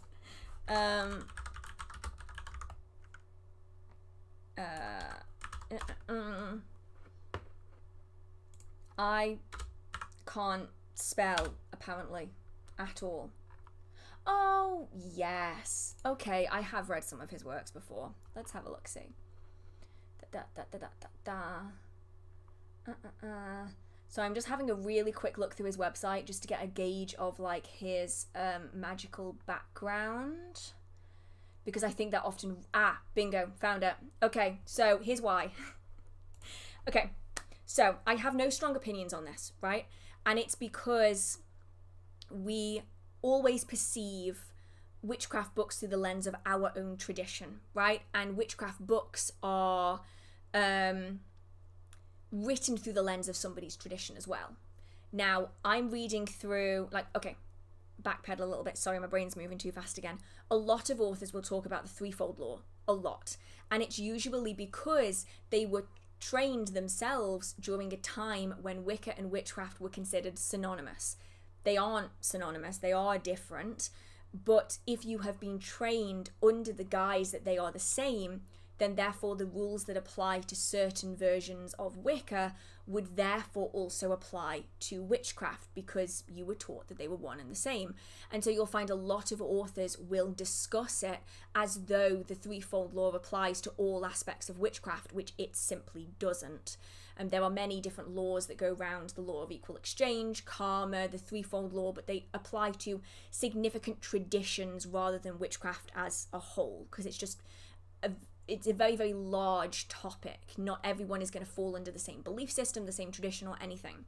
But what I do see here is that he was trained, he took the classes of the official Witch of Salem, Massachusetts, Laurie Cabot, in the Cabot tradition of witchcraft. And as far as I can tell, based off my own reading of Laurie Cabot's works, is that the Cabot tradition does have an emphasis on aspects of Wicca, and therefore it's kind of going to feed into that. It's something that I've just kind of learned to read past. Now I need to learn more, I need to read more of Laurie Cabot's works. I have some in my collection that I haven't got around to reading yet. So I need to just, don't take that as like gospel, please. Don't take anything I say as gospel. Make sure that you always like fact check, because I'm just a person, right? But I do find that the works of hers that I've read in the past do have an emphasis on like some Wiccan aspects of tradition. And so because of that, it does feed into works later on. Now I have, people still use it. Like the equivalent exchange is, some people will use it to refer to like the idea of like what you give out is what you get back. It probably came from Full Metal Alchemist. It wouldn't surprise me, because things cross over all of the time. I may well have seen it from like pop culture practitioners, because you see a lot of crossovers with that. But it's that idea of like the amount that you put out is the amount that you get back in again. That idea. Actually, I need to dive way more into pop culture witchcraft, because there are certain aspects that I think sound so fascinating. Like the adaptations that I've never looked into before. Honestly, I've probably got that from pop culture Tumblr witchcraft. Do you remember like the 2015 like pop culture witchcraft days on Tumblr where people were adapting things? I need to dive back into Tumblr again. I need to see what witchcraft Tumblr is like now. That would be a really cool experience. I've not been on witchcraft Tumblr in a very, very long time. I want to see what it's like. I need to look at this. I'm not going to do it now though, because I'm going to get sucked into it. So yeah, a lot of it gets kind of added in. I don't know much about him as an individual. I mean, what I saw somebody say here, like examples were a little victim blamey, and so that, I mean, that's not ideal. I would rather that not be included, but I haven't read enough of his works recently enough to have like a full idea. But yeah, it's something to always look for. I always try to dig through where somebody was taught and like the traditions that they've been through in the past, because it often gives you an idea of where their tradition is kind of leading them in the future. Oh, thank you so much, Joe. Thank you so much. Please save this money to buy whatever book you want. But don't get it for your upcoming birthday. Yes, I'm a book addiction enabler, guilty as charged. You are so guilty as charged in that as an enabler, but I will. I've had my eye on a few. Thank you so much. I really, really appreciate your support. Like, you're always so dedicated in the comments to answering questions when I feel overwhelmed, and I really, really appreciate it. Plus, I'm on Witchcraft Tumblr. Is Witchcraft Tumblr like it used to be? Please say it. I used to love Witchcraft Tumblr. So we're talking like 2012 through to like 2017, 2018. I was addicted to Witchcraft Tumblr. I was on there like every single day, just writing things down, taking information in, just learning from loads of people. This is like before like I knew that Witchcraft YouTube was like fully a thing. I was like dedicated to Tumblr. That's where I like started. I loved it so much. And it's still a vibe. I need to go back on. I need to log in and see what's going on. I feel like I've been out of the loop. I need to see what's going on. I would love a video on you reacting to today's Witchcraft Tumblr. I mean, I could see if I can do that. I could have a look into doing that, because when I started my social media, it was on Tumblr. I started by sharing witchy tips on Tumblr. That's where I started talking about witchcraft. And so I have very rose-tinted glasses with Tumblr witchcraft, because it was the days where you would get those master posts that had like 100 links of different things in it. And it was so, I loved it, because you could like rabbit hole on Tumblr in a way that you couldn't in the books that I had at the time, because I had such a small library. So let's have a look. Do you still have a blog? I probably do. I need to like go in and see if I can find it, because like I started one. I had like 2, I think, at one point in time. I need to go back. Oh, this is so exciting. I know what I'm going to be doing this week. I want to go on and see what it's like, because I don't remember even being on in like the last 5 years. It must have been longer. Ah, okay. So it's a little bit more political than it used to be. Yeah, because it never used to be. It used to be like those big master posts, and it was just people just compiling loads of information. It used to be a really good place to research a lot of information very quickly. And I used to recommend Tumblr a lot, like when I was like just starting out, because of that. Like all those master posts were great. So anyway, I will go back now. I just to finish this one question off. I need to figure out if what I'm thinking of with the law of equivalent exchange. I don't get me wrong. I've watched Full Metal Alchemist, but not to the point where I would be recalling it in that way. So I feel like I need to figure out where I've seen this. Let me just double check.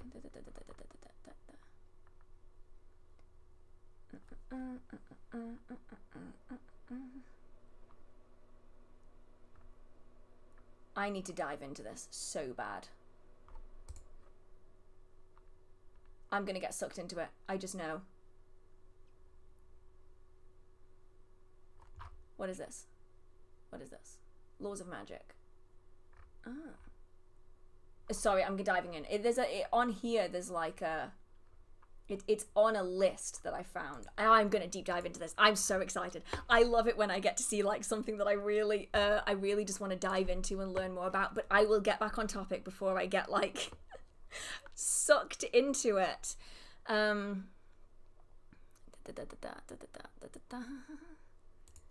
Okay. The shadows, the critters, the spiritual energy don't frighten me. Ah. I love getting to read everyone's responses as well. So I'm hypersensitive to cats. I even sync. I'm always in sync, even with my cats, whenever we hear unusual sounds in my house. Should I make a big deal out of it? Should I develop this or ignore it? So I think with this one, it depends on whether you feel comfortable with it becoming more intense or not. Because if it's already hypersensitive to the point of discomfort sometimes, then maybe developing it further wouldn't be super comfortable, but it could be interesting to see where it would go. I'd say if both you and your cat are hearing the same things, though, it would be interesting to see if you could figure out what is actually causing it. Like maybe diving in just a little bit just to see where it takes you. I think that's so cool though, that like as soon as your cat hears something, you're like, oh yeah, I got it. I can hear that. That's incredible. I wish. That would be so cool. I don't think you should be particularly worried about it, but I mean, only develop it if you feel comfortable to do so.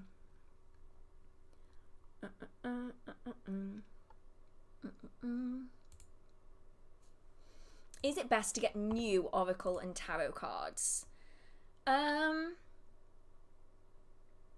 Yes, sometimes. I think it depends on what you feel comfortable with, right? If you find a secondhand deck and it feels great, and there's no reason for you to use something else, then you can use it. But if you are not wanting to deal with something in a deck at all, then I would say go for new. It really just depends on whether you feel comfortable using something that other people have used. That sounds awful, but like, there's nothing wrong with it, but some people don't want to have to deal with the potential of energy that might be on it. It may be alchemy, but Full Metal Alchemist took it. Oh, see, now I just want to watch Full Metal Alchemist again, but I can't deal with that scene. You know the scene I'm talking about. I can't deal with that scene.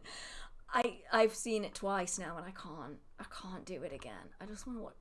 Oh, I need to find a good anime to watch. If you haven't seen Full Metal Alchemist, you're not gonna know what I'm talking about, I don't think. But it's the oh, what are they called? Just skip. See, I know, but like then I feel bad because I'm skipping the episode. Like when she gets turned into that creature and oh, her dad's evil. It's just really sad. And I struggle with sad.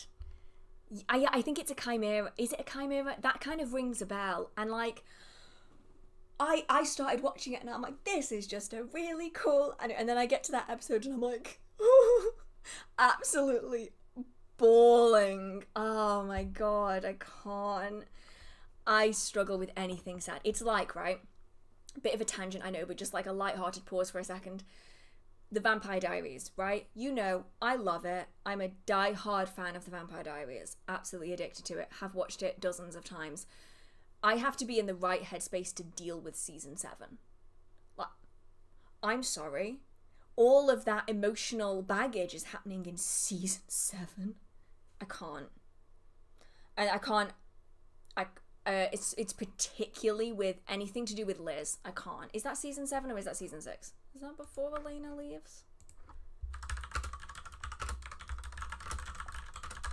Let me just check what episode it is. But it's not just like the episode. It's like that entire section of the season.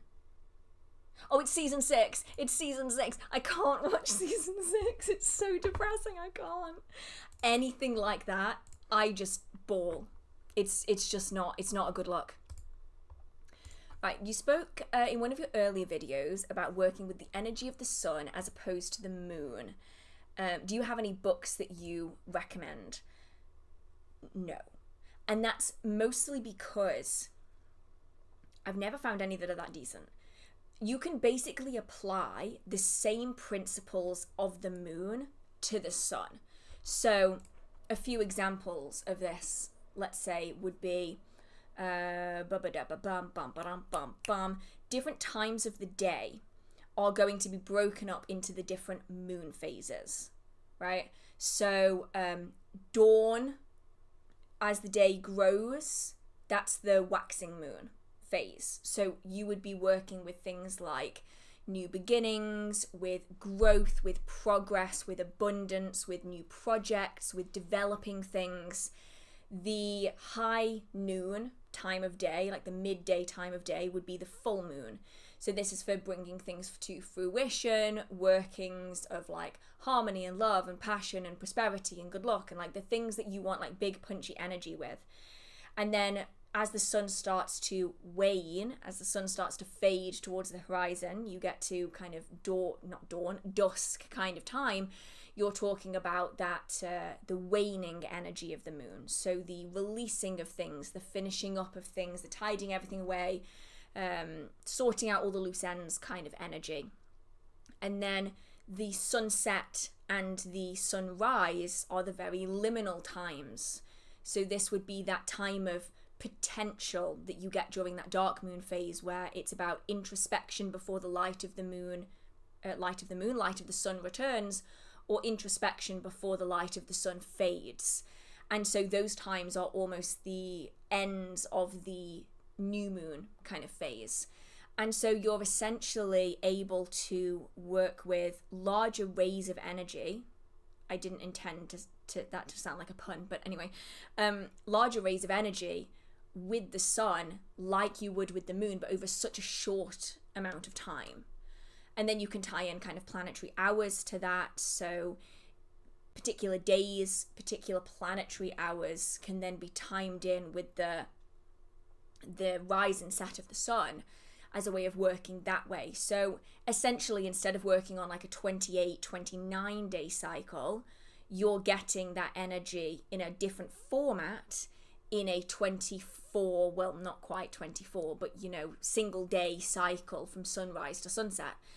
And that's always how I've dealt with solar energy. So I've never really looked super hard for books on the subject, just because that's always how I've done it. But if anybody has any recommendations for books on solar magic, I would love to learn a little bit more. But I've always just aligned it with the same techniques as the moon. I was going to say, have you watched The Vampire Diaries recently? I couldn't commit to 8 seasons, so I watched Shadowhunters instead. Because Alec and Magnus have got to be one of the best couples ever, and so I'm quite happily watching that. I'm tempted to watch The Vampire Diaries again, but then I have to deal with my desire to then watch the originals and then Legacies again. For me, The Vampire Diaries is always going to be my love. I love The Vampire Diaries more than anything. Well, not more than anything, but more than most TV shows. So it's The Vampire Diaries, then the originals, then Legacies for me, just because that's the way I like it. I like Damon Salvatore. I'm one of the few people that actually likes Elena. It's one of those shows that I will consistently go back to, but of all of the deaths in The Vampire Diaries, I struggle particularly with season 6 and Liz's arc. Like, I'm not gonna dive too much into that, but I really struggle with that one more than the supernatural ones. They don't really bother me so much, but I struggle with that season. Really, I just need to get to the end of season 5 and then just call it. Because season 7 and season 8 are kind of meh, and season 6 is just really, really sad, and I can't deal with the sad. Right, let's have a look, see, where am I? Oh, okay. Oh, there's 2 questions here. Okay, I'm going to go for this one first, and then I'll go back for the other one. How do you get over your initial nerves of doing tarot readings for others? I have no idea. So I'd love if any of you in the chat, or any of you in the comments that are watching this afterwards, if you are a professional reader, you read for other people, I'd love to know how you got over your nerves of reading for other people. I never did. I'm a very, very anxious person though, and I really worry about the way I come across to people. And so for me, I never managed to get over my fear of reading for other people. So I read for myself and I do the general community readings, but I haven't gone past that recently because I just never got past it. But I would love to know how people did it. Was it just trial and error? Was it just trusting yourself? Yeah, it's one of those where some people I think have a lot of confidence in themselves and they just have this I'm gonna call it blind faith, but that makes it sound undeserved, but that's not what I mean. I mean they just have this innate confidence in themselves, and I think some people, myself included, are a little bit more reserved, and I find it very difficult to kind of approach that situation. So I just never did. I just chickened out. So any advice would be great. Have you watched or rewatched Supernatural? I just watched season 1 for the first time. It's a pretty fun time. I have seen the first 2.5 seasons, and then I never got past it. And it's not because the show was bad. I think, okay, here's my stance on Supernatural. I think the people that are die-hard Supernatural fans have been Supernatural fans since it was coming out in single episodes on the TV. And I think that doing it like that is way more manageable than watching on a streaming platform where you're watching one episode and then you go, next, because I was finding that all of the episodes in season 1, season 2 were all basically the same principle. Bad thing arrives. Sam and Dean come to save the day. They screw up the first time around and then they fix it. That was what it became, and I think that's because I was watching it back to back to back to back to back. Do you know what I mean? When you're watching 8 episodes while you're making stuff, the episodes just kind of start blurring together, and I think that was my problem with it. I think the show is really, really great. I do think the show is really, really good. I think Constantine was better, but they cancelled it, and I'm still annoyed about it. But I think that's my problem with it, was I was trying to watch it too much, whereas I should have definitely broken it up into smaller sections. Yeah, I think that was my problem with it, was that it was just, I love that concept as well. I love strange things are happening. It's like Scooby-Doo, right? Strange things are happening, and we're going round the twist. Sorry, I have that song in my head now. and then they figure out what the creature is, and then they figure out the backstory, and they figure out how to fix it, and then something goes wrong first, and then they manage to do it, and it's epic, and it's awesome. But when you've watched like 8 solid episodes in a row, it was just a bit much for me. Yeah, I need to push through and get to that, because I've heard a lot of people say that when like the later seasons come in, it gets, there's a bigger story there that kind of expands. But yeah, I need to push through. I think that's what I need to do. And I need to do it in like smaller chunks as well. I think I need to watch it like, I mean, it came out 15 years ago now, something like that, didn't it? So like, I feel like I need to do it the way it was done 15 years ago, where it was like one episode on like a Wednesday evening or something, and then you have to wait. And I think that different way of watching it is better than what I did. Right. Is it safe to have a mirror facing my altar? What could happen if anything? Okay, so I am going to go through some options here, and I don't, please don't immediately panic, okay? So I'm going to go through potential things, and then we're going to get to like how we can stop that from happening, right? Okay, so mirror facing bed, mirror facing mirror, mirror facing altar. These 3 things are like, the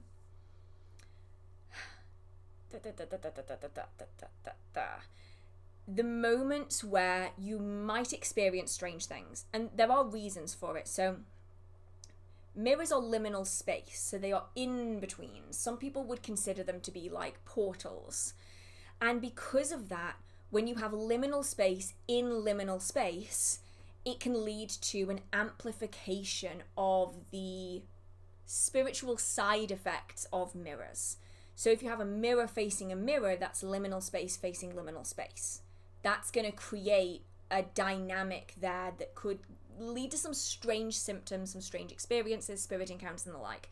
Mirrors facing beds is because mirrors are liminal space, and while you are asleep, you are not quite here, not quite there. You are in liminal space, and you're less protected, and you're more aware psychically, and so you can get more messages and more interaction than you would maybe like.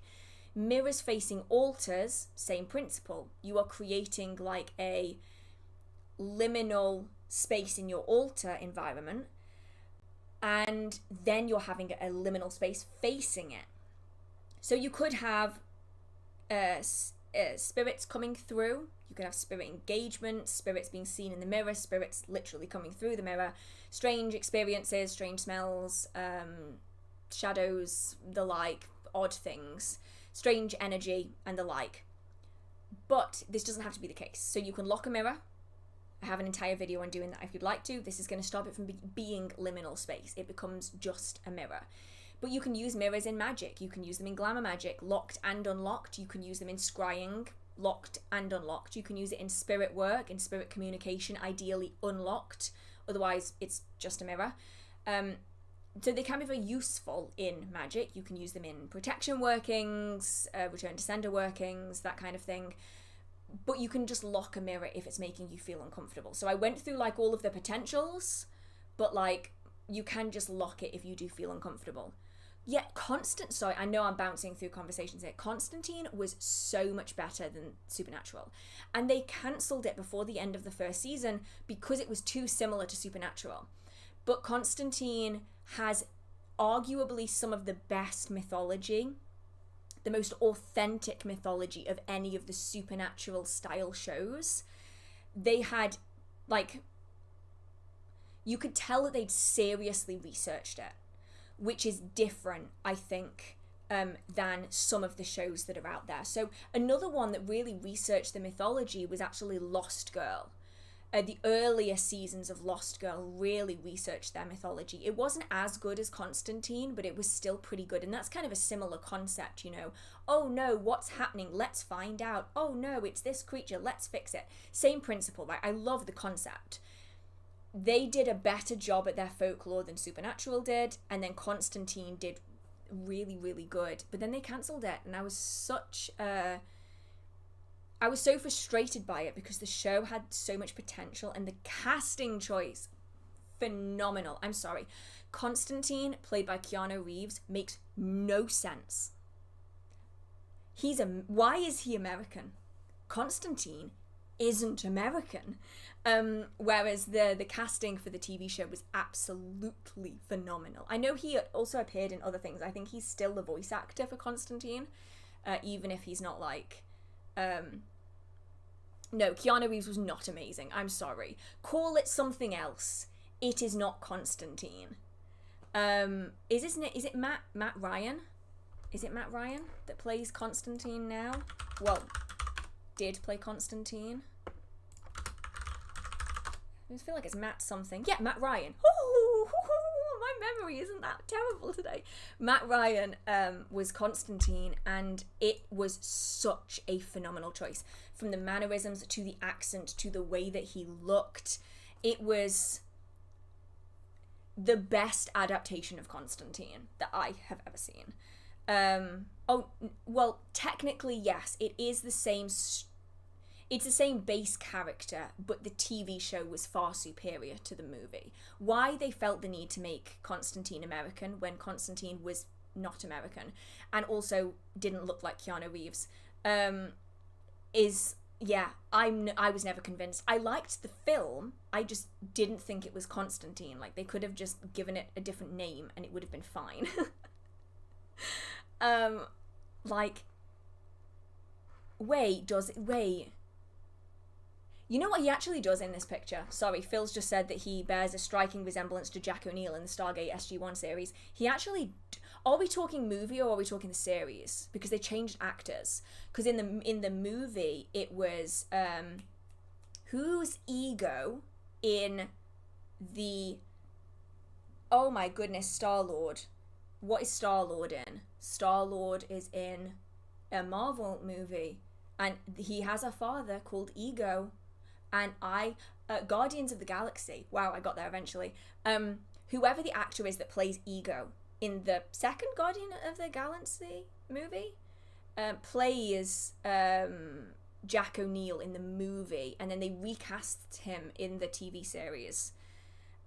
Russell, you are right, it is Russell something. Kurt Russell, that's it. Kurt Russell. Wait, let me just double check this. I need to double check this. I might be completely wrong.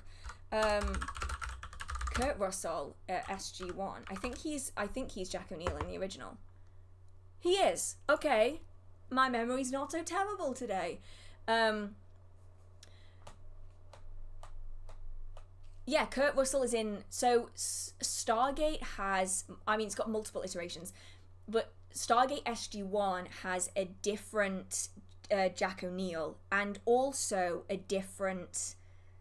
Why can't I remember the nerdy guy's name? Oh, there we go. That was all of my memory good luck today. Gone. The actor for... What is his name? What is his name? Oh my goodness. He plays, he's also in the Marvel movies. He is the voice of the robot thing that... Ultron. He is the voice of Ultron. Who is the voice of Ultron? Oh my god. This is how my brain works. It is utter chaos. Like, actually chaos. Daniel got recast as well in the Stargate series, and I didn't notice. They did such a good job recasting Daniel. I didn't even notice that Daniel's actor had changed.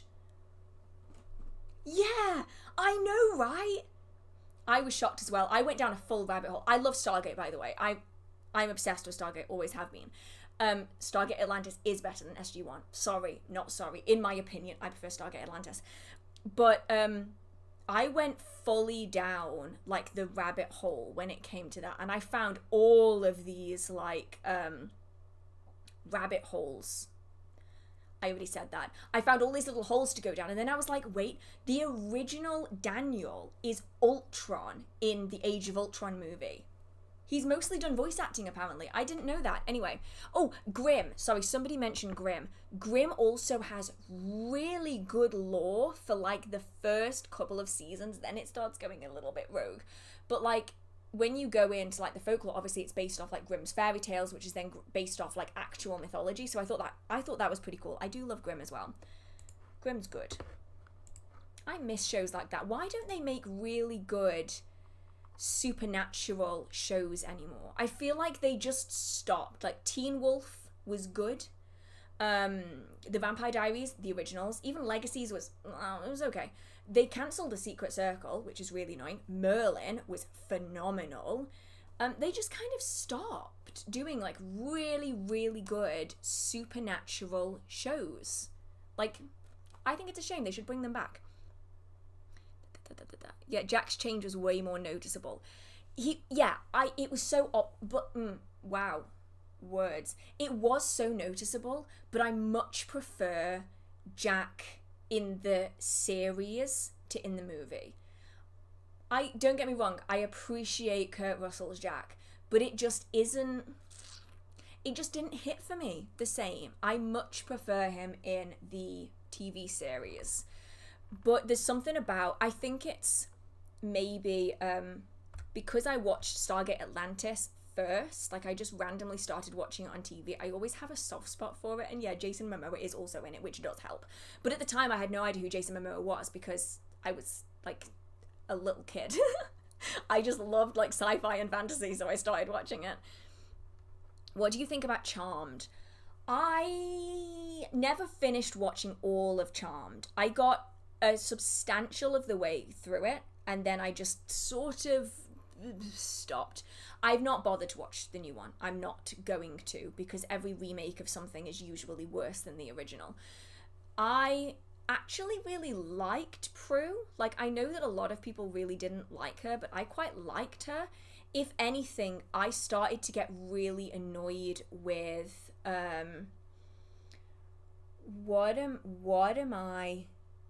who am I talking about? So it was Prue, and it was Piper, and it was Phoebe. I got really annoyed with Phoebe and Cole. Is his name Cole? The demon. I got really annoyed by that entire storyline. And after like season like 5 or something, I was like, yeah, I think I'm done here. I was more of a Buffy person than a Charmed person. I watched Buffy religiously. Every single episode, multiple times over. Absolutely loved it. I just hate the ending. I'm sorry, the ending was terrible. The ending was just awful. And I'm still annoyed to this day about the way they ended that. Now, everybody gets... No, I'm sorry. No. Stop you. I'm going to stop you right there. We are going to get to almost the end of the season, and then not quite, because I'm not watching that again. Oh, and what... I'm sorry, Spike, my sweet summer child, my beautiful blonde baby. What did they do to you? Why on earth did they completely change your character to make you nearly do that to Buffy? That makes no sense. That makes absolutely no sense to me that they would make Spike do something like that, which was so totally out of character and completely ruined that entire end section for me. Yeah, exactly. Our dearest Spike, you could have never. Exactly. It's just what they made Spike do.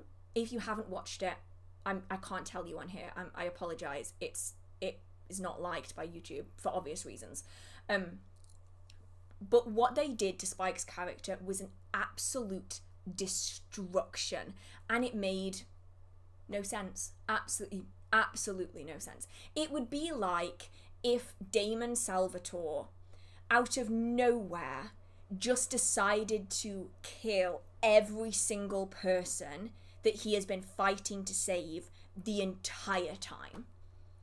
Do you know what I don't mean like, oh, I'm in a bad mood, so I'm going to kill them, but they're actually going to come back again. I mean like, if they were to full on write it so that Damon became the most horrific villain in the entirety of the Vampire Diaries universe, that's what they did with Spike, and I will never forgive him for it.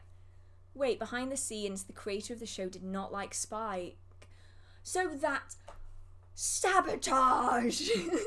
I am calling sabotage. Oh, Spike was my favourite character as well. Through the entire thing, Spike was my favourite. Like, I'm sorry, Angel, you're a pretty boy. You're a pretty boy and you're cute and all, but Spike is better. Spike is better. I need to, like, fully go into this because there's so much lore and stuff that I've probably, like, totally missed. Okay, we all went off on a tangent there. I greatly apologise for that one. I just got sucked into all of that. And, I just can't help it. Team Giles. Oh, my goodness, I do love Giles. There's just something about him. I've always really liked Giles. You know what? I don't know how many people will have seen it, right? And it just reminded me because Charisma Carpenter, who is obviously also in Buffy, is one of the actresses in Legend of the Seeker. How many people have seen Legend of the Seeker? It is an Australian TV show that came out in like 2008. It was freaking incredible. They did 2 seasons. It was so good. And they just cancelled it. And now you cannot find Legend of the Seeker anywhere. You can't find DVDs of it that play anywhere other than in Australia. I'm devastated. And just a little bit of a tangent, just a bit of lore. If you've also seen Aquamarine, you know, the legendary movie with JoJo and Emma, what is her name? Emma, Julia Roberts. Emma Roberts. Is that her name? Yeah, Emma Roberts, I think. Yeah.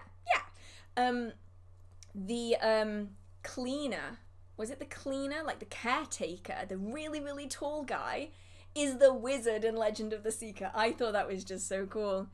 Giles does remind me of Ronald Hutton. Yeah, totally. Like, I've had people, like, in my life, like, they've heard me talk about Ronald Hutton, and then I've put on one of his, like, talks, and they look at him and go, yeah, that's exactly how I expected him to be. I'm like, exactly. That's what Giles is like. Giles is like Ronald Hutton. Okay. Oh, yeah, and I was going to tie it back in, and Charisma Carpenter is in Legend of the Seeker. Yeah, it's late, my brain is kind of... my brain is just scattered in 1,000 directions.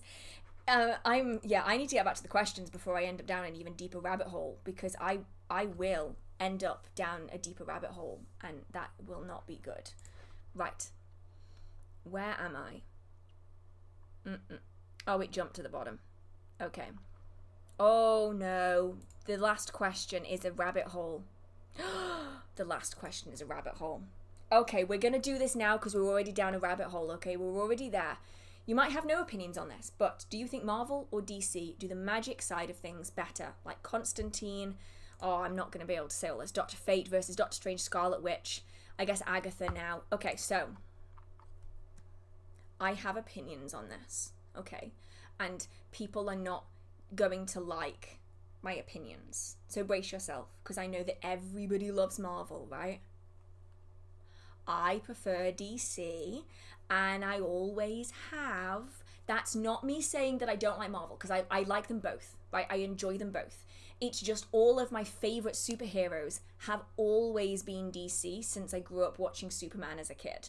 And I mean, like, Superman, let me actually find the specific version of Superman that I'm talking about. So I grew up being totally obsessed with Dean Cain's version of Superman, which was the Lois and Clark, The New Adventures of Superman, right? So it was in the 90s, ran from 93 to 97, 88 episodes. I grew up on that version of Superman, right? I have always loved DC. I love Aquaman. Yes, prior to Jason Momoa. Shocker, I know. Always loved Aquaman. I have always loved Superman. And I actually really liked the Justice League. I'm sorry in advance. Like, I really enjoy it. I like the fact that it's dark. I don't think that superhero movies need to be funny. I actually prefer it when they aren't. And like the little nods at humor, like the little tiny moments kind of lighten the mood a little bit. but I actually really like them being dark. And so when you also add in like Constantine into this, like, it had better lore. It was better. Sorry. But I know that people are so like die hard on like loving Marvel. I love Marvel, don't get me wrong. Like I enjoyed like the whole like Endgame. It's not so great now, but like during the height of it, I really enjoyed it. But yeah, I'm sorry if someone says to me, what's your favorite superhero? It is going to be Superman. It's always going to be Superman, because Superman has always been my favorite, and I'm sorry they did Henry Cavill dirty. Sorry they did. Man of Steel is my favorite movie. Like I've watched Man of Steel so many times. They did him dirty. I'll be honest though, I've never been much for Batman, and I think that's because I didn't grow up watching Batman. But I do appreciate Batman being in the Justice League. I also really love Wonder Woman. Like, there's just something about, like, the characters are just so synonymous with superheroes to me. Whereas, like, the Marvel, like, obviously, like, Spider-Man is obviously, like, a legendary comic book character. But before the Marvel Cinematic Universe, I'd never really paid that much attention to Marvel. Whereas DC was always where I was at. Like, yeah, Marvel cinema peaked with 20th Century Fox. It did, yeah. Actually, that's a good way of looking at it. For dark magic, DC. For spiritual magic, Marvel. I think that if you want... Okay, since this is a witchcraft channel, right? If you want... I'm mainly focusing on Constantine for this, so just bear with me. If you mainly want, like, supernatural that is based on the real world, DC any day of the week.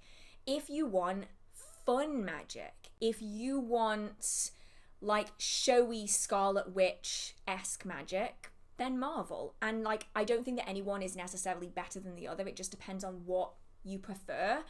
For me, I personally prefer like the Enchantress style of magic, where it's a little bit more grounded, and I love like Constantine. So for me, it's DC. But I do enjoy both of them. Do you cosplay? I have cosplayed. I have discovered that my severe dislike of being perceived in the real world stops me from actually being able to cosplay. Because don't look at me. Don't talk to me. No, I'm not posing for your photo. I have no idea who you are. I struggle with that. But I love the process of cosplay. Like, I love being able to transform myself into somebody else. I like being able to put on all of the costume. I just don't want to be, like, outside of my house. I am like a home cosplayer, not an outside cosplayer. No. I have great respect for anybody who does cosplay, because I just don't have the nerve for it. I struggle with the human interaction too much for it. Have you seen Shadow and Bone? No. I never finished the books. I have the books. I just never finished them. They were not that great to me. I know that that's so many people love, absolutely love them. I just wasn't a massive fan. I think I need to restart them again and kind of go from scratch, but then I know that they cancelled it, so like I'm really disappointed, because like there's characters that we were meant to see that like we didn't end up getting to see because yeah, I'm sad about that. What do you think of Halle Berry as Catwoman? I liked her as Catwoman. My least favorite, so let me just get it right. So we had Halle Berry, Michelle Pfeiffer, Anne Hathaway, I think. And the Anne Hathaway one is always one that I feel like was a fever dream. Let me just double check that I'm not misremembering this. She was she was Cat. I confused the hell out of me. I personally didn't really get Anne Hathaway as Catwoman, but that's just a personal preference. You know? I think all people who adapt a character are good in their own unique ways. You know, like we had, the different Spider-Man, for instance. I think they're all good in their own unique ways. I think people are just going to have preferences based off who they, like, really liked the most. I think I preferred Michelle Pfeiffer as Catwoman personally. It would be like Michelle Pfeiffer, Halle Berry, and then Anne Hathaway. But yeah, I think it's a little bit like the argument of who is your favourite Spider-Man, because I think it depends on who you watched first. Personally, my favourite Spider-Man is Tom Holland, but that's because I think he's the right age. And, well, he's older now, but, like, he was closer to the right age, and also very good at the stunts. Whereas I think that Andrew Garfield was a better Spider-Man, and I think that Tobey Maguire was a better... Why have I forgotten his name? Peter Parker. Oh my god. Oh, my brain has gone to mush. But yeah, I think it ultimately just depends on what you prefer in your characters, I think. And thank you so much, Phil, because you have had like a really, really hard day in really hot weather, and thank you so much for being here, because like I was freaking out before the live stream, so thank you so much. I'm still freaking out now, I'm just hiding it better. But yeah, thank you so much for your support. It means a lot to me. You know that. I don't know how to express it. I'll just give you a hug next time I see you. It's fine.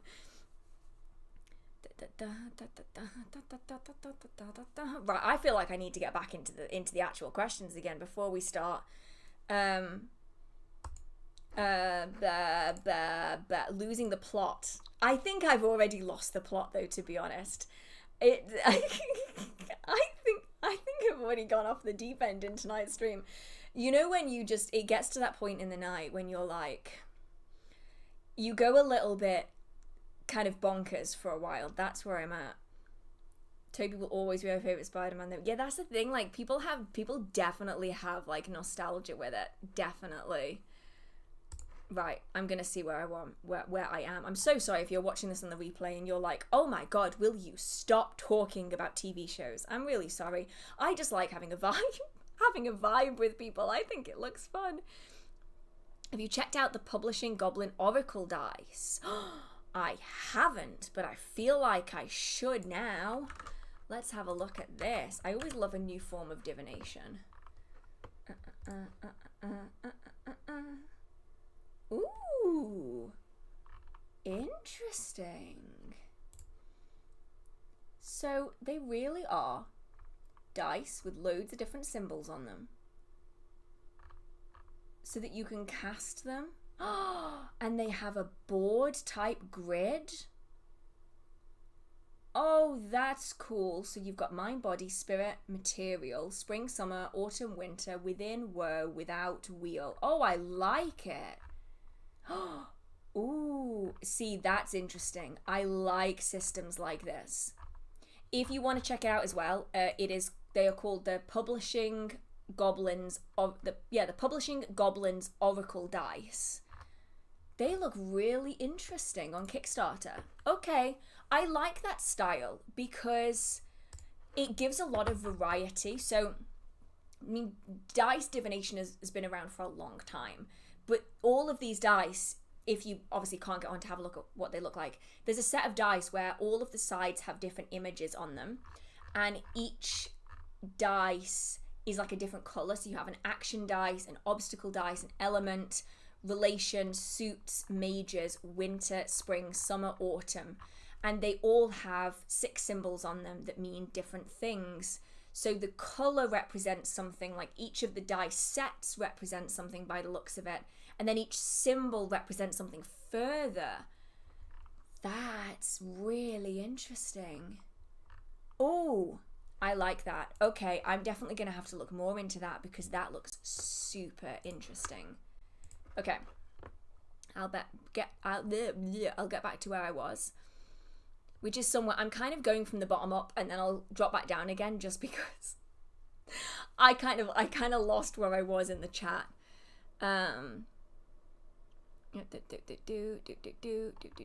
Any recent Audible recommendations? I actually cancelled my Audible subscription, and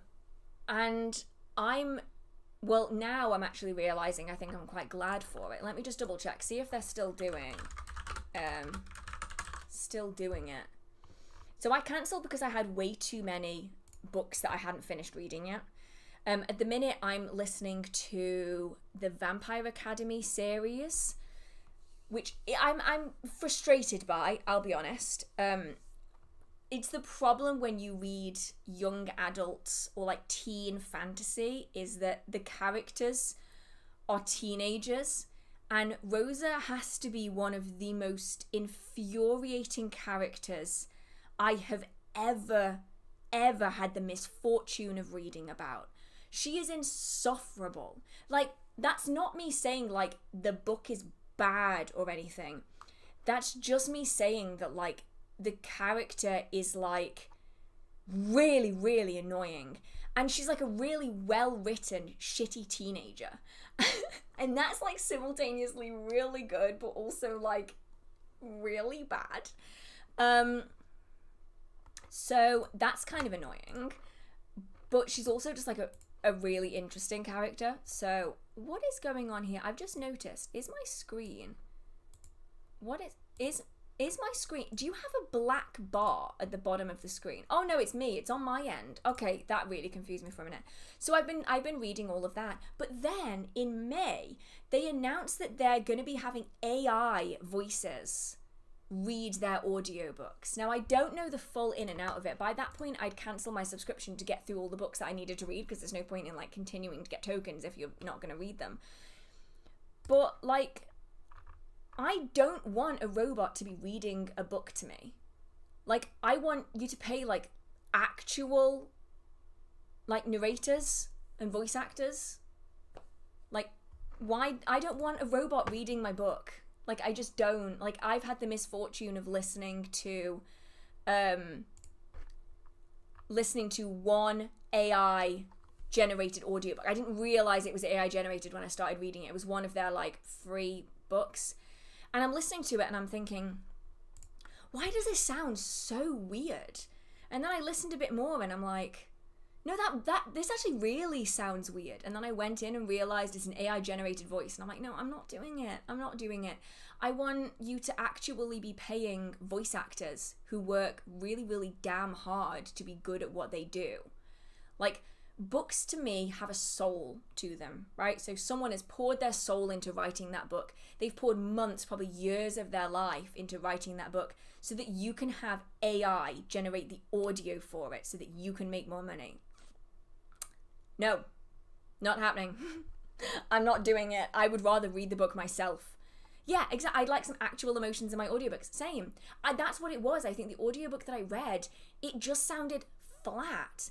And like, I'm listening and I'm like, it sounds like a person, but they're not talking like a person. Like, they're talking like they have no idea about the emotion of this character, but like they should, because they're a person. And then I realized that it was AI generated, and I'm like, oh, so that's why it sounds soulless and empty. Okay, I'll stick to my audiobooks that actually have people credited as being an audiobook narrator. Because like, yeah, one of them, I struggle with it.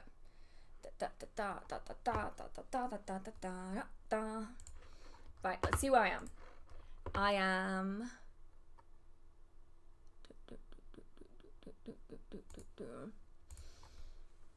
Okay.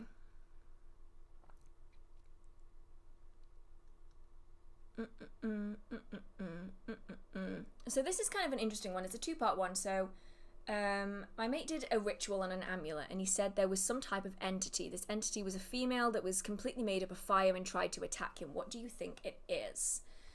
So immediately, well, obviously it's going to depend on the ritual that was being carried out here. Were any spirits involved? Were any spirits summoned? What was happening here? Like, was a contract not kind of abided by? Was something said that shouldn't have been said? Like, this is obviously more complicated than just this topic alone, but to me this seems like it could well be a fire elemental. Is probably the most likely of all of them. So you're looking at salamanders. Now, they are often depicted as being actual salamanders but made of fire, but I think there's a lot of fire spirits that kind of go beyond that. So you're probably looking at some kind of fire-based spirit. Now, whether this was what caused this is going to be a bit unknown, but fire spirits usually get annoyed with mistreatment and misuse of the fire element, as well as being requested for aid in things that they have denied being requested in. So say like if you have asked for their assistance and then they didn't want to give their assistance, if they are then forced into that space regardless, they have a tendency to lash out in that regard. But it could be due to any number of different things. That is simply like one working, like one style of a situation where this could occur. There's lots of reasons why this might happen, but obviously I don't know the ins and outs. But you're looking possibly at some kind of fire-based spirit, like an elemental type spirit.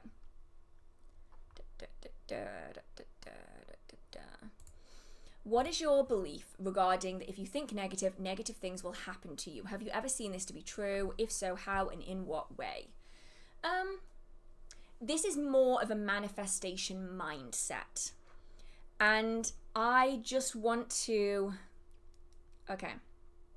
This is kind of a deep topic in and of itself, right? So I just kind of want to brace a little bit. I don't have anything bad to say about like the world of manifestation as a whole. There are, however, certain aspects of the world of manifestation that I personally don't like very much. And one of those is the concept that negativity begets negativity. The idea that the things that you put out come back to you. Now, not in all circumstances, but I have seen it happen in several circumstances where if something bad happens to someone in the manifestation community, sometimes certain individuals can turn around and say, oh, well, you must have caused it because. And I think that some members of the community can have a little bit of a victim blamey approach to their manifestation of, oh, well, you got sick because of something you did, or this person did this bad thing to you because you did this and you put negativity out so you deserved it. You know, that kind of an approach. I personally haven't found that within my own life to be true about, you know, what you put out is exactly what you get back again.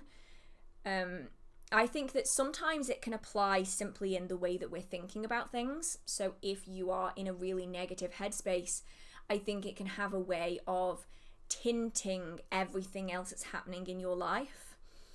And that can definitely have a play in it. But I think it's really important that we don't kind of get to that point where it's, oh, well, this bad thing happened because of your energy. You know, that kind of victim blaming stance that it can sometimes kind of step into. But I'm sure that some people will have had really extreme examples of where this has happened for them. I just haven't in my own life. Are your nails real or the press-on kind? My nails are real. Yeah, I do. They're gel, but they're my nails. And I try not to snap them, but I get really sad when I do. Right.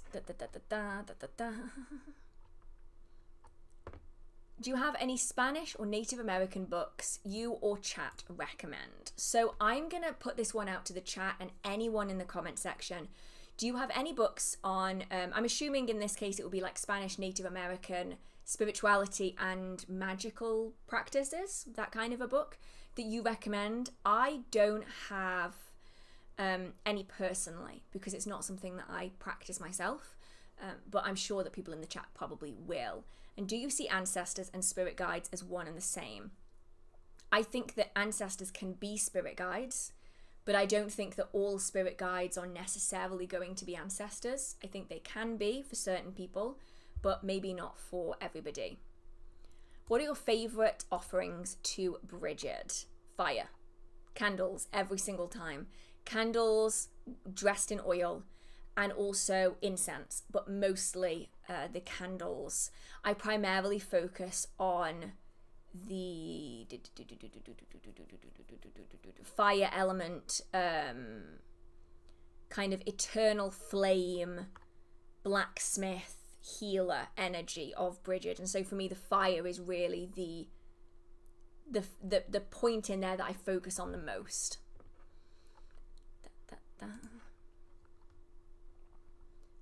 Would you recommend either Earth Power, or Earth, Air, Fire, Water by Cunningham if you're interested in elemental magic, or both? Do I have either of these in my collection? Let me just double check. I'm gonna go and see if I do. Where is it? A, B, C, D, E. Let's have a look. I have one. This one. So I have this. This is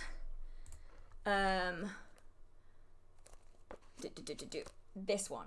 Earth, Air, Fire and Water. Let's have a look-see. Now, I think this has never been opened, by the way. This was a second-hand book that came from somebody's house that has never been opened. Look how stiff those pages are. I'm pulling on that. They're rigid. Oh my goodness. Okay. So the thing to bear in mind with Scott Cunningham is primarily he focuses on Wiccan witchcraft. And so that might not be for everybody. So I only have this one though, so I don't think I've got Earth Power. But let me just double check. So the 4 elements are the ancient powerhouses of magic. Using their energies, we can transform ourselves, our lives, and our worlds. Tap into the marvelous powers of the natural world with these rites, spells, and simple rituals that you can do easily with the minimum of equipment. Includes more than 75 spells, rituals, and ceremonies, detailed instructions for designing your own magical spells, instills a sense of wonder concerning our planet and our lives, and promotes a natural positive practice that anyone can successfully perform. Okay. Magnet magic, banishing. What else have we got? Stone magic. Ooh. Okay. This is interesting. Sand traps, earth power. Different information on the front of different elements. Tools of magic. It actually, it covers visualization. Wait, this is actually pretty good. Okay. Just flicking through this really quickly. Can you hear this crunching? I think this has gotten wet once upon a time. Now, I don't have earth power, or if I do, I can't find it. But this seems like it covers a lot of decent stuff in here. Like, we've got a section on creating your own rituals, sea magic, wishing well magic. That's something you don't see that much actually, is well magic. Mirror magic is in there. What else have we got? Ice magic, snow magic. This looks really interesting. Now, bearing in mind that this is like mostly spells, I do think that this could be interesting though if you want to kind of develop it into your own magical practice. But I don't have earth power. So Joe said that they're both very good. So I think it's going to be a case of whichever one you're most particularly drawn to. But I'm looking forward to reading this one. This one is on my, it's in the spinny wheel of fate. So we'll have to see if that gets pulled anytime soon. Okay. But this one, so Practical Magic Living, have you finished reading Earth Power? If you have, is it more spells or is it more like practice based? Like, is it more spells and rituals or is it more like how-tos? Because if it's more how-tos, then that could actually work really well alongside this one, because this is mainly the spells and rituals. So inside you have can you see this? Like each page, it's like bookbinding rituals. What else have we got in here? The Mirror Fortress.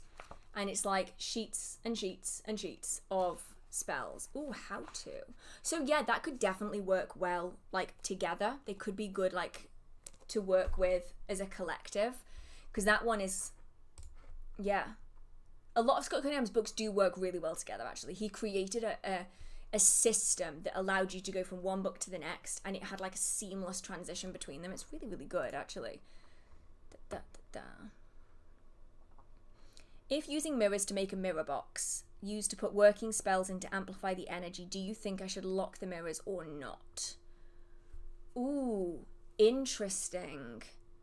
Okay, so...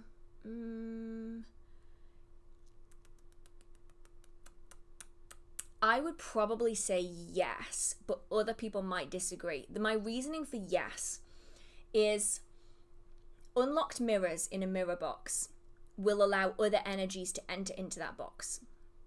And if you don't have control over what those energies are, it could be adding any other type of energy into that spell.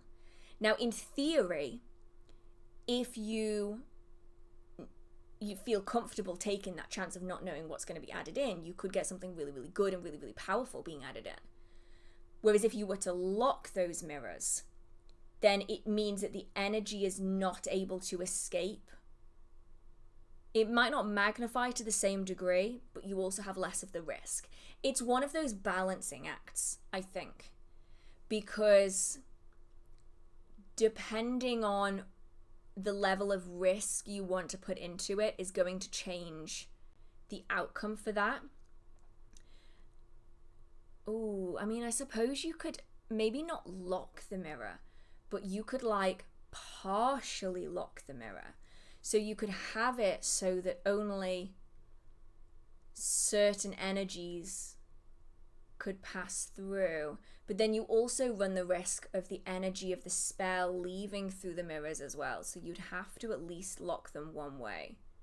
If it were me, I think I would lock the mirrors, because it's far less complicated than having to figure out the not having the energy inside the box leave, but also not knowing the energy that's coming in. So I would probably lock them, but then it would very much also depend on like what the working was for, you know? So let's have a look, see.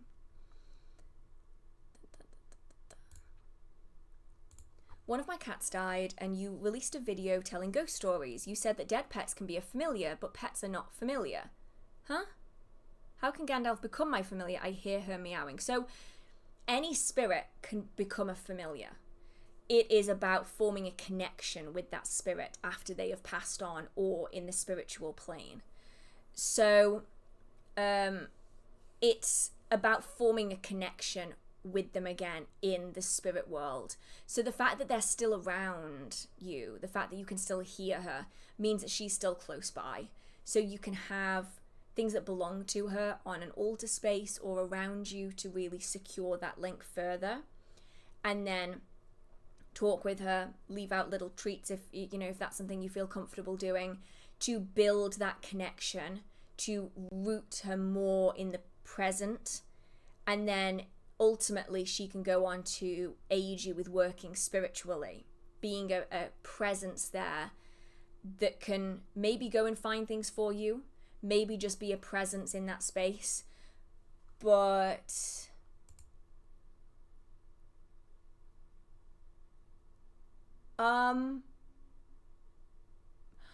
so the stream just disappeared. Okay, can you still hear me? I am really concerned. What the hell just happened? Okay, so the stream is still up, but the stream isn't up. What? What just happened? What is happening? I didn't break anything, I promise. I didn't touch anything. Well, that's a first. That's, we've had the chat jumping. We've had the chat, like, flipping all over the place. And now the stream just vanished. Okay. Okay. Oh, okay, it came back. It came back. It's fine. Okay. No, I can't deal with any more of YouTube's glitches. Oh my goodness, YouTube is acting up again. Of course it is. But yeah, it's about cementing the spirit in your world, and then forming a connection. But before the stream just sort of vanished. I'm very glad. Oh, you know what it's done though? It's just randomized the Q&A.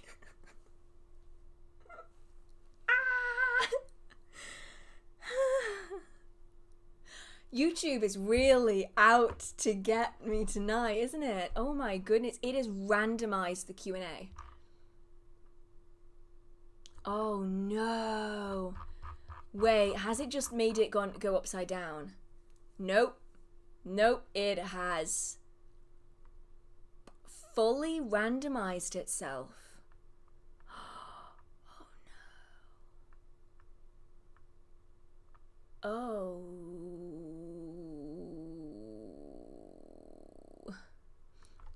Okay, I'm just gonna have to flick through. I'm gonna flick through, and any question that I haven't answered, I'm going to try and answer them as much as I can. Oh yeah, and I forgot to say, because I meant to imply it, but I'm not sure if I actually managed to imply it. I'm really sorry about you losing your cat. Like, this is the one thing I have with having pets, is I really want to get a dog. I really want to get a dog. I'm so scared of losing them. And I can't imagine the heartbreak of losing them, but then also having that ability to still sense them around has got to be really, really incredible. So I hope that you can find a way of working with this further to really cement her into place. And also, Gandalf has got to be the cutest name ever. Like, has to be the cutest name ever. Just incredible. Dogs are fun. Yes, I'm trying to get everything sorted so that I can get a little pet, because I've never had a pet before. Like, never had my own pet. So like, I really want some company. That would be really cute. Right. So this is one that I don't remember seeing. So I'm going to answer this one and then I'll keep going. So what do you do if you have a book but only need one chapter from it? Do you just read that chapter, or do you finish the whole book? And would you still purchase a book if you only needed one chapter? So I think my situation is maybe different from other people's. Oh my goodness, she was a grey cat. Gandalf the Grey. Oh my god, that's so cute. Okay, anyway, I'm so sorry. Tangent. Because obviously when I'm reading books, I then have to like talk about that book. Well, I don't have to, but I do want to be able to then talk about that book. So I will typically always read the whole book of any book that I am reading for that purpose. But if I'm just referencing, then I will just go to that one chapter and I'll just read that one chapter. I don't think, though, that you really need to be buying a book for that one chapter, because it's quite likely that that same chapter has been reproduced in other books. And that's where libraries can be really useful, if it's available in a library or if it's available in a digital format, because then you don't have to get the entire book.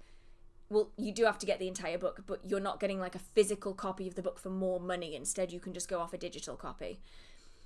Yeah, I can't. The pet. I'm already sad about my potential pet dying, which seems so silly because like I don't have a pet right now, but I'm already sad about them not being around anymore.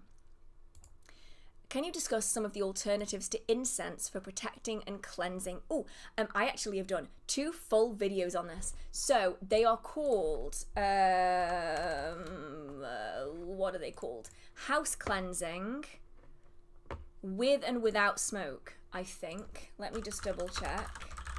So I have one called house cleansing without smoke, and then I'm assuming that I have one called with smoke. Yeah, so I've got how to house cleanse with smoke, and then I've got house cleansing without smoke. And you can apply everything in them, I think, to any kind of cleansing and protection style of practice with just a little bit of adaptation. Now, I'm seeing this one now, so I'm going to respond to it now before it disappears. Do you think we can receive messages through our dreams? Yes. And that's why it's so useful to keep a dream journal. And that way you know what to expect as being normal for your dreams and the things that are different that you need to be taking note of. Right. I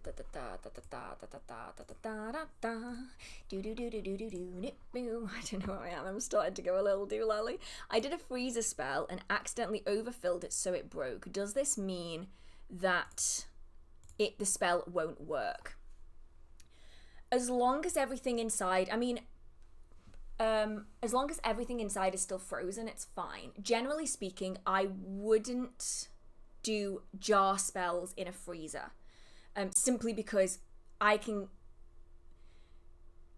almost guarantee that this will happen to more people than just, it's probably not just because the jar was overfull. A lot of people will have this happen to, because jars with water inside and the freezer don't go particularly well together. So this one I don't think it's going to be your fault in this situation. So typically I would put them in like a freezer bag. Like, just do what you would with a jar basically, but stick it inside a bag and it won't break on you, and it's just way less mess to clean up. But as long as everything is still frozen, it should be fine, because the whole point of it is just to kind of freeze that situation temporarily. So as long as everything is still frozen, totally fine. But obviously it just makes it more difficult and messier when it comes to the thaw out process. So it could be worth just switching it into a little bag instead, just so that when you then thaw it out at a later point, it's not going to make a mess. But yeah, it happens so often with freezer spells in jars. They have a tendency to go and break the glass.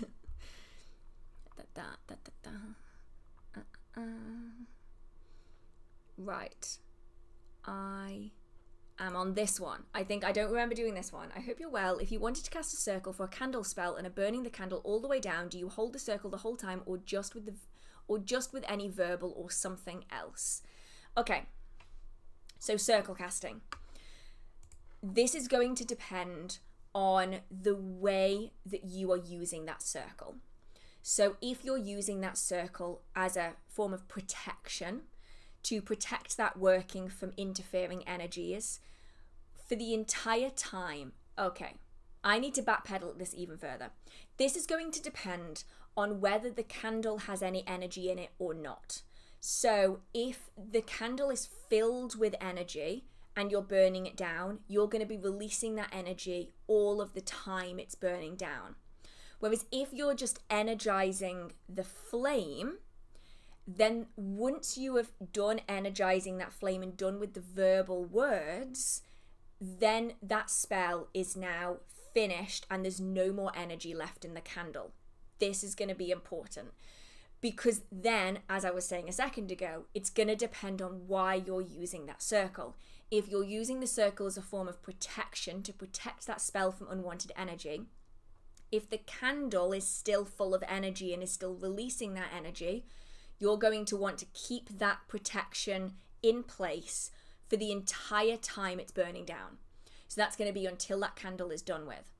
However, if you've only put energy in as you're saying the words to the flame, and you're using it as a representation of the fire element, a focal point for that working rather than a vessel for that working, then once you're done energizing that flame, that is then gone. And then that candle doesn't contain any unnecessary energy, and so you don't need to continue protecting that candle.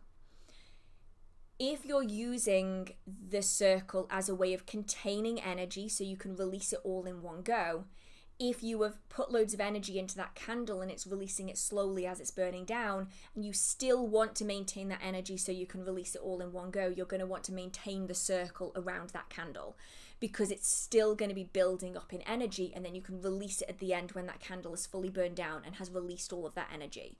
Alternatively, if you're only using the flame and you're not actually filling the candle with any energy, once you're done with the verbal aspect of that spell, your spell is then done and you can release that circle to release all of that energy. Ultimately, it depends on whether that candle is full of energy or not, and also why you're using the circle. So I hope that answered the question. Fingers crossed, anyway. Right.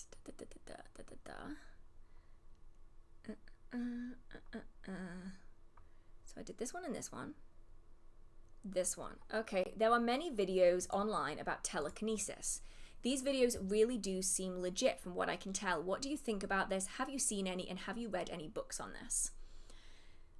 So there's a lot of videos out there, and I am not entirely certain on what I believe in regard to this.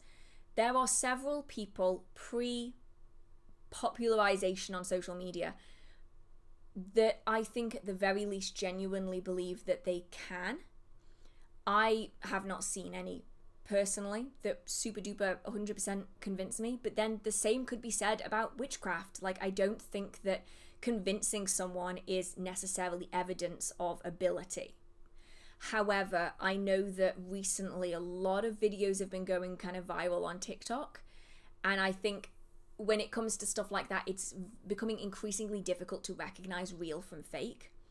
And so I do find it a little bit tricky on social media to believe things, because the idea of seeing is believing doesn't apply when there's Facetune that you can do on videos.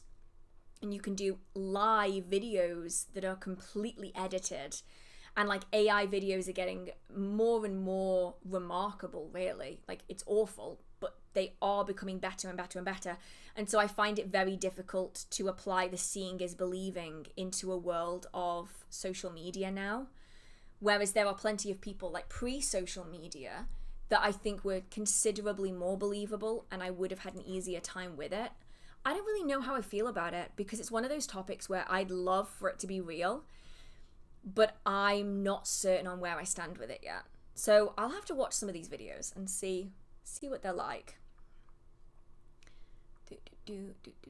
How would you recommend a beginner start their Grimoire or Book of Shadows, and do you need one? So in this instance, it would be more akin to a Book of Shadows, especially as a beginner. Mostly because I don't think you're going to want that published in any way. I mean, it would be interesting actually to see like people's beginner Books of Shadows. That would be cool. And generally it's just a case of writing down the things that you think are going to be important, sigils that you have made, spells that you've done, the things that you've learned, techniques you want to maintain, those kind of things. Essentially treat it like a magical journal more than, say, a fancy, formal, perfectly written Book of Shadows. I actually have an entire video on Books of Shadows. Let me actually see if I can find it.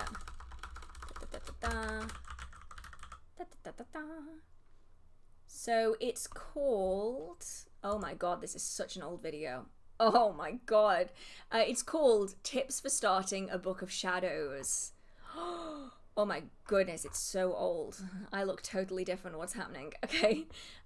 So yeah, that's kind of got my tips for the way I went through the process. Let's have a look. See, I'm somewhere around here. Maybe? Am I? Oh no! Ooh, I'm kind of new to the craft. Though I just bought The Crooked Path by Keldon, can you recommend a good follow-up read with a different approach so I can keep my reading diverse? So if we're talking, say, like, so obviously like The Crooked Path is very traditional witchcraft-esque. I have an entire video on the beginner witchcraft books. What is it actually called? Let me have a look. That kind of come at it from, so it's called Beginner Witchcraft Books, Traditional Witchcraft, Ceremonial Magic, and Modern Witchcraft. That goes into like my whys of like why I've chosen those, but they do come at it from three quite different approaches. The ones that I would mainly focus on were The Crooked Path. I think that one's really good for traditional witchcraft.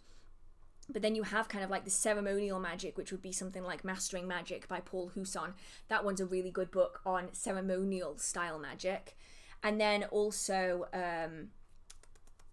Psychic Witch by Matt Oren and Practical Solitary Magic by Nancy B. Watson. But that video contains all of the whys and the information on the book so that hopefully you'd be able to make a decision that's most applicable to you. Obviously, though, these are more, they are coming at a different style of witchcraft. If we're wanting something that's a little bit more traditional witchcraft along a similar vein to the Crooked Path, then you're looking at somebody else's tradition. So that could be traditional witchcraft. A Cornish Book of Ways by Gemma Gary is really good. The Devil's Plantation, that talks about a different form of traditional witchcraft. There's loads of different forms of traditional witchcraft out there, like even Besom, Stang and Sword is a different tradition in itself, though I do prefer traditional witchcraft by Gemma Gary personally. But for beginners, Besom, Stang and Sword is maybe a little bit better. But they're just kind of different approaches to a similar style of practice of traditional witchcraft, whereas Paul Husson is more ceremonial magic, and Nancy Watson with the practical solitary magic, and then Matt Oren with psychic witch are a little bit more on that modern approach to witchcraft, less ceremonial, a little bit more free flowing, more energy based than the more traditional ritual styles of magic. Okay, where am I? I'm somewhere. I don't want to miss out on anybody's question. I feel so bad because it jumped. I've been told as a Brazilian, born and raised, I cannot worship Brigid. It's the only faith that called to me, and I haven't found anything else like it. Opinions? Well, if you're being particularly called out to, Brigid is a deity and a saint that is found in many different versions and forms. And even herself, she's found in 3 different forms. She's a triple aspect goddess. She has a lot of variety and a lot of diversity, and she's found her way across the world in many forms. We have like the traditional kind of Celtic goddess Brigid, but then we also have Saint Brigid. And I think that if she's calling out to you, I don't see any reason why. I mean, I am obviously not like the one voice on this topic, obviously. Like, I would never ever want to be considered that anyway. But I think if she's reaching out to you in that regard, and it's something that really calls out to you, there's no harm in just reaching back and seeing what comes from that, because it might come to absolutely nothing, but also you might find that you have a phenomenal relationship there. And I think it's up to both you and the goddess to make a decision as to whether or not that is suitable for you and for her as individuals. I don't think that anybody outside of that can really determine that. So I would say reach out and see what happens. You know, I'm sure you've done lots of research on the mythology and the lore and the legends and all of that kind of stuff. But if it's really calling to you, then it's worth seeing where that could take you. If you hear an animal, a horse, twice outside and know there is no one outside, you looked, could it be a spirit? Yes, definitely. And there's many, many cases of horses coming back in spirit form, whether that is with their riders or without. Commonly, horses that were used in war. So it could be worth looking at where you live to see if there was any kind of horse-related battle going on here, because you may well find that it is kind of an echo of that. Let's have a look-see.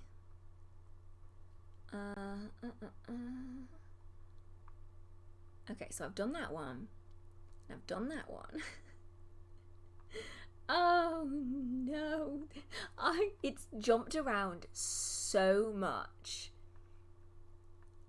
I think it's actually jumped in like sections, I think, because I recognize some of these being in this order, and then I'll get to some where all of a sudden I don't recognize anything at all. Like, there's the railroad spike one. I've definitely done that one. And that's the cryptids one. I've definitely done that one.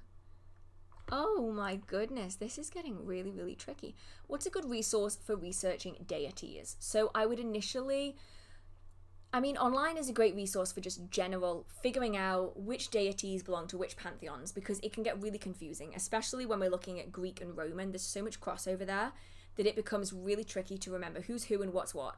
So I think generally speaking, online for just like basic cursory searches is a really good place to start. Beyond that, if you want like really good information on deities, it's about looking into the mythology and the legends of a particular location. So, for instance, if you want to learn more about Welsh deities and Welsh figures and archetypes, you might want to look into reading the Mabinogion.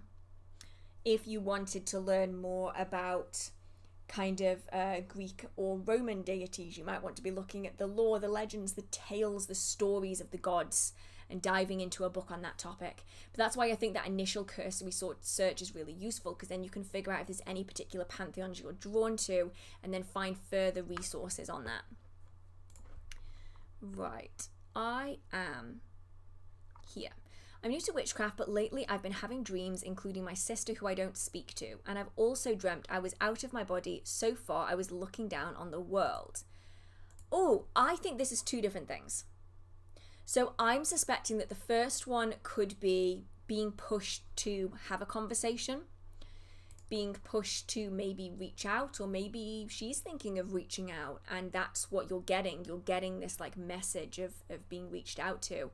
I think the second half of it, though, could very well be an out-of-body experience.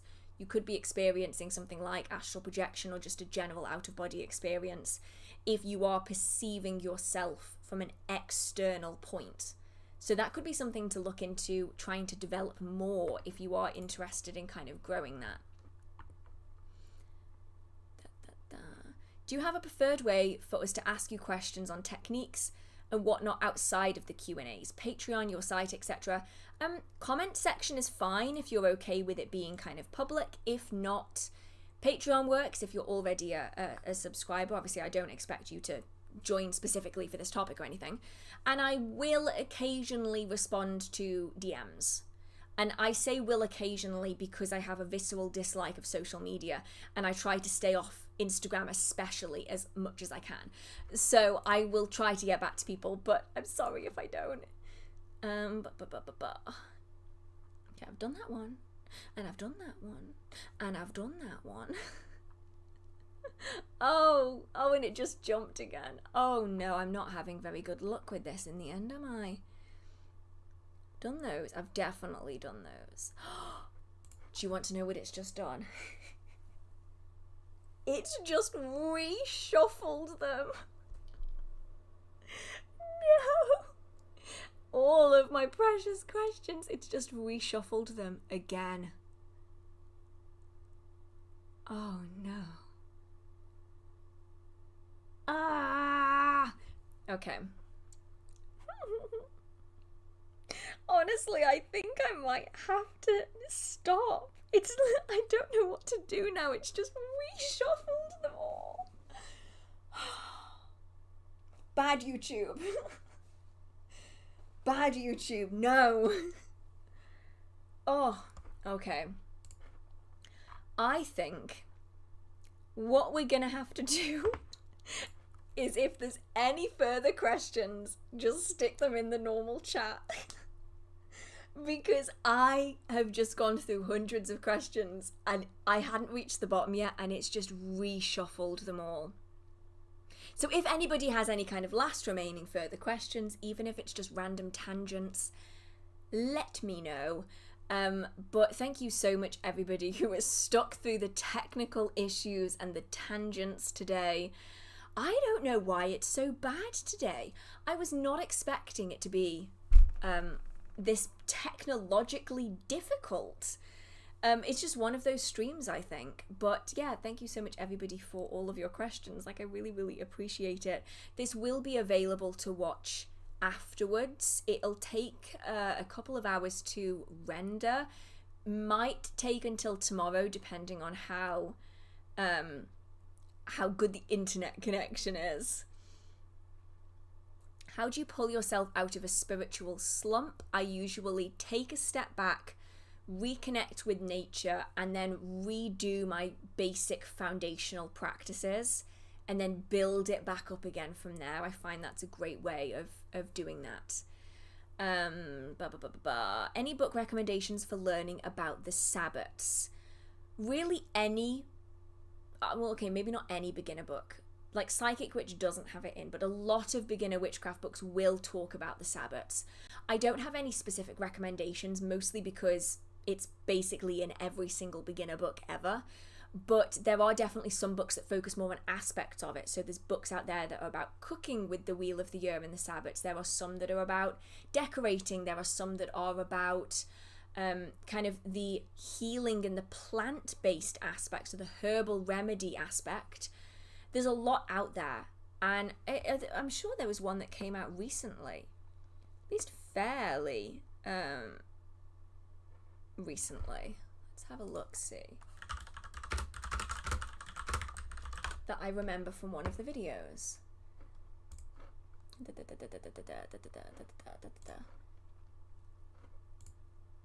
Oh, so the ones that I think are quite interesting if you want in-depth are the Llewellyn ones. So there's an entire set of them. I only have two of them. But they do, the Llewellyn Sabbat series goes through every one of the Sabbats with the lore, the mythology, the way it used to be practiced in history, the way it's practiced today. So actually, scrap what I just said. Because while there is information on all of the Sabbats in beginner books, they go specifically into it. Yeah, I just Googled Wheel of the Year books and saw the edges of them, and I'm like, oh my god, how did I forget that they existed? They are really good. I've got the Yule one, and I don't know why closing my eyes is going to help me think. Yule and Litha, I think, are the two that I've got. Really enjoyable, very in-depth books. I would recommend getting them out of season because the price will go up the closer to the Sabbat that you get.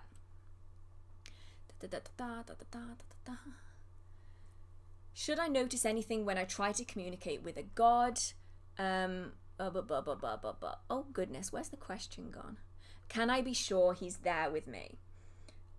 You might notice a change in air pressure, a change in sound, like it might sound slightly different, louder, quieter, something might shift, ringing in the ears. You might notice different fragrances. Did I already say that? I'm not sure if I already said that. You can have, if you have a candle going, you might find that the candle starts flickering aggressively, whereas it didn't before. Or if the candle was flicking aggressively, it might suddenly go deathly still. You might notice animals start engaging differently. There's usually signs there. It's just how it's going to come through to you is probably going to build up over time. It's not a hard stream without at least one technical difficulty. Oh, I know. It's crazy, isn't it? I visited a museum which used to be a very sad place during the war. I wasn't able to sense anything spiritual, even though so many people passed there tragically. How can I improve my abilities? So, I know I've mentioned it so many times today. Something like the book Psychic, which does contain like techniques for developing, but it's often about being open and being aware. And also in this instance, I think there's also a point to be made that just because a lot of people died there doesn't mean that they're still there. Like, a lot of the time, they may well still be in the physical plane, but they would possibly be with their families. They might be with people that matter to them or somewhere that mattered to them. And also, there's no guarantee. It's a little bit like graveyards, I suppose. While there's a lot of sadness there, a lot of the people that are in the graveyard aren't actually there anymore. They're elsewhere.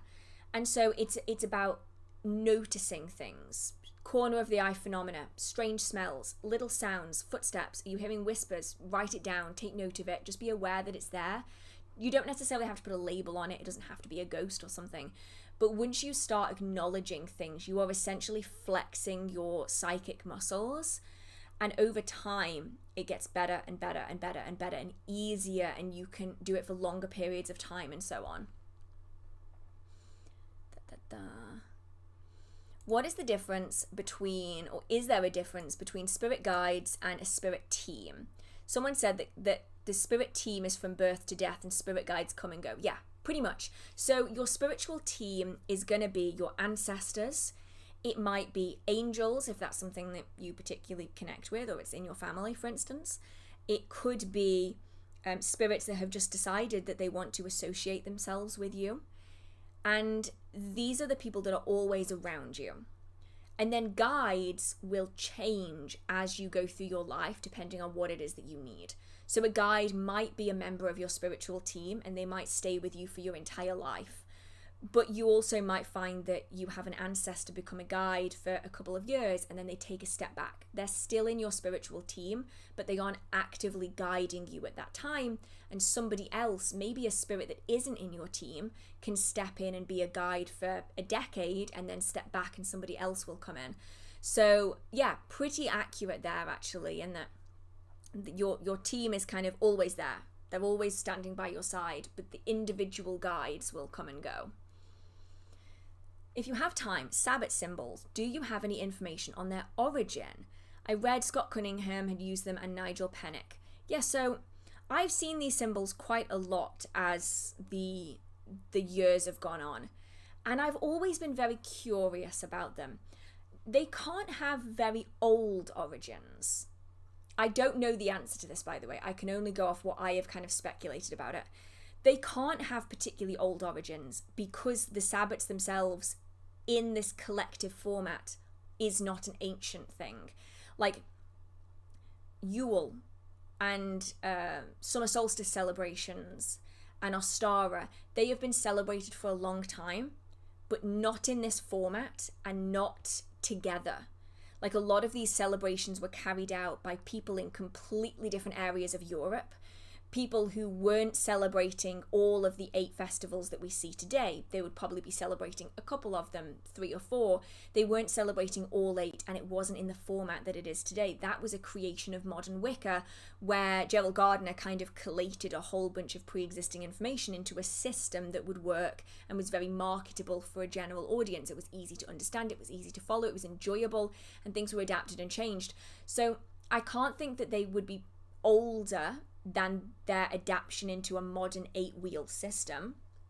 And I suspect that they are probably based on, say, like how we have the symbols for the different planets. I suspect that it was probably done in a similar way, where the different markings will represent different aspects of that Sabbath season. But it's something I definitely need to be going into again and like trying to deep dive into it, because like there's got to be some reason behind it. Do you know what I mean? Like, there's no way there's no reason behind it. They must have chosen the things specifically for that purpose. Oh, thank you so much. Very happy Mondays. Thank you so much. I'm glad that you enjoy the streams. Right, let's have a look-see. Have you seen the Sinners movie? It's not really a horror movie, but it has a lot of folklore magic of the American states, the southern ones. I haven't actually. I have not watched a movie in months, and then I've watched like 3 movies in 3 days. Well, I went to see the new Mission Impossible film, and therefore I had to see the first part of the Dead Reckoning Part 1, because otherwise I would have no idea what's going on. And then last night I decided to watch Notting Hill for the first time. Can't believe I missed that one. So maybe this will end up on my list of things I need to watch, because I go like months without watching a movie, and now I've watched like 3 in 2 days. So I really need to like find some good movies to watch, and maybe this will be one of them. If someone is in the ancestors, does that mean that they can't cross over? It depends. There's so many belief systems that surround it. I mean, one of the most popular among kind of spiritual communities is the idea that there's 3 souls. So one is reincarnated, one becomes ancestors, and the other continues to roam around. And that's how we have an explanation for the ghosts that we see, the ancestors that we experience, and the reincarnation that we believe occurs. Well, some people believe occurs. You know, this isn't like a unified belief system that everybody has, but the idea that that there's multiple aspects of us, like it all combines into one individual, and the spark of life that creates who you are as a person, that goes on into the next life. So that's why you have a different personality in the next life. That spark of life is still the same, but you might be a different person with different interests, different goals, different dreams. The person that makes you who you are personality-wise, the echo of you that's remaining of fundamentally who you are, stays behind as a ghost and is present among the people and the places that were important to you. And then the part of your soul that is connected to all of the people you've met and the lives that have shaped you and that you have shaped goes on to be with the ancestors. And it's that idea that we are one unified thing in this life that then splits off, which I find really interesting. Like the idea that there's one part of us that like keeps searching for improvement in who they are until they get to a point where they no longer need to anymore, and then they would go to a place that is considered akin to like heaven or Summerland or this eternal haven, you know. There's lots of theories kind of thrown out, and obviously no one has like any idea as to what's accurate or not, though a lot of people like to say that whichever one they prescribe is the correct one. I think that there's lots of options out there, but that's kind of one that I hear floating around a lot as an option for something like this. Right. Is that all of them? Let me just double check. Yeah, YouTube is telling you to go and rest. Honestly, it probably is. I think that's all of them. So, thank you. Oh, here we go. Taking all of that into consideration, how is past life regression possible? Well, it would be the same principle, because if a part of you goes on to be somebody else, it is still linked to everything that came before. And this is why children can often remember past lives and then they start forgetting them, because the link is closer when they're young children than when you're an adult. And the past life regression shortens the link, so it's like you were a child, so it's easier for you to remember the things that came before.